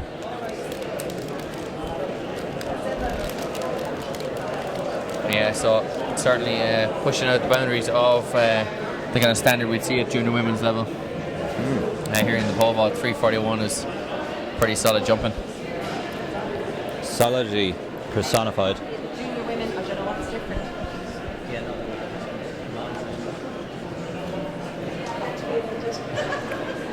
So certainly Avril Deegan in that women's 800 metres is going to be the one to watch out for. The clock on 1:37. She's going to have to step up here now. Plant that pole and get up over that bar. She's got 90 seconds to do it, Phil. She's certainly taking her time. Maybe someone should point her out. Oh, here we go. Here we go. Up, up, up, up, up, up. And no. Very unfortunate. We're getting a round of applause from the crowd. Last 3:45 was our clearance, so good jumping. Our exit, yeah. Back in the long jump here, Crusaders on the charge. There's 2 runways in operation. Talk about thick and fast action. Was it a foul? Call it. No. White flag. Sometimes we had that great scoreboard there, but I'll check a few scores here, Doug Adeli. Exactly, we're struggling here. We need some Donald Trump related inspiration. Yeah. Some more nonsense from you, Phil. Don't worry. It's coming. My middle name. So in particular, you're looking forward to got the 800 metres coming up now shortly. 6 metre hurdles. So Avril Deegan, she won that. She won the 15 earlier on. 4:43.17. Claire Fagan and Laura Ward, the minor medalists. Kevin McGrath, the winner in that one. Okay, we'll try and see can we. So it'll be tough now for Avril Deegan to double back over this 800 metre distance. She's more of a 15, 3K and cross country athlete, but she has run down towards the 210. She's ran in 215, 216, I think, so she's well able. In the 400s, Brandon Arian, Zach Irwin looking good winning their races. Paul White. The Price is Right. Craig Newell, yeah. Jenna Brown, as we're saying, around 55 seconds. And your good friend Christopher O'Donnell there. The junior men's 50.40. Fionn Carroll, Cathal Locke, Ciara Deely. Then in the women's, Nicole King, Niamh Malone, Arlene Crossan is another one of the members I was mentioning earlier. Christian Robinson, that under 23 60 metre champion from Owen Doherty.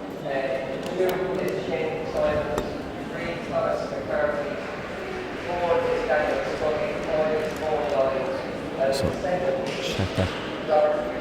Pole vault. So long jumps waiting for the junior women's 800. 60 hurdles still to come. Some 400s.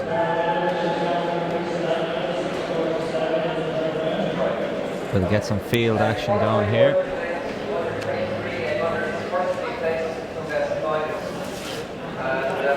So it sounds like there could be heats in the men's under 23. Yeah. 800 metres, which is a great result. And one we've missed, but I've mentioned her a couple of times. 14.95 championship best performance in the junior women's shot put from Michaela Walsh of Swinford. Very, very impressive. And plenty more to come from her, Phelim. Yeah. So the junior women's record held by Shifa Cleary-Butner, and we were just chatting there to Brother Dooley out in the restaurant earlier on, and discussing a few of the athletes who have gone over to the States in the last while. Sean Tobin ran 4 flat last night to win his section. Yeah, conference, is it? Or it's one of the conference and the Sunbelt dies. Anyway, it was a good run, 4 flat to take the W, as they say. And 2:02.97 also for Shiva Cleary-Butner last night, a school record for Villanova. Go Wildcats. I was watching the film semi-pro last night, and it ends with the Flint, Michigan Mega Bowl, which is completely made up. And just thinking there back to the conference, the ridiculously named Sunbelt Conference, and all these Mid-Atlantic East, and the Rocky Mountain Conference. They make good headway. So that was Michaela Walsh. A dominant victory, 14.95. We look up that pole vault. Might have been the under-23 women. No, that was Muireann McGinley. So I'd say we're looking at Ellen McCartney there. We were watching in the junior women's pole vault. I think you could be correct. First time for everything. And indeed that was. Yeah, it was, yeah. 3:45. Ellen McCartney in the red vest, City of Lisburn. So a great vault there. We'd be nice to see what the championship best is. It's not coming up on our info screen, but 3:45, a good one there. Also have coming up later on, Phelim, the men's under 23 heats. First 3 places and 2 best times. We've got athletes like Shane Fitzsimons, Dan Scully, Kevin Woods, Roland Surlis, and we also have the likes of Dylan Kerwin in there as well. And we'll also have heats in the junior men's 800 metres. We've got Mark Milner being one of the big names there, Conor O'Driscoll, Niall Harvey, and you also have Conal Hayes and Matthew Murnane, and Paul Peppert from Monaghan Phoenix. Famous name, Paul Peppert. Yeah, his father Brian, coach and former now, as we have an Annalee long jumper up. Looked like a foul, maybe not. I think it's going to be a clean jump. There you go. White flag, yeah. Brian Peppert, the former Raheny Shamrock Club record holder with 149.26. Kieran Kelly won the Scottish 1500 metre championships yesterday. Has it now at 147.5. Emma Mitchell also won the Scottish championships with a PB of 4:16, which is she's from Banbridge, isn't she? Yeah. Coached by Eamon Christie, so plenty to get excited about. Yeah. And we are excited. Couldn't hold it in there, Philip. Certainly going to be excited now for these 800 metres that are on. And we've also got the 60 hurdles come up as well. Straight final in the junior women's 800 and the under 23 women's 800. We're awaiting, and they are awaiting to get on the track. And certainly we are running ahead of schedule today, so I think they're letting the athletes warm up a little bit longer and allow them to be on time and primed for their races. On prime time. Yeah, exactly. So we might go to an ad break there. As David Shea never goes to an ad break when he gets bored with us, so we're going to go to an ad break.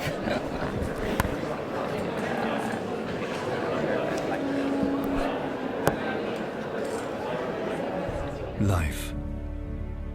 It's what we all have in common. And whatever you choose to do with it, your life is your priority.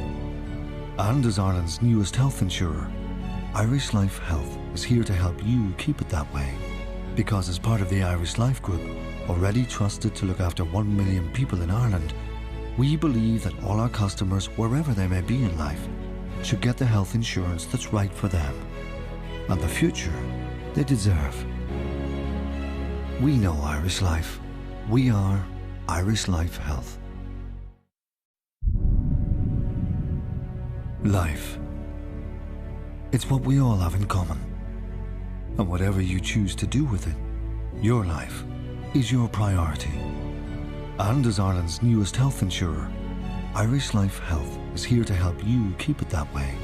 Because as part of the Irish Life Group, already trusted to look after 1 million people in Ireland, we believe that all our customers, wherever they may be in life, should get the health insurance that's right for them and the future they deserve. We know Irish Life. We are Irish Life Health.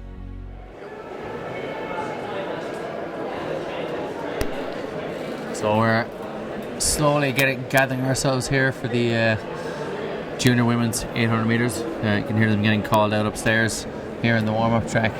Just take a look up and you see plenty of athletes. It's a hive of activity up there. Strides, last minute checks of the shoelaces and that kind of stuff. Bits of water being taken on board and ignoring other athletes to try and get a psychological advantage. But you're not a fan of that normally, fella, are you? Well, at the end of the day, you've got what you've got. Just relax. Bit of controlled aggression. Sometimes you can get the mental number. I think it's more if you train with people and know them, you can kind of play the old psychological warfare. But really, if it's to be, it's up to me. Exactly, yeah. The better athlete normally wins out anyway. Yeah. But I can see Conor O'Driscoll up there from Leave LAC. He's hopefully he wouldn't mind me pointing this out, but he's a tad erratic. He can run things. He's ran 154, I think, in the past, but he's a bit of he's a mercurial athlete. He could do anything today. Yeah. He could come out and run a smashing time and win the race just as easy as knock it out of the heat. So he's an entertaining athlete to watch and to try and predict on the line. But nice fella to boot. And plenty of Leave LAC athletes in this one. Matthew Bernan as well lining up in the same heat as him. So it should be a very, very good junior men's race there. Mark Milner, is in there as well. Mark Milner is what, 16 now, Philip? Coached by Joe Ryan these days. Oh yeah, Mark Milner, yeah, top class. I think he's won 154 already this season. Yeah, 16 years of age. A one to watch schools record holder. Intermediate boys. He is the Z-man. I think he ran 155 until tomorrow last year. Oh, he had a punctured lung. And he ran 155? Last season. I think it was 2 seasons ago, but a big man. 2 years ago, I believe, it'll be 2 seasons ago, this school season. I remember seeing him run 157 up the Leinster schools. And we thought we had a good runner, and he was running about 206, having won the West Leinsters. And he thought he was pretty good as well, and then we got up and this monster Mark Milner ran away with it from the front, looking incredibly easy, running 157. Big man with a big talent. He's an incredibly talented young man, yeah. Be up against Niall Harvey as well, who's a fast finishing athlete today in that heat. Conor O'Driscoll in that heat as well. The other heat then has Conal Hayes, Matthew Mullane, and Rory O'Cahor, Mark Glynn, Jack Clark, and Paul Pepperin as well. And the junior women are coming up on the track. 800 metres, straight final. Now we're talking.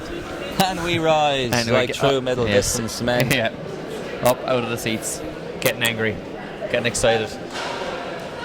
So in this one we're going to have Aoife Darby, Amy McGrath.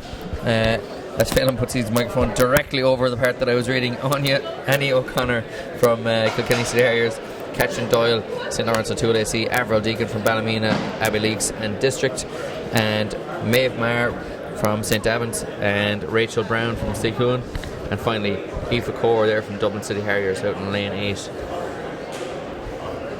So I'm just looking to see whether Aoife Core is actually there. It doesn't look like she is.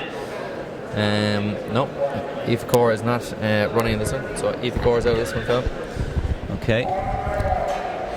So should have a cracking race in this one. It's wide open. Avril Deegan, the 1500 metre winner earlier on, out there in lane 5 in the kind of two-tone blue and the yellow in the centre.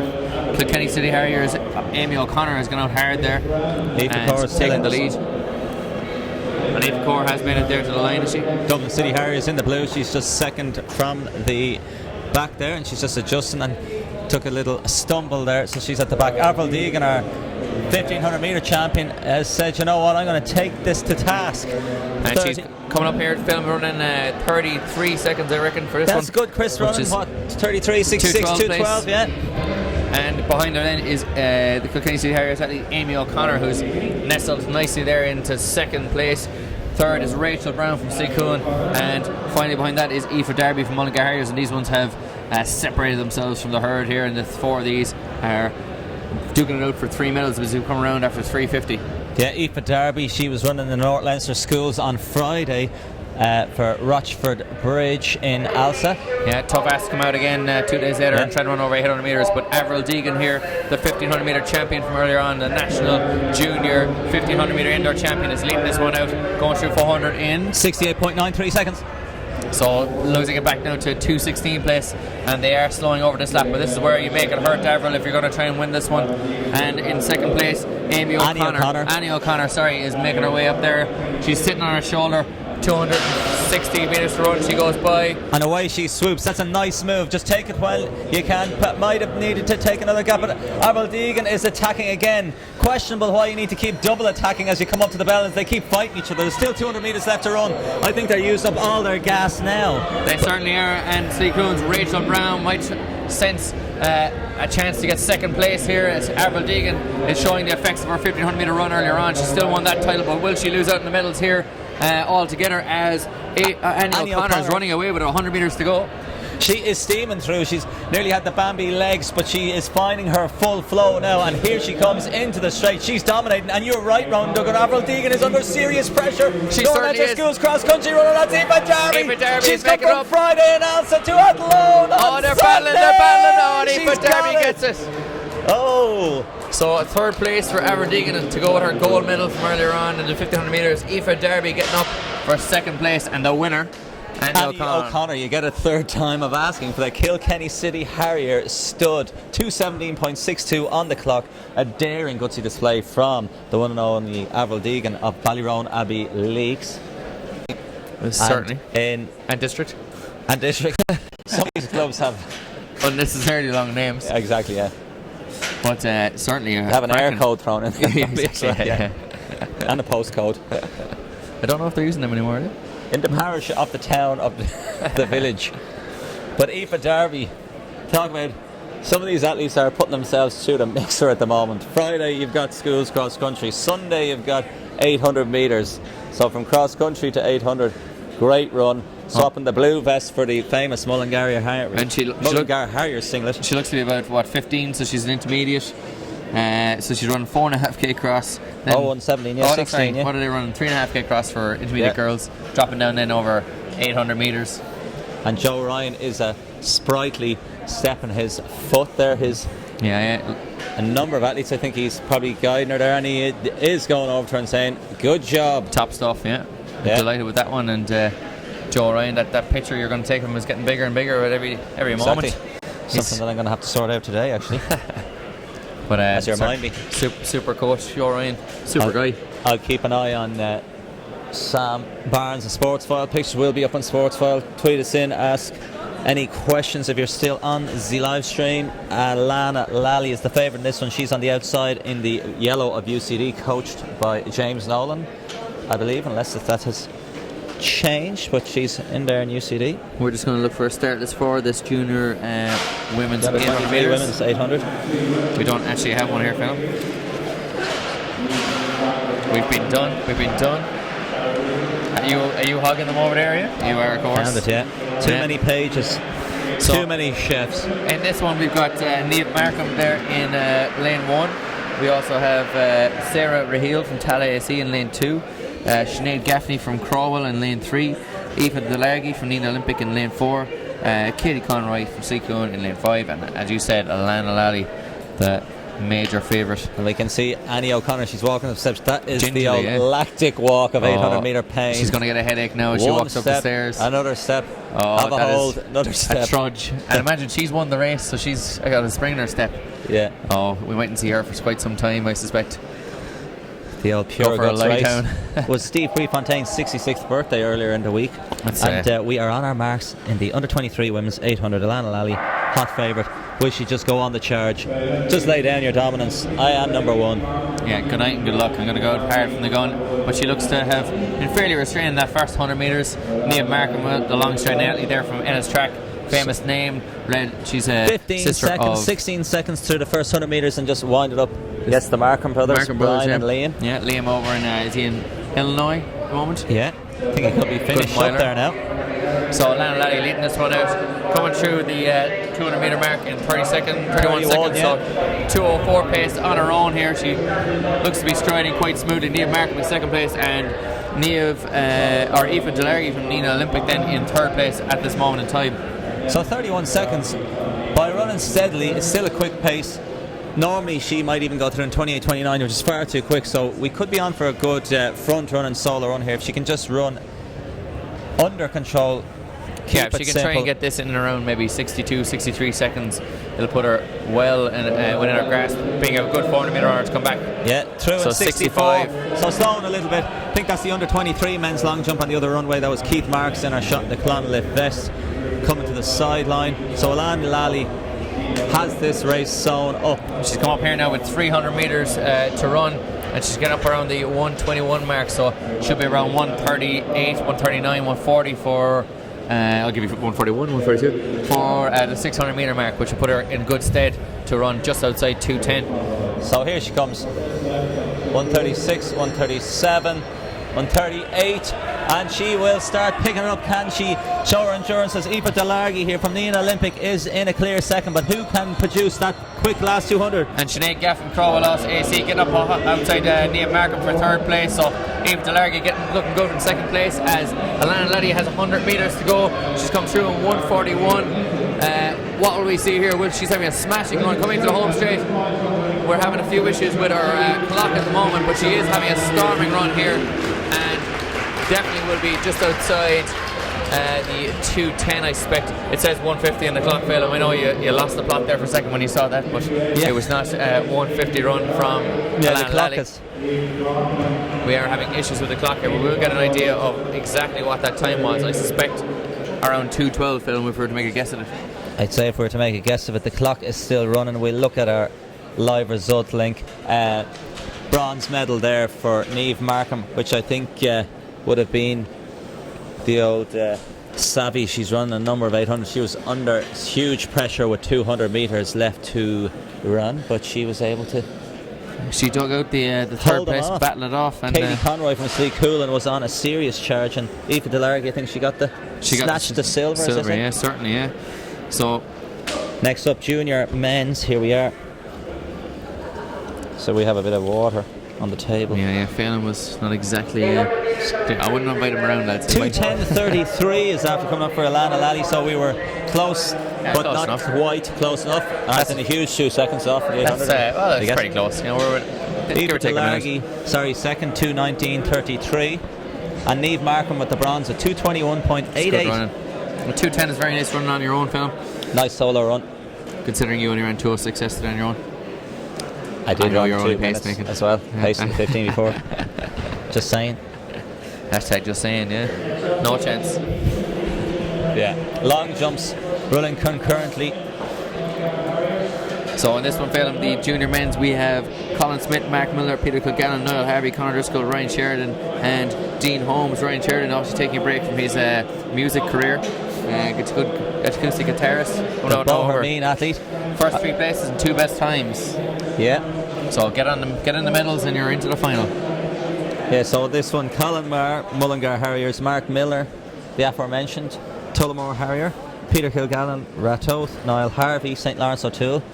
So it's a nice heat here. Niall Harvey, the intermediate boys 800 metre champion from last year. Yeah, beating out Dara Finn, who I believe was in the 1500 metres at round Conor Driscoll, leave Ryan Sheridan, and Dean Holmes, St. Lawrence O'Toole, and they are away, Ronan. They certainly are, and Niall Harvey getting out nice and strong there. Mark Miller, the long striding athlete from Tullamore Harriers, looks to be in the lead at the moment as they all swoop around the half-cut tennis balls into trying to get into lane 1. Mark Miller leading this one out as any tall athlete would at this stage, just getting out and long striding at the front, making sure he's not getting in trouble. The 2 favourites for this heat in 1 and 2.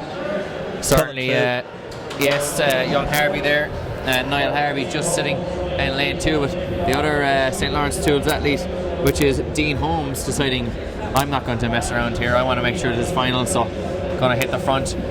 As we come up to 300 metres now, Phelan, in around 47 seconds. Yeah. So, no.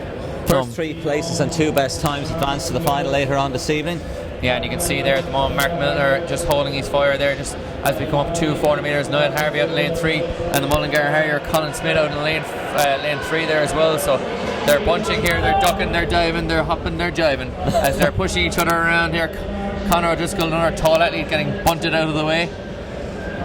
Mark Miller sensing the danger here and just sitting at the front saying, lads, I'm far too tall for this. I'm just going to stride out. He's comfortably looking around. Niall Harvey, he's still got plenty of pep in his step. He's just moved into second place and just at the right time around the straight. Now will somebody make a big force? It's Milner and Harvey. Looking around again, 133 I suspect that, 600. Mark Miller leading this one, Niall Harvey in second place. A few too many shapes looking around. There's 4. 4 doesn't go into 3. Peter Kilgallen there in 4th place. He's going to try and get by our Mullingar Harry's athlete Colin Smith, but Mark Miller looking around still. Niall Harvey just out behind him. Which of these athletes are going to make it through? Will they all make it through as a fastest qualifier? Mark Miller just putting in the pace there to make sure he gets away from Niall Harvey. And just behind him, Peter Kilgallen making one more move. They're going in, they're going out, they're making a mess of it. Peter Kilgallen will miss out on automatic, but I'd say he has a good chance. 2 best times. And then Ryan Sheridan from Bormeen and then Conor O'Driscoll then coming in as well. So it's a stronger first heat and 2:02.82. So if there's a few smart runners in the second heat, they might just clip it out, just go through in 60 seconds. Certainly, yeah. And I mean, and see what happens. I'd say the man from Bormeen, Ryan Sheridan, there would have been about 2:06. So you're looking at, if you are going to be a fastest qualifier, just run faster than 2:06 and be in the top 5, and you should be fine. Jeez, you are a genius. Too easy. Yeah. Thanks very much for that. Very kind. Last minute instructions here. Yeah, just run 2:05. Brian Peppard, qualifier father to son, coach to athlete. Our qualifiers there: Mark Milner, Niall Harvey, and I believe that was Dean Holmes, wasn't it? And then finally, we reckon Peter Kilgallen. Then this is a fairly racing Dino. certainly. Dino making it in there. And this next one, you'll have Paul Peppard, you'll have Mark Glynn, you'll have Rory O'Crohor, Ben Garrett, Jack Clark, Conal Hayes, and Matthew Marnan running on this one. So we have our under 23 runners sitting up in the call room. Prowling back up is Mark Miller. He's on the charge. Oh, that was easy. Yeah. And with a PB of 154, indoor PB run of 154. Only so 2 weeks ago, yeah. So it should have been fairly within his endings round. And Phelan's going to leave us now to perform his other duties. He always has about 7 or 8 duties on a day like today. So he's off coaching, tweeting, talking, pontificating.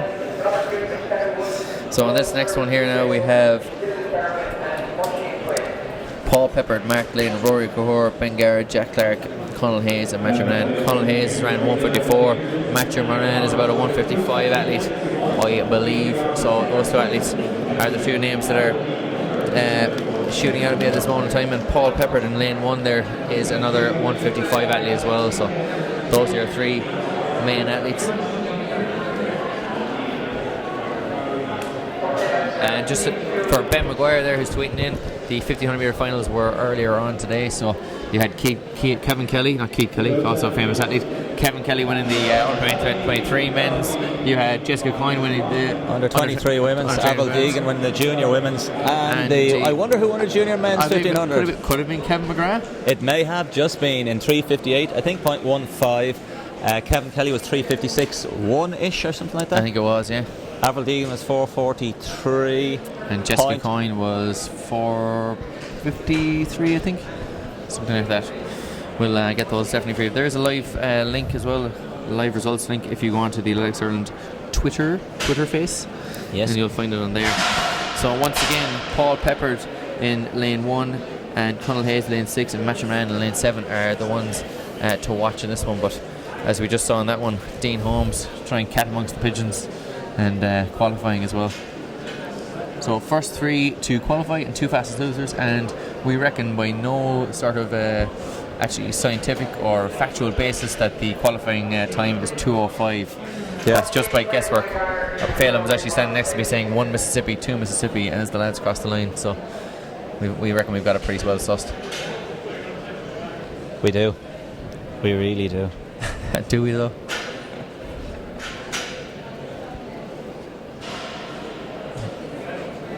So just getting ready here, the 4 laps of the track. So looking for sub 2, remember, is I'll have to remember myself, is 29 point the all the way around. 29, 30, 30, 30 will do them. Yeah, 30.0s and an L29.99. Yeah, getting in there. And a flake. Oh, we had a false start there. Get rid of him. No, it's okay. They've decided not to. That's Paul Peppard trying to jump start his run. And Matthew Moran is out there in lane 7 alongside Conal Hayes of Lakela AC. So Paul Peppard leading this one out now at the moment. But here comes Conal Hayes just on the outside. Newbridge is Mark Glynn. Rory O'Cuhor from St. Lawrence O'Toole. Ben Gerard from Crowell. Jack Clark from Galway City Harriers. Matthew Murnane from Leevale AC. Mark Glynn leading out this one now, Philip, in at 29, 30 seconds through the first 200 metres for Mark Glynn. So just as I said, take it out in 60, give all the boys a sniff. Yeah, and then let's see who gets there. So we're seeing a bit of a separation in the group already. So that's Mark Glynn leading it from Newbridge AC, Conal Hayes in second, Paul Peppard in third, and Matthew Moran in fourth place at this moment in time. So Newbridge AC's Mark Glynn setting the early pace, and the lads saying, thank you very much, Mark, we'll have this is nice. Good pace setting. Yeah, 56, 57, so we're looking, just 61, 62, pace just dropping. So they will need 61, to continue 72. at that pace to qualify this moment in time. Paul Peppard is noticing this lowering of the pace. Conal Hayes goes by Mark Glynn. Paul Peppard doesn't let a gap grow. He's snuck around the outside there, and he's getting onto the coattails of Conal Hayes. Matthew Moran doing the same thing as well. So Mark Glynn, the early leader there, trying to hold on to this pace, but they're all still nicely bunched together. Yeah, Leevale's Matthew Murnane now moving out wide, and just need to stay in touch. Paul Peppard putting some pressure on just to get into the lead. 1:32.07. And Conal Hayes and Matthew Moran having a bit of argy-bargy there, as Conal Hayes looked like he was struggling a little bit coming up with 200 to go.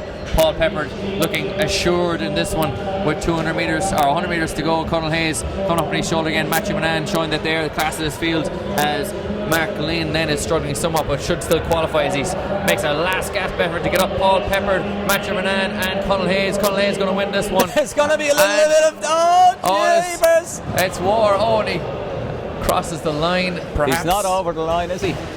I think he... But all that messing when you just need to if you know your time, it's 2 flat 81, you were through anyway. And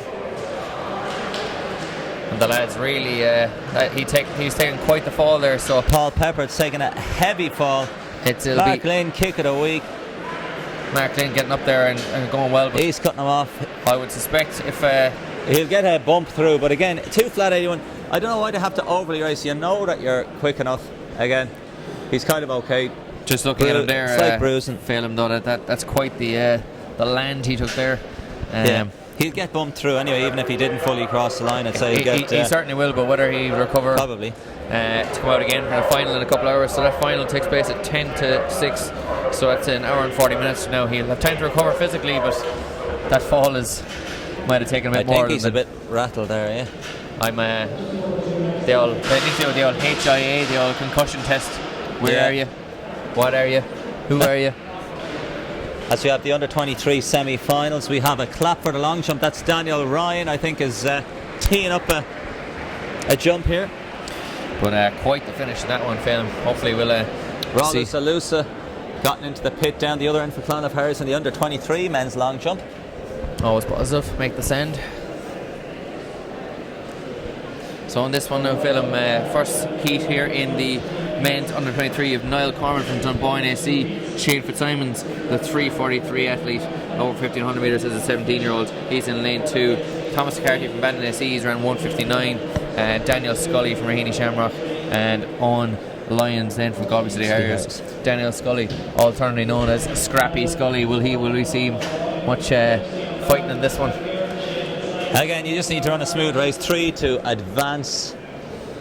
And there's only 5 in the race, so no reason why these athletes can't. Someone should have the confidence. Not sure of Owen Lyons, PB from Galway City Harriers, but he's got a nice pair of half-tight shorts on. He's looking fairly solid. Are we going to judge it by half-tights alone? Well, looking good, yeah.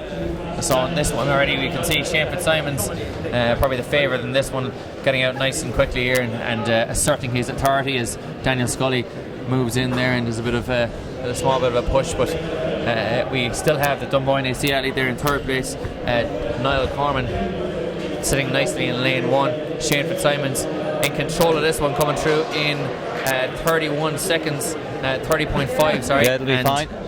Daniel Scully just sitting on his shoulder there, and finally Niall Galway City Area's athlete Owen Lyons and Niall Corman sitting in third and fourth place. Thomas Carty bring up the rear then for Bandon AC. So there will be a bit of stretch here, 348. So they're clipping at the heels. They'll probably be, just need to be careful. See Daniel Scully just nipping up a little bit. So heels and legs need to be watched at this pace with them all gathered together. And I mean, they're running 208 places, which is well within a lot of their grasp. So there's no reason to be going this slow as Daniel Scully here coming through the 400 metre mark in 68 seconds, 2:16 pace. Edging, yeah. It can get a bit messy here. Shane Fitzsimons is controlling this one. He won't allow Dan Scully by without a fight. And we still have Niall Corman and our man from Owen Lyons, a man from Galway City Harriers, and finally Thomas McCarthy still hanging in gamely there as we see a small bit of injection of pace. Simons, just stretching it out a little bit. Coming up now, Phelan, with 200 metres to go. We're going to see them go by in about 1:36. Yeah. Dan Scully and Shane Fitzsimons looking very smooth. Dan Scully going to try to take a famous scalp here as well, even if it is a heat. And Niall Corman from Dunboyne AC is not letting the lads go away, but look around, gentlemen. You're the top 3. Yes, look around. Thomas McCarty fighting gamely there, trying to get in through as the fastest qualifier, or perhaps even catching Niall Corman as Dan Scully and Shane Fitzsimons take a look around and they realise we're okay, we can relax. But they still run 2:04. Shane Fitzsimons back to winning ways, winning a heat there. They're winning a heat. He's smooth. He's not as fit. He knows he's not that fit, but he's just looking to get back, get a little bit of competition back. And no, I was chatting to him earlier on, and he's just happy to be out and racing and enjoying it. And looking away to he skips. High fives to Mullingar Harrier teammate. We'll give you a name Oisin there. Quinn, who's a 2-minute man himself. So good performance there from Shane Fitzsimons. Nice and controlled and fairly assured. I mean, nice little reintroduction, give him a bit of confidence. It will give him plenty of confidence. Just seen Niall Corn there. Saw him in the canteen earlier. I think he was I haven't fully seen his result, but I think he was a little bit disappointed with his 1500 just from his facial expressions there. But he's bounced back. His father Michael gave him a handshake there. He's happy to be in the final and probably not too far off a PB. Joe Ryan beside.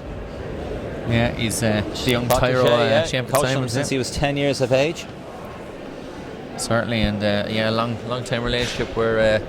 Long-time relationship. It's proved to be very fruitful over the last couple of years with a 3:43 and sub 150 as well for Shane Fitzsimons. So Phelan has once again left me solo, so I might just start inventing maybe an alter ego here that I can have a conversation with. Any ideas on any name? No? Nobody around here is going to talk to me either. They're just laughing at me. So in the second we've got Robert Houston, Kevin Woods, Roland Surlis, who won the Irish Schools 800 metre title 2 years back, and Roland Surlis is well known for his attempted 400 and 800 metre doubles over the last couple of years, so he'll definitely be licking his lips here at this one, because it will more than likely go slow for that first lap, and he should be able to tear it up then over the last 400. Dylan Kerwin in there as well from Raheny Shamrock AC, and Oisin Quinn from Mullingar Harriers, hoping to make it a Mullingar double win in the heats here, after Shane Fitzsimons winning that first heat in 2:04. So first three places in 2 best times.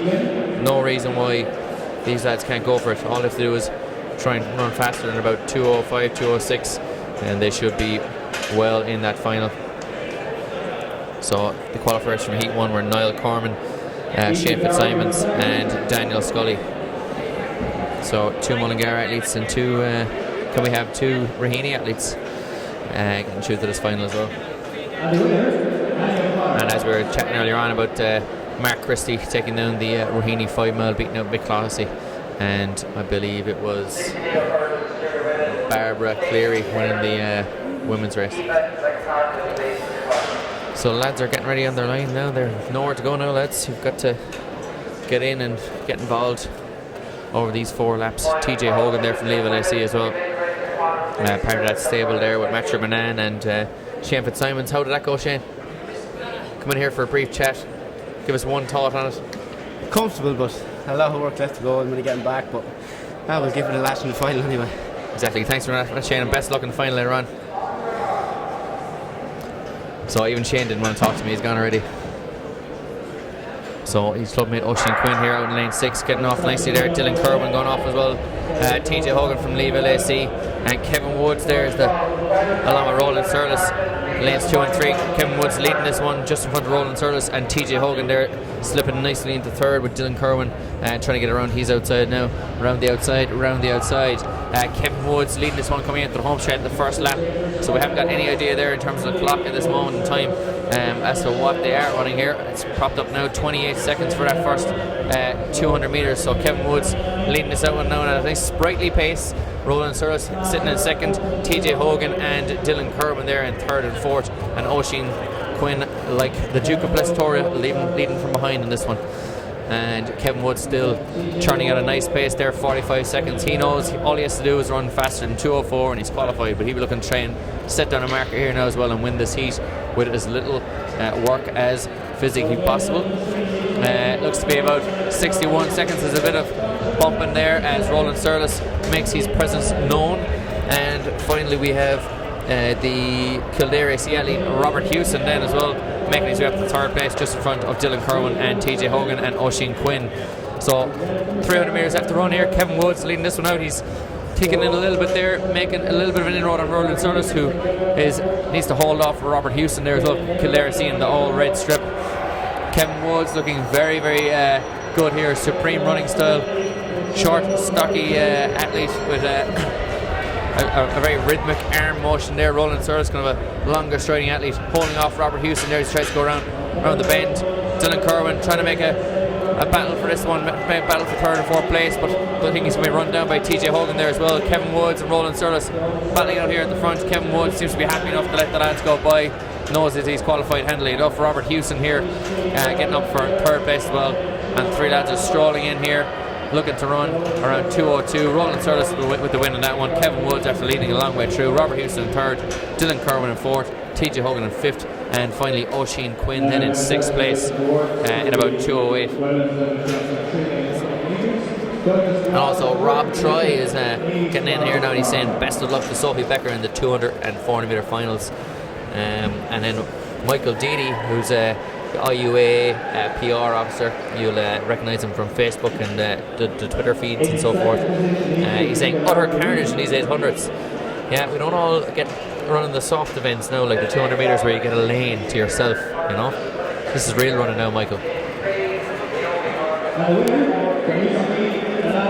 So we're looking at, for sure, in that one, Robert Hewson, Kevin Woods, Roland Surlis, and Niall Corman, Shane Fitzsimons and Daniel Scully qualifying for that final. And also we'll have the two best times as well, which we will be able to give you later. It's either going to be Owen Lyons and I suspect Dylan Kerwin qualifying. Yeah, Dylan Kerwin, yeah. He was looking fairly out around the 2:03 mark, wasn't it? I suspect so, yeah. We shall put him in the mixer for making that final. As we still go through the call room here, we've got up next the 60 metre hurdles. So if you enjoyed the carnage in the 800s, I'm sure you'll enjoy it. There'll be always plenty of carnage in the hurdles as bits of wood and metal go flying, and it's always the potential for a horrific fall, which obviously is upsetting for the athletes but utter entertainment for everyone else. So I wonder how Paul Peppard is feeling now after his tumble earlier. A little bathroom break for myself, and he is he's fairly battered and bruised there with the old knees who are fairly red.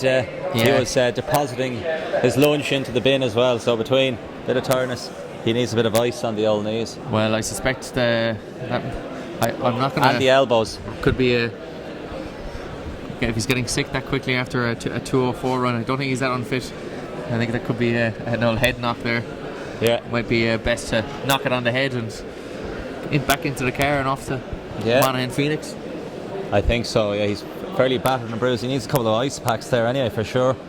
No, certainly it was a heavy fall. So we'll have to see now whether he turns up for that final later on. What's up next? So next we Padre? have the hurdles, my friend. My friend? You have... That's a real British one, isn't it? My friend? My friend? Yes, my friend. Yeah, are we really friends? That though, was your you know? man. He You know? lost his job, actually. He was the chat show host. Kilroy, actually. Yes, my friend. Oh yeah, that's Then before he my had one time. or Now too you're many showing your age slurs there. on air, and he lost it. Yeah. Is that way? Oh, you We've remember never him. skirted that line. Oh, we also have in this one we'll have Katie Lawless from Slicoon, we'll have Denise O'Connor, we'll have Kate Taylor from St. Cronan's, we'll have Molly Scott from St. Lawrence O'Toole, who ran 7:41 earlier on in the heat or in the final of that amazing run from what's Kieran Neville. See, Phil, that's why you can't leave. We were leaving there, and I'm losing the run. I don't think her dad is the same name as Gary Neville's dad. Yeah, how about this? Neville. Yeah, Neville Neville's granddaughter, Kieran Neville, who won that in 7:30, equaling the national senior record. And then we also have, here he comes again, look, he's back. One. Eva McPartland from St. Cocos. Yeah. Rachel Dunn from Dunjohnson of Dublin, and finally Sarah Quinn from Clare Morris AC. Clare Morris. They have a nice indoor kind of a training area as well up in Clare Morris.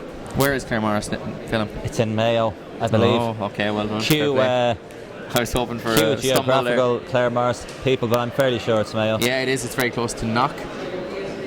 It was Don't knock it. Oh. Anyway, they are standing behind their blocks as anybody not who's listening entertained? Are or you not standing beside entertained? us cringe. there's finger flicks at the throat saying cut that. Cut. Yeah, you're cut. You're sacked. So the hurdlers are having a little chat. I think they're just waiting for starters' orders. Certainly, yeah. There's plenty of. I think someone's calling for the siege of Ennis up there in in the call room. The key thing now for the under 23 800 metre qualifiers is to walk around in their singlet and shorts and not cool down and eat or anything like that. Are you speaking about one athlete in particular? One of them, yeah, and there's another couple of them. They could apply the old recovery route, would be good. Would you like to go over and talk to that athlete, and I will take the microphone from you? So yes, Phelim, he couldn't let poor old Dan Scully be there. We'll name him live on air. He's getting given out to now. Would you go away and warm down? You've got a final later on and sort yourself out. So it's been very serious, this Phelim Kelly character, the new Phelim. So we're still with this junior women's 60 metre hurdles here. Plenty of action still to come. The final of the men's and women's 200 metres and 400 metres, and the hurdles themselves, and finally the 800 metres at 10 to 6. So plenty of action as the day progresses. So once again on this start line here, as we waiting to see some officials wander down and start this one off. Straight final. And it is in fact a straight final on this one, and they're all straight finals. Thanks very much. That's why I'm not allowed to be here on my own. Sometimes I'm not even allowed out on my own. I have a minder. It certainly is a straight final, like most hurdles races. We should have copped this one. So they'll be looking for Molly Scott as the raging hot favourite in this one, looking to pick up another medal, pick up a gold one this time by winning this junior women's race. The national junior record indoors is 8:36, potentially under threat, judging by Molly Scott's flat speed earlier on, the 7:41 run behind Kieran Neville's incredible 7:30 performance. As we just espy James Nolan down there giving some tips to Alana Lally, his athlete James Nolan, known as the Hound for his greyhound-like physique, and former junior national record holder over the 800 metres back in the day, broken by Mark English, of course, fellow UCD athlete, keeping it in along with David Matthews, keeping all the records in the UCD family. Obviously the Ad Astra scholarships out there, doing a lot of good work. See Brandon Array as well, getting ready for his 400 metre final later on, looking in great shape. So yes, this record is 8:36. You can see the starters just getting themselves ready here. Katie Lawless, Denise O'Connor, and with early to lane 6, Eva McPartland from St. Cocos AC appears not to be present. So lane 1 and lane 6 are empty. Certainly, so that is Katie Lawless and Eva McPartland. Well, No, there was no lane 1 anyway. Just make an observation that it's empty. No, sorry. They just scrapped lane 1 altogether. Yeah, Katie Lawless is in 2 as per start. But Ava McPartlin. Phelim, I thought you had to have hurdles on either side of you for it to be legal. Sorry? I thought you'd have hurdles on either side of you for the race to be legal, do you? Well, how could that be so if you're on the outside lines? Oh, so there had to be a hurdle. Oh no, that's only if there's one single person running. That was it. I've lost it. You have. It's technically impossible for the people on the inside and outside No, lines I to was have just hurdles. thinking of it's when there's only one person running, they'll put out Yeah, a you few were extra right there. You hurdles. said you were thinking. You see, that was the problem. Exactly, yeah. That's where the problem started and finished. Yeah. So yes, once again, Katie Lawless, Denise O'Connor, Kate Taylor, Molly Scott, no Eva McPartlin, but Rachel Dunn and Sarah Quinn are in this one.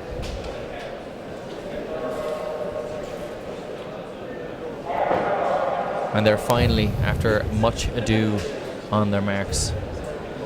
Will it be much ado about nothing? I don't think it will. I think Molly Scott will give Sarah Levin's record of 8:36 a good rattle here. Yeah, the junior hurdle heights. She's run around 8:67 or so over the senior heights, so let's see what happens. She'll be first to rise anyway. Certainly. Oh. In fact, she's not. Rachel Dunn is the first one to rise here.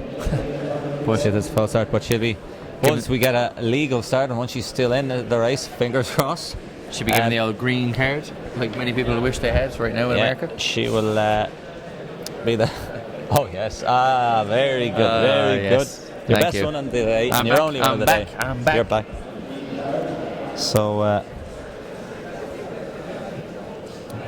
yeah, everyone's still intact. Even McPartlin obviously not in lane 6, but other than that, all the athletes present and correct.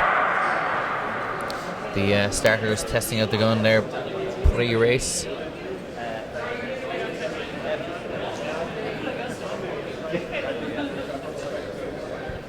So we're getting just about to get down in our blocks again. 60-meter hurdles heat for junior women's, which will be final, which will be followed by the junior men and under 23 and men and women, and then a few 200-meter races then as well. So plenty to look forward to. Have the under 23 sheet, but anyway, they're in their blocks in the junior women's. We'll sort our paperwork out now shortly. And Molly Scott will be first to rise. That lower height, she is in form, but on the outside she's being traced down, but she's on the charge. 8:57. That was Sarah Quinn there in second place as well from Claire Morris, I see. Yeah, nice hurling from Sarah Quinn. So 8:57, 8:36 the record. So no doubt about it, Phelim, she's not too far away from that record of 8:36. She's not a million miles away, and after a run earlier on the day might be the couple of in the 60s, legs. yeah. It's going to be in your legs. I think just the height of the hurdles.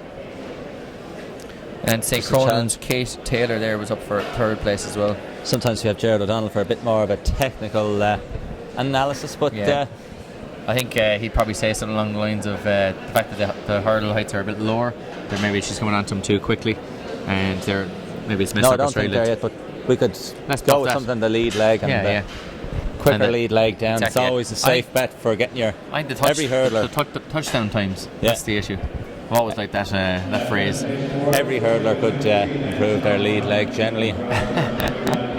Get it down faster on the follow through. Did seem a little bit airy, but she is. She's certainly not too far away with an 8:57 gold performance. and silver medalist. Not a bad day at the office. Yeah. So now we're looking at the junior men's. Junior men's, I have it here, Phelim. You can stop panicking. Panicking. Who's panicking? I believe we were. So yes, Peter O'Connor, Kevin O'Leary, Daniel Ryan, Shane Mooney, Sam O'Neill, Brendan Lynch, Aaron Tierney-Smith, Valentinos Goulouras and Patrick Wallenheck. And Keith Marks is our National and 23 long jump champion with 6.95. He's jumped upwards of 7.40 before, but picked up a very bad injury last year at the Irish Schools Championship, so not too surprised that he's easing his way into competition this year. Bagging a national title, alright. Yeah, not to be sniffed at. No. So yeah, this junior men's now they're just fixing the hurdle heights. In fact, it won't be junior men's; it'll be the under 23 women's they've gone with. And that record, of course, Derval O'Rourke 8:12, and this one is going to be Naomi Morgan, Kate Doherty, and Leisha Bennis. Leisha Bennis been in the combined events the other week, and I don't think they'll be threatening Derval O'Rourke's 8.12 seconds. The Leavale star obviously went on to bigger and better things, certainly such as cookbooks. Yeah, exactly. Yeah. I was actually, once again, that Ryan's Lady article that I was reading on the bus home from your place yesterday, from another free Irish runner, and he was talking about his respect for Derval O'Rourke and her ability to get through the heats and just focus on solely, I'm going to get through the heat, then I'm going to get through the semi-final. Ultimate competitor. Yeah, certainly. Not the Ultimate Warrior, though. That was a completely different person. One of your heroes, I believe. He was my childhood hero. Well, one of them. Along with Hulk Hogan. Not bad. Yeah, the Hulkster. The Hulkster, yeah. Rowdy Piper. That was always a Bret the Hitman Hart. Well, of course he was. The main man. The sharpshooter. Yeah. The best there is, the best there was, the best there ever will be. World without end, amen. Oh, we're enjoying this too much. Any more scores in the rugby? What's the scores, George Dawes? I'll send a few texts there now, but it should be finishing up now shortly. You sneaky WhatsApps. Exactly, yeah. Although we are completely concentrated on exactly what we're doing here. Oh.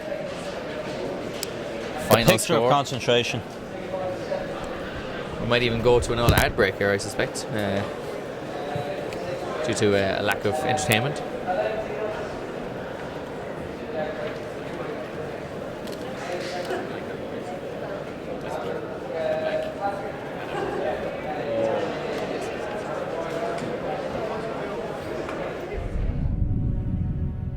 Life. It's what we all have in common. And whatever you choose to do with it, your life is your priority. And as Ireland's newest health insurer, Irish Life Health is here to help you keep it that way.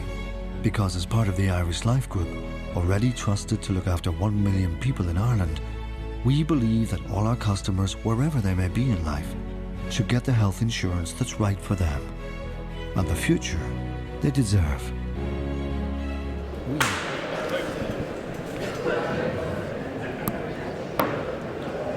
So in this one we have Naomi Morgan and Leisha Bennis, Kate Doherty from Dundrum Dublin, and it looks to be Naomi Morgan there getting up for 9.25 to win that one from City of Derry AC Spartans, and finally Kate Doherty was in second place there from Dundrum Dublin.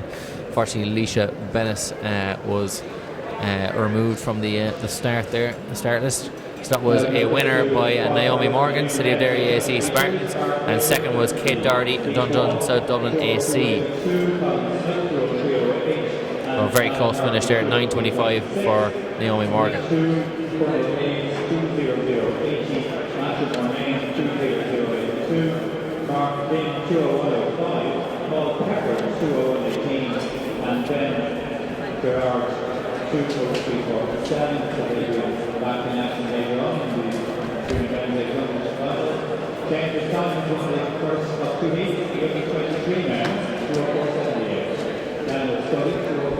And Leon Reid mentioning us there. Who are the lads doing the commentary? I could listen to these two all day. Trust me, you couldn't. People have tried. They were looking to do a 24-hour broadcast, but Leon Reid, a good sprinter. I think he's competing for Northern Ireland at the Commonwealth Games as well. GB and European under 23s in Estonia. You're hoping it's he's that Leon faster Reid. with his feet than we are with our mouths. Oh, very good, yeah. Yes. Anyway, there's plenty of hubbub. 48-7 final score in the first round there, so yeah, happy enough. As expected, that's good. We'll live to fight another day, yeah. We can go to the next match and pretend you're at this one. Exactly. Say nothing. Say nothing. So as I was saying on the old radio stations, how do you fill in the gaps? And the old sure, this is it. Junior men's is going to a straight final. So the junior men's hurdles is going to be a straight final at the end, but we will have straight final in the under-23 men's now shortly. Well, that'll be at the end, apparently. So it's all going to be at the end as they fix the hurdles. Oh, at the end of the programme. Okay. So it's musical chairs here now. It's all happening. So it's exciting times, but we'll have the 200 metre heats up, or finals up next, so plenty to look forward to there, particularly Charlene Maudsley after her incredible run earlier on, 23.95, looking pretty good. And then we'll also have Aaron Sexton in the... Sorry about in the junior men's 200, but Mark Smith with 21.71 from Raheny Shamrocks. With the white vest, green hoop has led the charge with 21.71. Obviously, lane 6 will be a key factor as more athletes are left, right, and centre. There's hubbub. We've done the scan before. Probably not the best camera angle, but they're up on the side, right? But we've got a negative with the head shake. Can't get up that high. We're too low down to give you the warm up strip. Should be good. The AIT International, the 15th of February, I believe, featuring What Gravity, Mutaz Eshabarshim. I think Genevieve Lacaze is coming. Oh, the Australian for the invasion. chaps, and Ryan Gregson for the ladies, the Australian sensations, Olympic finalists. Gregson, the first Australian 1500 metre Olympic finalist for 40-50 years, I think. That's incredible. I didn't know that. Yeah. It is actually quite a stat. Since what, John Landy? Or I think there was somebody else. Albie Thomas. Hammer Albie Thomas 2 mile, actually still 3,000 in the Morton Games. It should be in July. Cork City Sports also in July. Leonard Kenny sub 4 mile challenge. Let's remember all the events before Lecale International. Before we get the old slap. You didn't mention. Yeah. Sorry. Anyway, we've a bit more action coming up here. I certainly do, and it looks to be the 200 metre men are making their way out. It's a 200 metre track. Where are they going there? A 200 metre. You're thinking of an outdoor track. They're not going over to the far bend. Where are they flip around for 100 metres. Where are they going to go? Oh, they're doing the 60 hurdles. They're doing the 60 hurdles. We decided that was at the end. Is it the end? Yeah, well, it could be the under 23 men's 60 hurdles, couldn't it? Is Joe Hallowix out there? I believe he is. Anyway, I'm getting slapped around here. That was a howler. We are indoors. No, I know we're indoors, but I assumed they were walking around the entire track. Yeah. Because I was fed information that it was the 60 metre hurdles was at the end. Yeah. So you gave me rope to hang myself. Yeah. That was the junior men's. Anyway, 60 hurdles. No. Semis. That's the end. You're counting your own now. I'm very upset. We need more jellies. I know, yeah, they've all run out.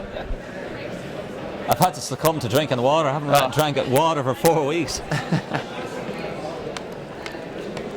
I know, yeah. You need a bit of Coca-Cola to keep you... we can't mention any brand names, Phil. Oh, sorry. So, unbranded cola. I need Irish Life Health drinks.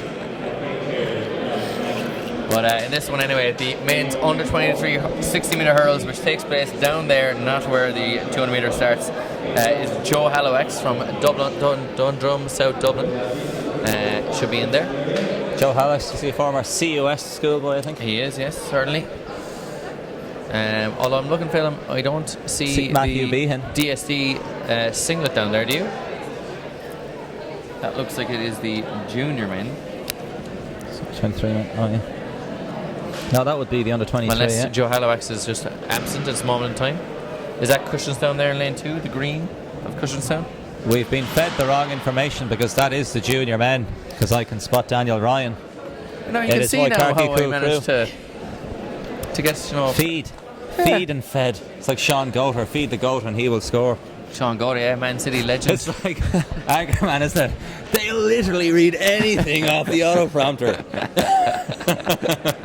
Literally. It's the under 27 men's. We don't even know where we are. 45 metre hurdle here in Puerto Rico. Race. Literally anything off the autoprompter.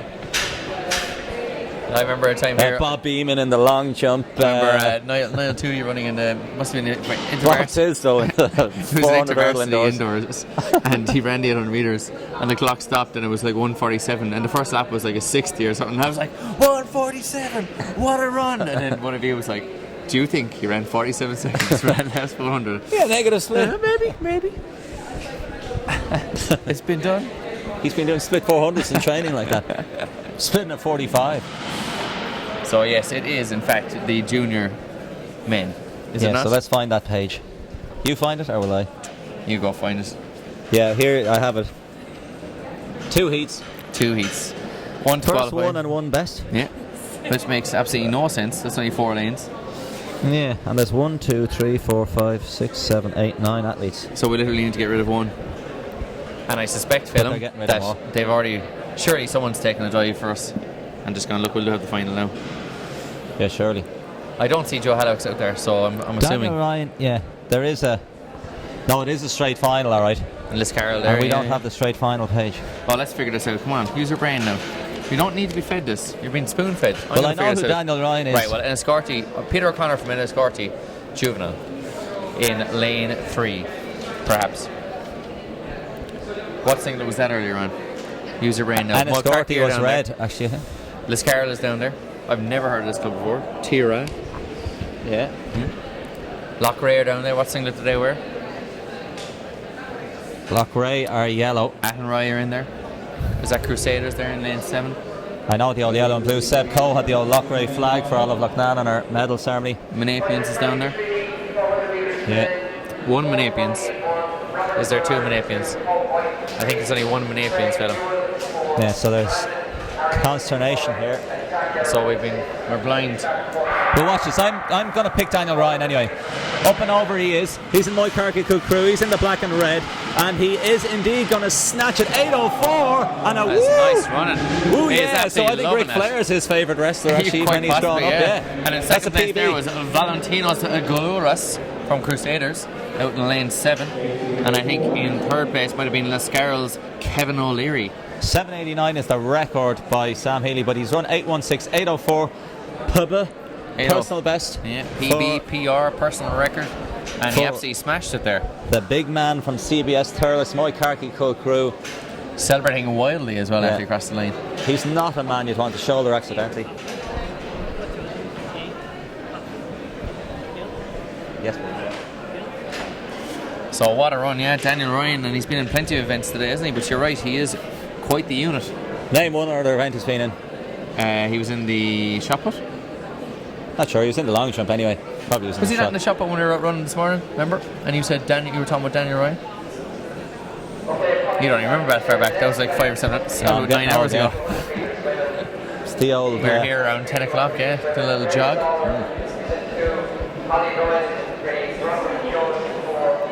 But yeah, we're setting up now for should get the under 23 men's out now, I suspect.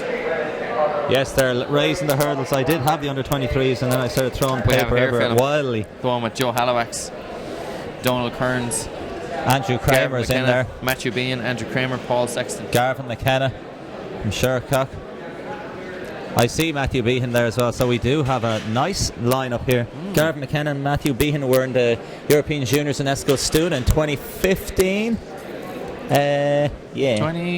We were there, weren't you? I was there, yeah, so I should know. Not 2016? No, because I wasn't there last summer. No, yeah, the it World was Juniors summer, Connor was there in Poland. Oh, Big yes, Gosh. in Big Gosh, yeah. The only place that will hold 90% of events, Big Gosh. Yeah. They'll hold anything. They'll have a world cross country. They've never had a world senior outdoors. They deserve surely one crack at the title. Anna Svoboda. Is she from there, is she? Yeah. There's Dermot McDermott, plenty of athletes. Net Film's going to have to get the down low from her, see what's going on. And in this one anyway, we have Joe Hallowacks, CBC Monkstown Star, Dundalk to Dublin now, and Donald Kearns, Cushstone AC, Garvin McKenna from Shercock, Matthew Bean from Crusaders, who would have been very, very close to that national junior record as well with Sam Healy. Broke it a couple of times himself.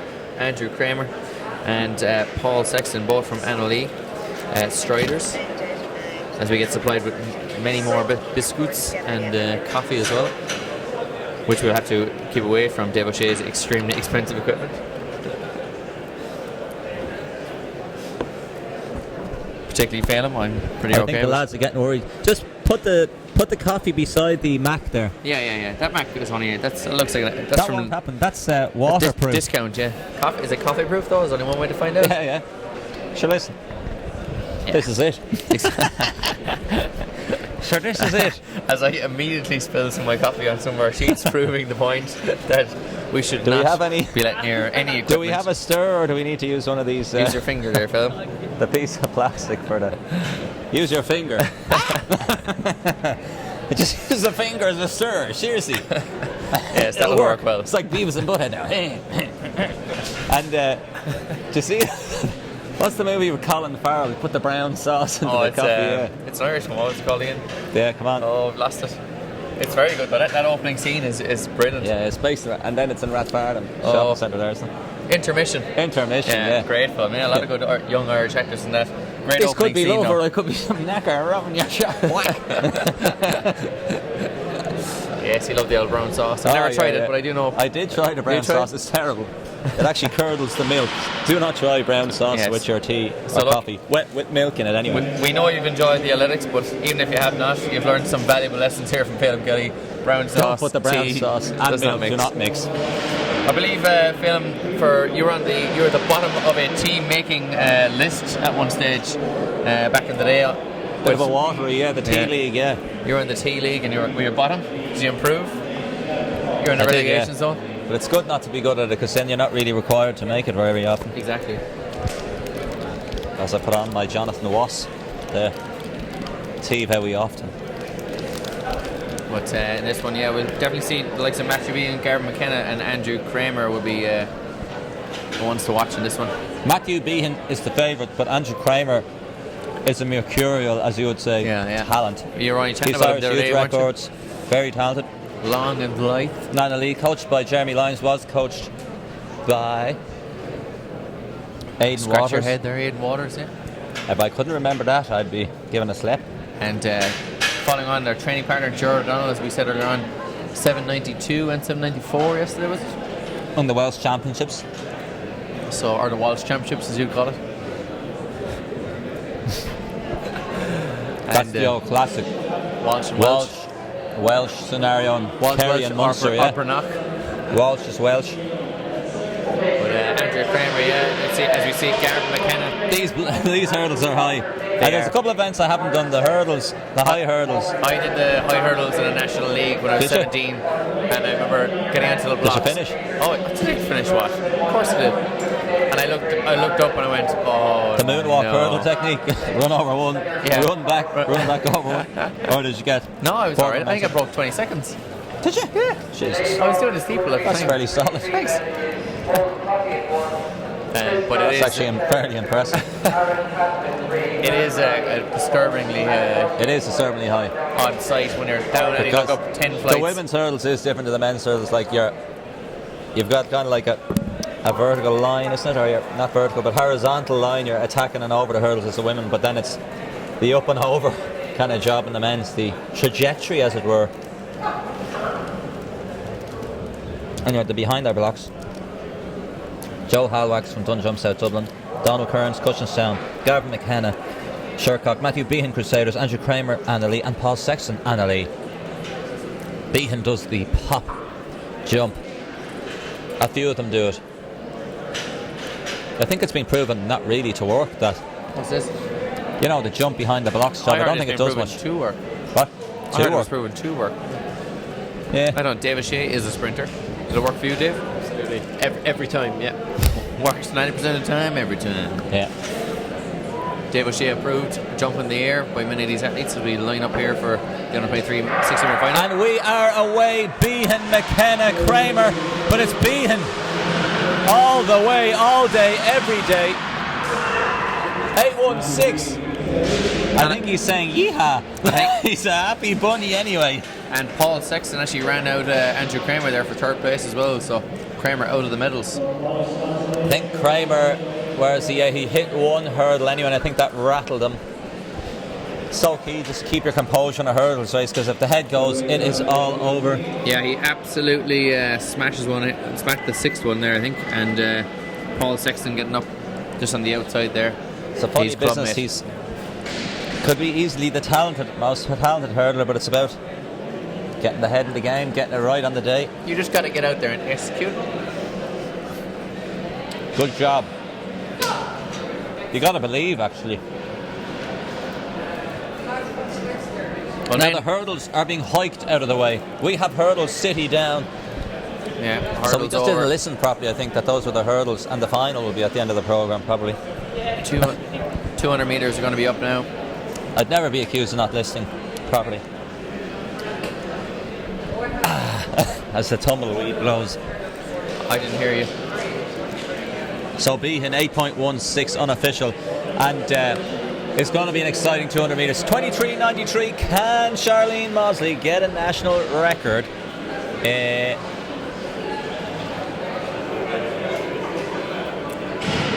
Yeah, the record is 23.92 by 92. Niamh Whelan, who was here yesterday for the National League, and mercurial talent herself. Ran 23.3, did she, to qualify for the Barcelona Europeans a few years back. Phelan was off tweeting, answering his followers, etc. Yeah, Charlene Mosley out in lane 5 here.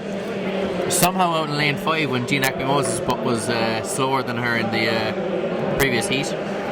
But yes, Charlene Mosley lane 5 as we steady ourselves for this women's 200 metre final. Jean Akby-Moses in lane 6, Alana Ryan lane 4, Donor Harriers Aoife Lynch, who had a very, very good run as well in the previous heats, in lane 3, Caitlin Maguire in lane 2 from North Belfast Harriers, and another heat winner, Katie Murphy, in lane 2, or lane 1. We've had one of the athletes is certainly not there, and that athlete is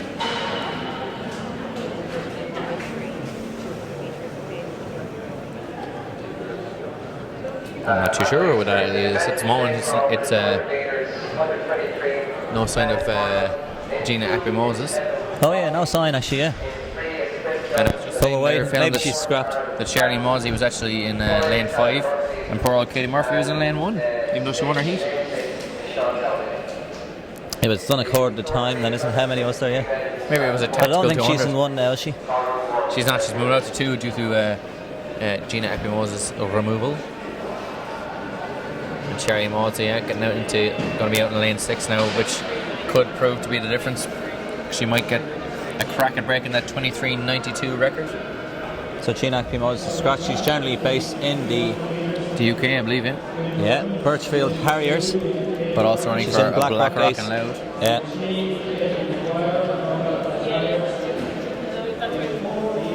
So Charlene Mosley 23.95 earlier. 23.95, 23.92 the record. Very, very close, although she was pushing it earlier on in that 200 metre heat, but as we said, anything can happen here, and we've already had one record today. We've already had 2 records today. Bit smoother, swanky Puma spikes. Go faster. Who faster? Are they bold spikes today? Fast? Who else had a fast Jamaican? Does Elaine Thompson wear the Pumas? I believe she wears the Pumas, yeah. Well, she wears the Jamaican Puma kick when she went in the Big O 1 and 2. She did, yeah. Losing me a lot of money, as well as many others. Yeah. Killing yourself, Philip. Yes, Daphne sir. Shippers. Oh, the Skippers didn't have that skip in her step. No, and then Brittany Reese lost the long jump. That was a few howlers. Oh, those two in we particular. thought we were going to have a nice time in Rio. All the he has in Rio. I think it was 2 centimetres and 0.02 of a second between us with happy faces or us with sad faces. Oh, we yeah. got the sad faces. Sad face. But look, Philip, it is what it is. Que sera, sera. Whatever will be, will be. We're going to Italy. Yeah. Que sera, sera. It is what it is. Good old Italian 90. Does what it does. Be what it be, yeah. Anyway. So will Charlene Osby going 90 here in lane 6. She hopes to run 23.91. The Newport athlete, yeah. Break that record. St Mary's is a school, Newport. Coached by Drew and Hayley Harrison. They're decent coaches. They coached some other guy, did okay in the Olympics. Yeah, he was pretty good, yeah. Solid. And she's here in the maroon or the mauve of Newport AC. Yeah. I think we ended on maroon. So have we got the... Yeah. So they're all bumped up a lane. Yeah, so Katie Murphy in 2, Caitlin Maguire in 3, Aoife Lynch in 4, Alana Ryan in 5, and Charlie Mozzie out in 6. That's Mark, our trusty groundsman. He's here always settling everything. Sam Barnes is ready with the snaps. Maudsley looking to come back after that 23.95. The marauding Maudsley. Maudsley going to maraud around the track. Marauding Maudsley in maroon. Alliteration. Yeah. Mrs. Murphy in she should be proud. Yeah, cut the tension like a knife through butter. Yeah, people are excited about this race here, you can tell. People have stopped their warm-ups. They're standing there watching McDermott will no doubt be staying quiet throughout this entire run. Not. But yeah, it's actually pretty much 90% of the stadium now has stopped warm-ups and everyone is focusing on this 200-metre junior women's final. What can Maudsley do? What can we do? What can she do? Call it. I'd say she breaks the record. 23.85. Ooh. I'll go 23. I'm going to give her 23.90. Okay, well, whoever's closest has to buy the other person has to buy the McFlurries now on the way, and the Mickey D's on the way out, or the ice cream in the fast food restaurant on the way out. Golden Arches. Who's going to get the gold? Now. I'm getting nervous now we're waiting this long. I know, yeah, exactly. We're not even running film. Certainly not in our shape anyway. Yeah. We're confined to the indoor league. Yeah. They don't let us That's out. our level, and park runs. So here the slaps are starting. We tried to change our passports, but they said get out of it. Yeah, they weren't believing you anyway.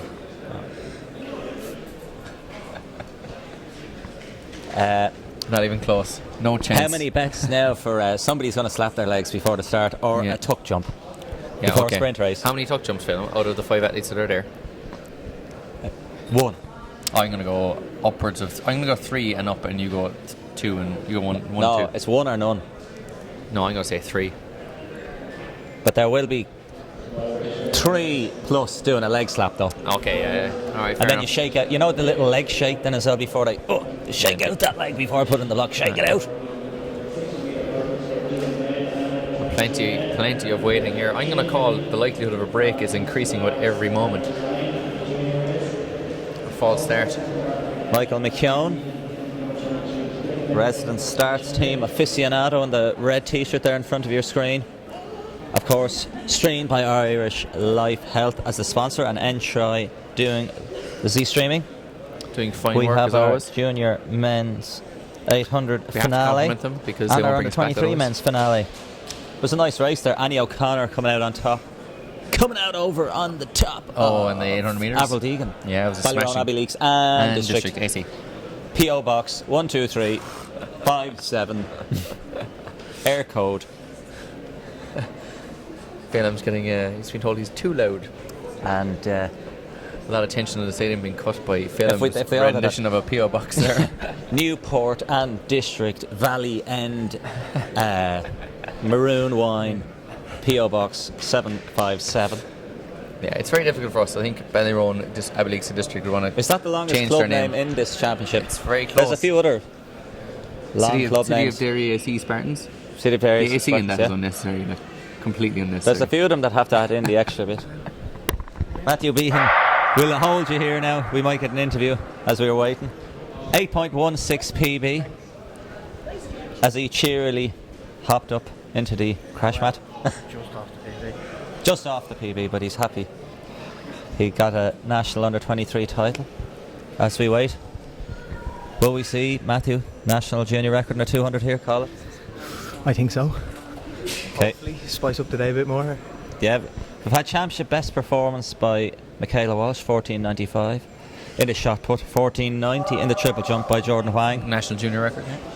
National junior record, and by rights championship best performance. Kieran Neville's sensational 7.30, and now Maudsley. Maudsley marauding 23.95 in the heat. Can she go quicker? 23.92. The time to watch out for on the clock. Michael Spring. Michael, I don't know. Michael McKeown is checking the hands behind the lines in his red t-shirt. And away we go. Maudsley is on fire. She's on the charge. Not a bad start though from Alana Ryan. She's going to have to generate the pace. Does she have the speed endurance to last? Now she's stretching out those long legs. And Aoife Lynch from Dunno Harris looking really, really good there in lane 4 as well. Charlie Maudsley coming into the home straight. There's only going to be one winner though. Can she charge down off the bend? Keep an eye on the clock. 21, 22, 23, 95 again. Very close. Just off. Just off. As Matthew said it just beside us, 23.95. You called it just around 20-30 metres, and no, she did seem to just bit of lactic buckling, but 2:23.95s. Yeah, just we could have a big correction though, you never know. You never know, yeah, but I think coming off that bend you could see there was a little bit of a wobble there. Yeah. So we're setting up the other one. Lads, do we have enough time for a quick interview with Mr. Behan? Yeah. Well, if they take as long as they did the last time, we should be okay. Just giving a nice hello. Sure will toss you. Can I hop in front of the green screen? I think, yeah, we'll get him in front of the green screen, yeah. 2 seconds. So we're setting up the green screen. Charlene Maudsley is now flat on her back.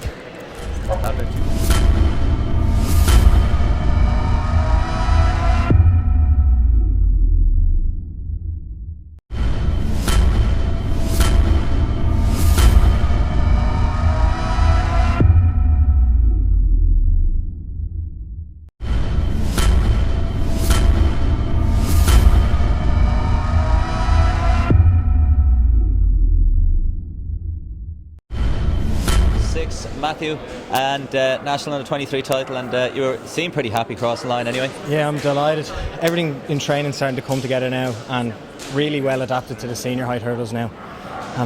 They're just chuffed, much faster than last week. A few little things last week I had to work on in training, got them done, and now it's starting to come together. Yeah, and a big difference in the senior hurdle heights. How difficult is that transition? Everyone thinks it's only small because it's only about that much, but it makes a difference kind of when you're short. Like I'm small for a hurdler, and it's a bit of a stretch, but once you're getting your lead leg up quick and your trail leg around, then you have no problems. It's all about getting back to the ground as fast as you can at the senior heights. It takes no prisoners. Yeah, we've seen that. So national senior, will you do AA games or anything before? Yeah, I'm going in the AA games next week, and it should be a fast race, so I'm hoping that now this week get another good few days of training under the belt, sort out anything that we find now in the video, and then hopefully go sub. Stop watching the clock come across the line and dip a bit more. But yeah, hoping for a nice sub 8. Good stuff. Finish out the indoor season and look forward to the outdoor season. Have a few goals like the under 23 Europeans, and that's a big one. We're on the marks. Thanks. Great interview. We'll twist that camera quickly.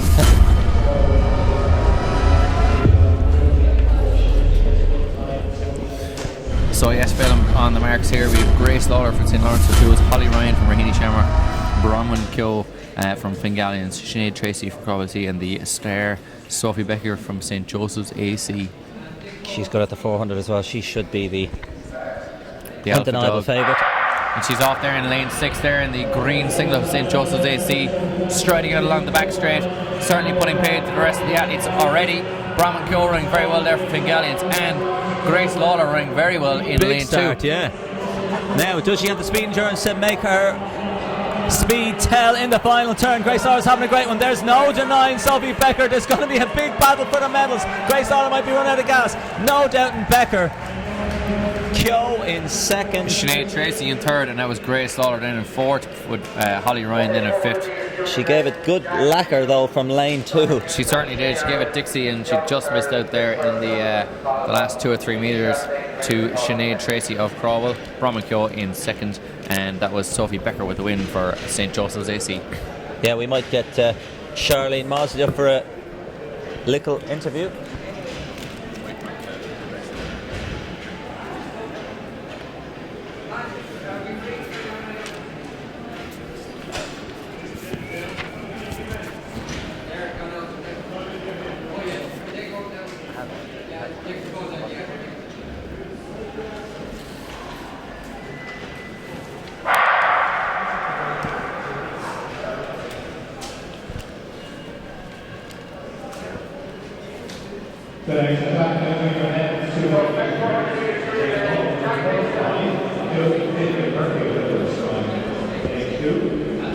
So next up on track we have the men's junior 200 metre race. Mark Smith with a storming sub 22 second run earlier on from Raheny Shamrock.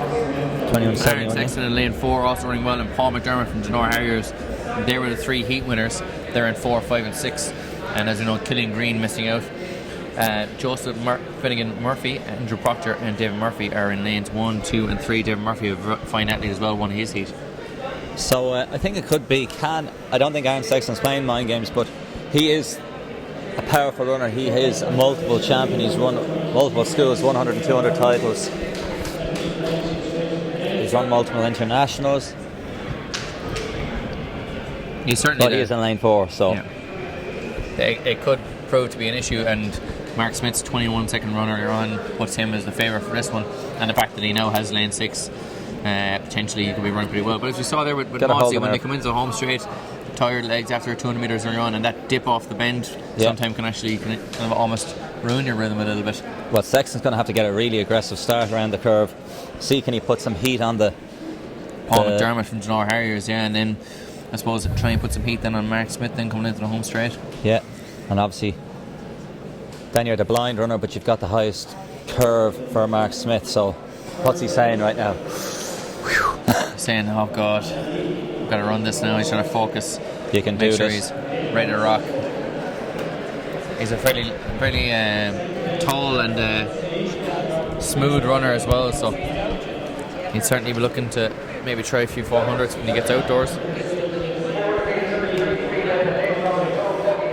So Joseph Finnegan Murphy from Dublin Striders in 1, Andrew Proctor from Lagan Valley in 2, David Murphy from Gowran in 3, Aaron Sexton from North Down in 4, Paul McDermott from Denor Harris in 5, and Mark Smith from Raheny Shamrock in 6.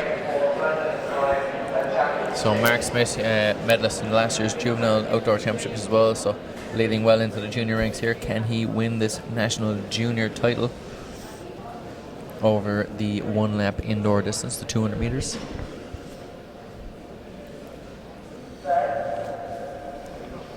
Oh. There was a dodgy one. Aaron Sexton twitched in the blocks. Also an extremely dodgy one from we reckon there's some consternation up here in the press box as to which lane it was. But, we reckon, I think a lot of the athletes almost now went he was there. the only one in my eye line. I saw to be fair, it's the only one I was looking at. I may have seen another athlete move as well, but anyway, I'd say we're going to get a green card. Exactly, yeah. It is nervous moments. These are three top class athletes. In Six of them, just Finnegan Murphy from 1 right through to 6. It's a top class final, but Finnegan Murphy, by virtue of his lane, is out of it. Yeah. So, unfortunate this. I really hope he wins now, commentators. There'll have to be a few hamstrings popping and a few other things. Okay, we have and also Charlie Modsey was on to 7th on the all-time list at junior on the 200 metres, outdoor and indoors. Junior or overall senior? Junior. Oh, could be senior then, yeah. I'd say senior. Senior, yeah. Come on. Sorry. It's only 300 of a second outside the record. My information. Anyway, they're in their blocks. Finnegan Murphy, Proctor Murphy, Sexton, McDermott, Smith. And we're away first time. That's like a pretty decent start from Mark Smith. Certainly is. He's got the key well start. McDermott is up high. Sexton is powerful. He is powerful. He's powering away. Can he get enough action? He's getting McDermott. Can Smith? Should be able to generate off the bench. Sexton's putting the heat on with serious power. Oh, but Smith, I think, is going to get there. Who's going to buckle? Smith has it, does he? He does. That's why Sexton lane 6 matters. 21.62. And Paul McDermott in third. So an improvement there from Mark Smith again from the earlier heat, getting the win on that one. And David There's a Murphy hamstring clap. is down there as well. He's looks to be in a bit of bother, but. So Aaron Sexton, we've got some delight here, but Paul McDermott in third from the Denor Harriers. That is why lane 6 is critical in the 200 metres. Yeah. When he came off that bend, you thought Aaron Sexton's after running a storming race here, he's going to blow by him, and then suddenly the jets came on from Mark Smith coming down that little bit of a hill there. But he's had to go up the hill at a bigger with the G-force. Well, I know, but it obviously the stands. Coach K is proud there. She's giving us thumbs up. Delighted. Jazz hands. Oh, jazz hands. That's what it means. Remember, national titles, national medals, not always easy to come by sometimes. We're always like, oh, well, get ready for the next one. But at the end of the day, as Paddy Noon, our club president, said, show us your medals. When you're done, show us your medals. Multiple athletes have won medals here. Some have been really unlucky not to win medals, but they'll be back again. Yeah, they don't come that easily, and it's not only about Mark Smith there as well winning that one, but as you said, coaches are just as excited, if not sometimes more excited than the athlete themselves. Yeah, and more nervous. Yeah. As we'll see you now later on. As Con Hoolan once said, coaching is like teaching us. It's unrewarding ultimately, because if they do well, you think they'd have done well anyway, and if they do badly, you think it's all your own fault. Certainly. And that's what the people on the sidelines think too. Exactly. I have been that hurler on the ditch. He's a good athlete, but he goes well. To be fair, I'm sure he's talented. Goes badly, bad coaching. Yeah, they messed it up. He was going grand before you got to him. Well, in my case that's true, but for the rest. And this one, Phelan, plenty to look at here now as well. Evan Crotty with a stormy run earlier on from the inside lanes from Emerald AC. Chris St. Clair Johnson from Enniscorthy Juvenile in there as well. Great name. Great name. And Aaron Cadden from Sligo AC, Mark Varley from Dunedin AC, Adam Murphy from St. Lawrence O'Toole, and Sean Dowling from Raheny Shamrock. But in 6? Yeah, in 6. Adam. Jeez, you got a nice draw there. You did. I'm going to call Adam Murphy for the win in this one. I was about to say that myself. I reckon we should have enough. But maybe lane 6 will shine upon Raheny again. Yeah. Do the double. Oh, shine a light. Come and shine a light on me. Oh, that's 2 different songs. Yeah, it is. Yeah. Don't worry, you're off to there now. And Mark Smith.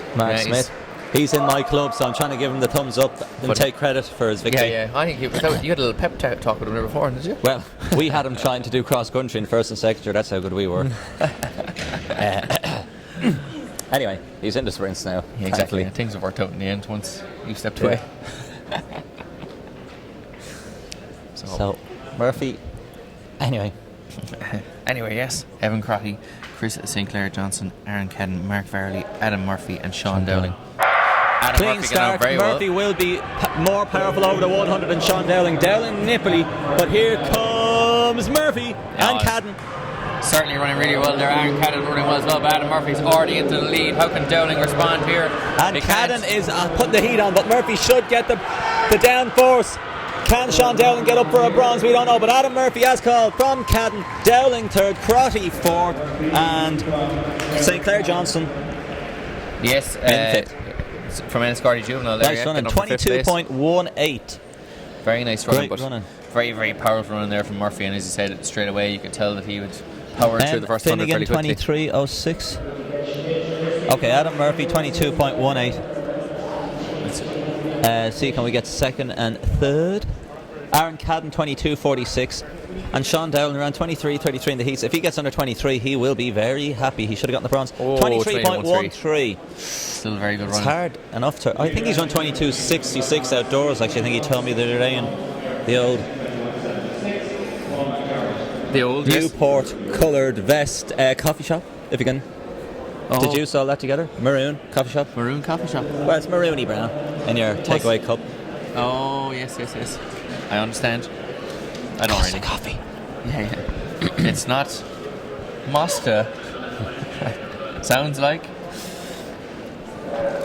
Irish Life Out. Okay, now we're for some junior meters. women's 400 metres. And this one you've got Inez Duan from St. Lawrence O'Toole. You've got Deirdre Murphy from Nafina AC. Murray, and then we've got Arlene Crossan from Finn Valley AC, Liam Malone from Monaghan Phoenix, Ciara Deely from Kilkenny City Harriers, and Nicole King from Nicole King Cole from Galway City Harriers. Yes, sir.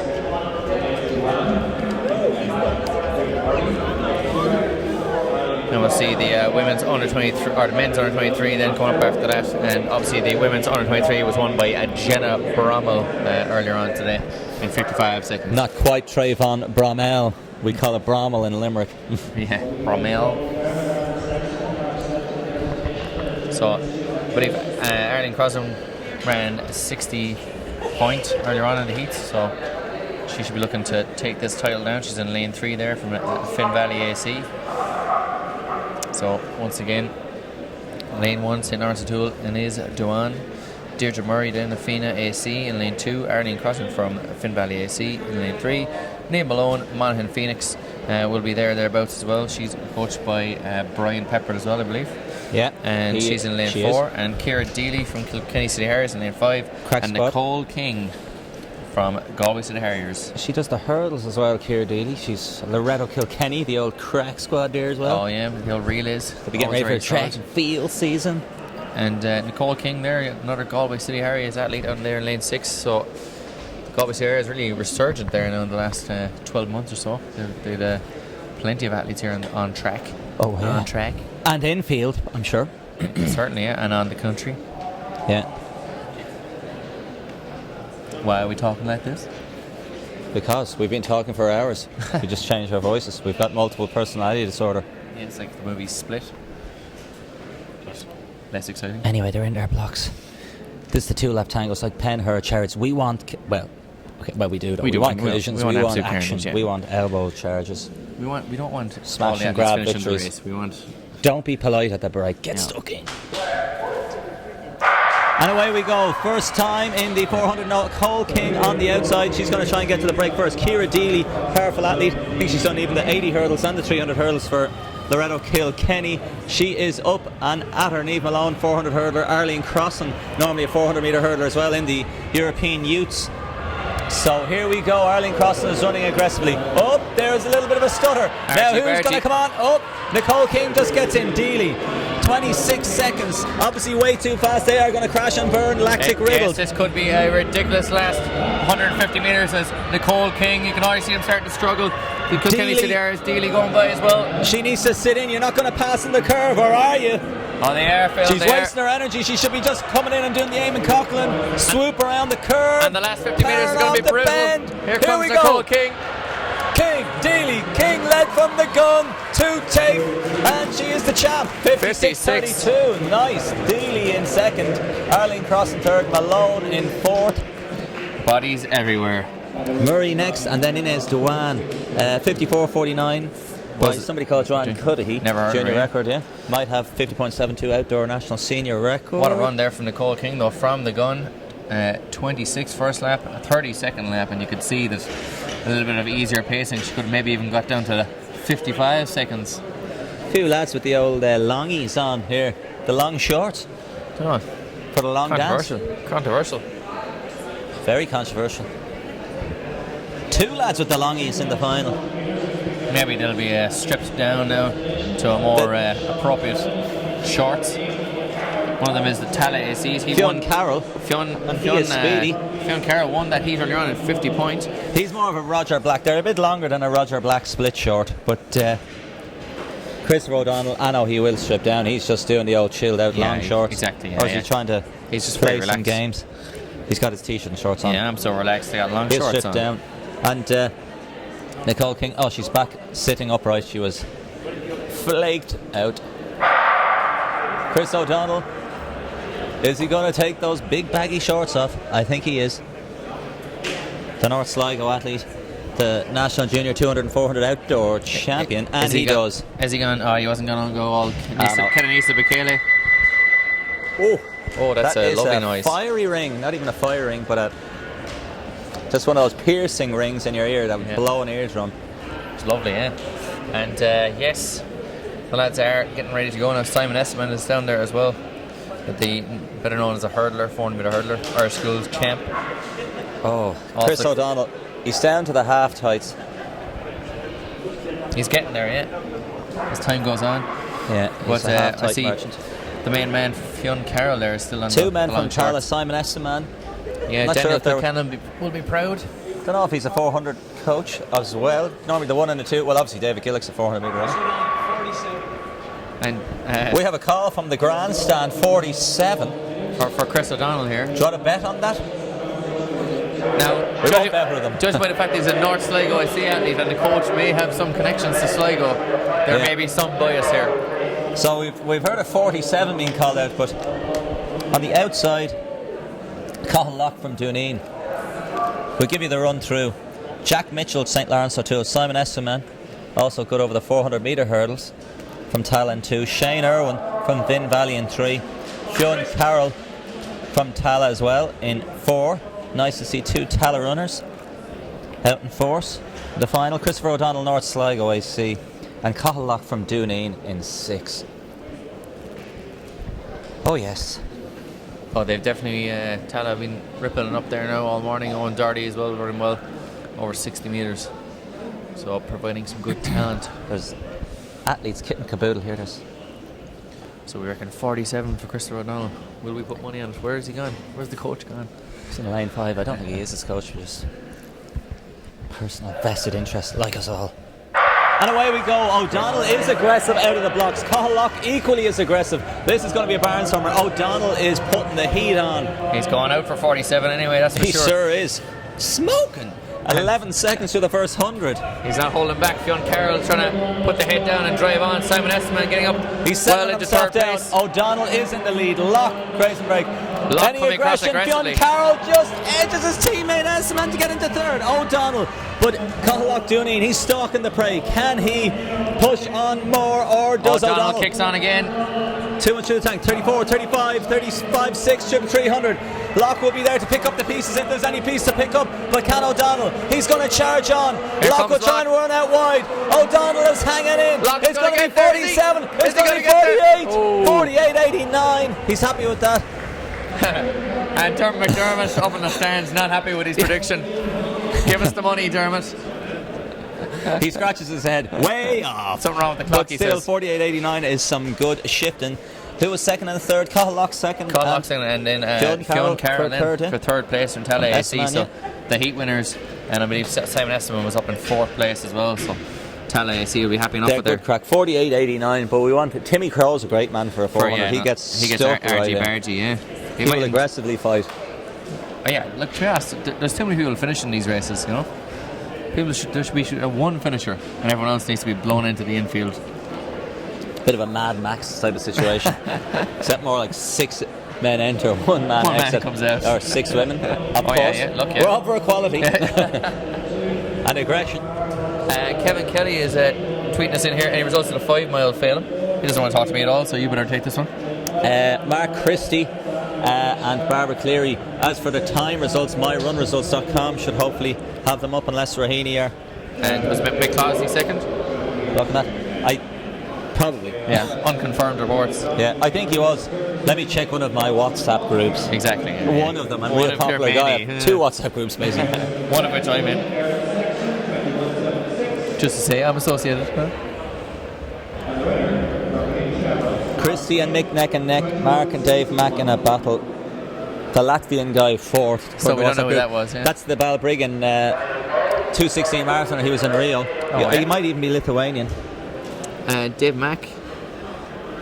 Good to see Dave Mack battling it out there as well. Obviously competitive enough.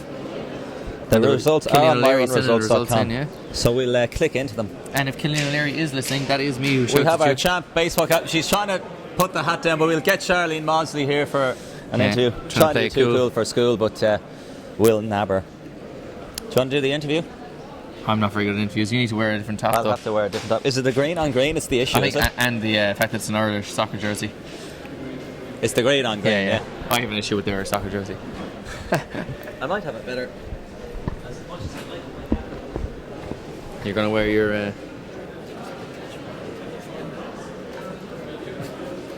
So Phelan he's going through many costume changes here. He's a bit like Lady Gaga at the moment. I've got a diva here, cap on and everything. Yeah, diva extraordinaire. One diva to another.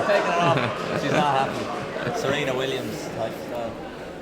So just before that kicks off, Phelan, we got this. They don't get forced to apologise on air, but before I'm not for the first time, yeah.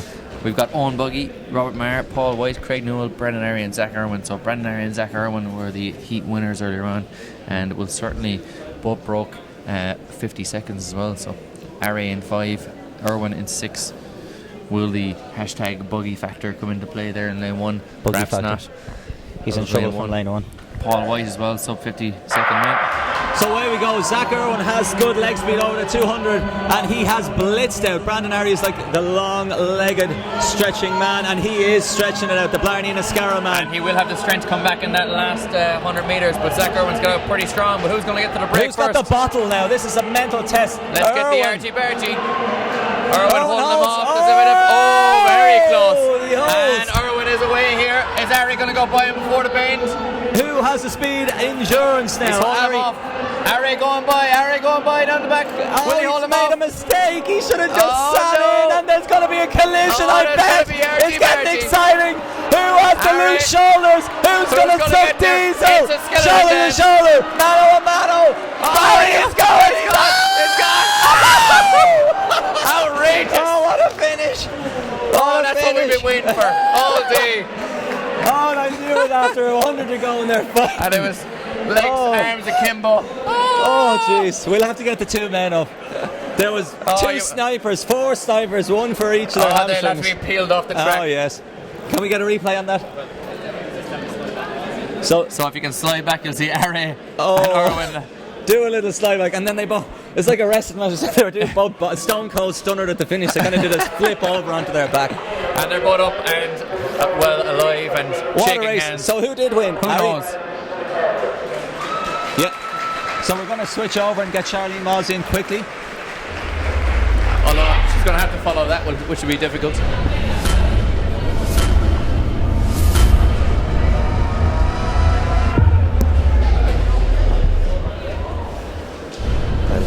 Thank you. So I think we are good to go.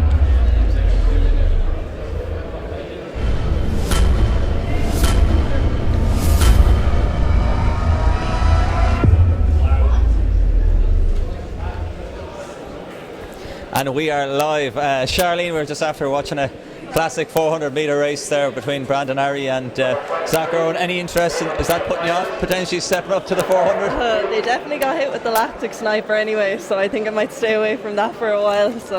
But I'd say Brandon might have got the edge on that one. Yeah, 48.77 on the clock. But back to you, 200 metres. Talk about snap, 23.95 in the heat and then 23.95 in the final. Did you get a little bit of lactic in the last 20 or 30 metres yourself? Not really, because I've done a lot of endurance for the 200, so it's not really lactic-y at this stage, only in training. But it was tough trying to run it on my own. But I'm happy with the 23.95, so it's consistent. So yeah, I think number 7 on the all-time list overall, and then probably second on the junior list. 23.92 is the record for that.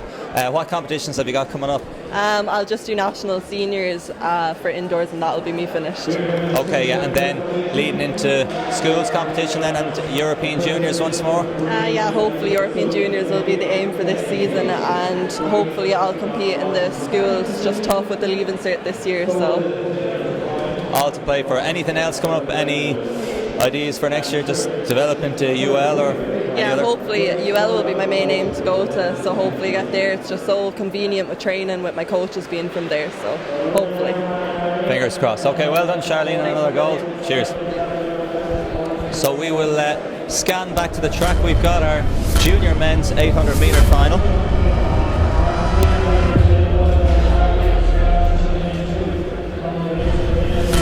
We certainly do. That's myself and Phelan. We'll do the twister here, try and get ourselves started Paul out. Pepper has come back again. And Paul White got up for 4th place in that 400 metres as well. Owen Buggy up for 5th, 50.72, so he'd be happy enough with that one from lane 1. Where did he finish in the end? 5th. 5th, nice. From lane 1? From lane 1, yeah. 50.92. That's why we'd say save the best last. That's why we love 400 metres indoors. That was a great one. Oh, we've done pretty well today. We've built up throughout the day. You know, we're getting here now near the end. We're tremendously excited now for these 800s. So Paul Pepper is recovered from his earlier fall. He's next to Mark Miller out there in lane 6. Oisin Quinn is just inside Mark him. Miller to front run. That's my call. And Harvey there in lane 2 as well. He mightn't, but I think he has the ability to smoke them if he wants to. He is stepping up to the front. And Matthew Manan is going, no, I'm not letting that happen, and he's snuck up on his inside. 14-15. He's settling it down, but as you said before, he's a tall, leggy man. Yeah, he likes to run at the front. He's maintaining control there. As Matthew Manan just on his inside, and Paul Pepper If Paul Pepper can get up and win this one, it'll be some recovery from earlier on, as you see Conal Hayes recognising the danger and getting around the outside there. 30.69. He has a look around him. He should have good leg speed. He's run a good fast 600 at the baseline meeting. I think he ran around 120, 121. Conal Hayes, sneaking up on the outside. Matthew Manan maintaining that nice position there, just on the inside of lane 1, just behind the long striding Mark Miller there from Tullamore Harriers. So Matthew Manan, Conal Hayes filling out the lesser medals at this moment in time, as Mark Miller leads coming into the home straight. He looks to be running about 61 seconds there as he heads out to the outside of lane 1, early lane 2 to hold that. 62.09 through 400. It's a steady pace as Paul Pepper is just sitting in behind there, 4th place, and Harvey just behind that. Niall Harvey in 5th place. He tries to get up, and he's a fast finishing athlete, but he might get up there to the end. Mark Lynn looks like he's got a bit of strength. Again, it's down to speed endurance. Some of them just can't tolerate the 2 races in one day. Niall Harvey is out the gap, and it is now Mark Miller. He is putting the heat on. He is stretching it out. He has a look behind. He should have too much. He takes another look behind. Matthew Murnane couldn't nip up Conal Hayes for a second. Will there be any changes? Mark Lynn is on the charge. But it is the long stride in Tullamore Harrier, Ronan. Mark Miller looks fairly unbeatable here with 100 to go, but Conal Hayes isn't giving up yet. Matthew Murnane is in 3rd place there. O'Shane Quinn is making a great run there in 4th place. Mark Miller looking fairly assured here as Conal Hayes comes into the home straight trying to make a good run in it, but Mark Miller's going to get up for the win in 1:56.75. Conal Hayes in 2nd, Matthew Moran in 3rd, Oisin Quinn 4th, Niall Harvey 5th, Mark Lynn 6th, and that's the Crowell AC athlete there, which we'll try and get for you. We do not have a sheet and we've here. got Brandon Arry. He's giving us the big fist pump. We have to get an interview with this man. What a race. He's laughing away. We got a chat with him now. He is ecstatic. You're still alive, confirm with us? Yeah, I'm just about absolutely dying. Oh, jeez. I honestly didn't think I got that, but just leaped. Just leaped. So brilliant. Well, we're going to bring you on over for a full-on interview. We've got the use of the green screen here, so unfortunately Brandon's top is also green. Blarney and Ascara wearing green, so we'll have to. He'll be lost. It will just be his head on screen, so we'll get him in here. He's got a T-shirt on, DCU Sports Academy. Yeah, big muscles from a big man. Jeremy Lyons will be happy with that. So we'll get Brandon in there now.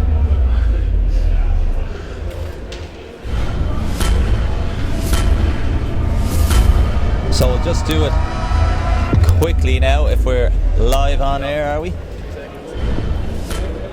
Yeah, we're good to go. Brandon Arry, you're on your feet.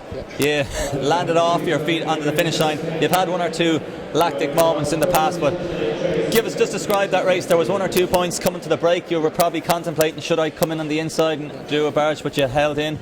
To be honest, Phelim, I spoke to my coach before the race, and he basically said to me, set up the race, and that's exactly what I tried to do. But it obviously didn't go as planned. I was coming into the first bend, so I thought whether to take him in this bend or the second bend. And as I went for him, I saw him kind of lean back, thinking I was going to pass him out, but it looked like a tight finish at the end, and I genuinely did not know if I got it or not. And when the photo finish confirmed I got it, I was delighted. Brilliant. So photo finish, great competitor yourself, and Zach Irwin stepping up to the 400 as well. You're getting into it. What's it like being a long leggy runner? He had, I suppose, the basic speed to get out ahead of you at the start. First of all, fair dues to Zach. He's a great competitor and he's a tremendous athlete, and although it's an individual sport and it's an individual event, at the end of the day it all comes down to teamwork, and especially with under 23s this year, it's going to be a team sport. And in terms of Zach, yeah, there's a different type of running style, but I feel like we both use this against each other. So he has the speed and I have the endurance. Brilliant. And back to the endurance now. We've got a swing back to the track. Thanks, Brandon Arry. Well done. Thank you very much. Back to the under 23 men's 800 metre final.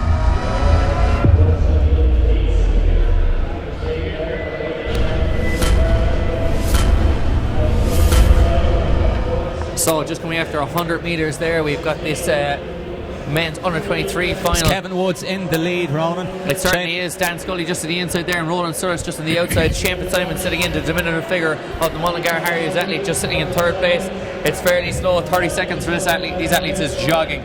Dan Scully taking matters into his own hand there, making sure he's getting into the lead here, taking it fairly handy. Shane Fitzsimon's just behind him. Roland Surratt on the outside. Kevin Woods, TJ Hogan in there as well. Plenty of athletes still involved here. Shane Fitzsimons has had enough of this slow pace and he's hit the front. That's good that they're breaking from the 3 Can Kevin Woods close the gap? Does he have the speed endurance as a 400 metre flat runner? Fitzsimons, he's on a competitive streak. He wants to get competitive again. 61-62. Scully is trying to lock in. Roland Surlis is there. Kevin Woods.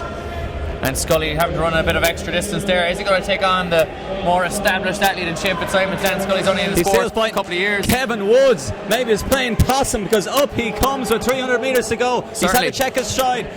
And these four athletes are the medal men. Who's going to miss out? Roland Surlis, Kevin Woods, Dan Scully. Shane Fitzsimons looking very, very good here. He's working hard. Kevin Woods could get up for the win. Shane Fitzsimons might There's be working still too 200 hard. to go. They're going to have to run loosely. And Scully is trying to run as loose as possible, but he looks like he's lost out to Roland Surlis.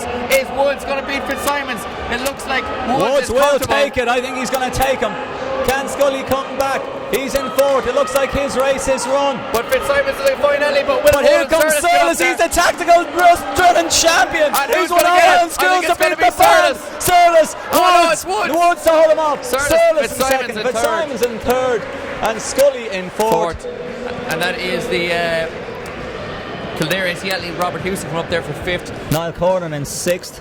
And Lee TJ Bell. Hogan in sixth. And Dylan Kerwin in coming seventh. home to round it out. Again, too aggressive, I think, by a number of the runners coming through to 200. They were coming up with 200 to go as if they were sprinting to the finish line, and I think someone Certainly, I think Shane Fitzsimons tried to. Maybe he's not as fit as he perhaps would have been in previous years, but running hard there from 300 is kind of more of a 1500 metre man's effort, and I think Shane Fitzsimons might have been better off waiting until the last 100 and then making a move, because he certainly has the leg speed, but perhaps not the fitness to make a long drive like 200 that. is still a good way to go, I think. And he was gone at 3. He was going at 3, you know. Kevin Woods kind of he really held his mustard, and as a 400 metre man, I think he did well not to overly extend himself. Even if you do watch that back, watching the last 200 metres there, you watch Kevin Woods, make sure he gets into position with 100 to go, doesn't go by Fitzsimons and just waits until the home straight. Very, very intelligent run from Kevin Woods there, particularly as not really a seasoned 800 metre runner. He ran it very, very well there. And the wiry Surlis, he nearly comes back from the, we won't say it, but he comes back from behind. He does, and, yeah. There was a guy a few years back called Saeed El Gurney, who's an Algerian athlete, and he was the same. He used to sneak through the heats, and then he might sneak up and get a bronze. And Surlis there just doing as little as possible, and then getting the most out of himself on the day, but just missing out there and finishing second. Shane Fitzsimons in third. Dan Scully be disappointed with that fourth place, but still high quality athletes ahead of him.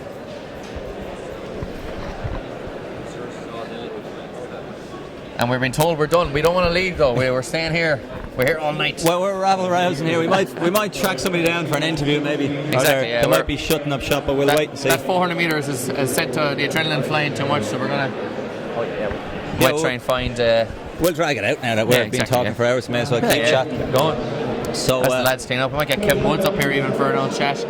Yeah. We might be wrapping up, but highlights of the day: Ciara Neville obviously 7:30, Charlene Mosley 23:95, Michaela Walsh 14:95 in the shot put, 14:90 in the triple jump, Jordan Huang. A couple of classic 400 metre races. Brandon Ari winning on a photo with finish from Zach Irwin. Race of the day. I'd say that 400 metres had to be. Yeah, just for the sheer mano photo finish. And we just the 5-star frog splash. If you're looking back to, this will be up on the Athletics Ireland Facebook today, and if you click back over your stream now, you'll see it on the YouTube. But the entire stream will be up by tomorrow. Yeah, so it'll be up tomorrow for your viewing pleasure. And safe home, I suppose. Film any other highlights? Ciara Neville, I suppose, the athlete of the meet. Athlete of the meet, 7:30, surely. National European senior indoor record. standard. Smash. So those were the highlights. There's one or two final few technicalities being sorted out here in the infield, but great racing, and let's hope we have another stream. So exactly, yeah. For now, we continue to talk. For now, goodbye and good luck. Yeah. So long, San Diego.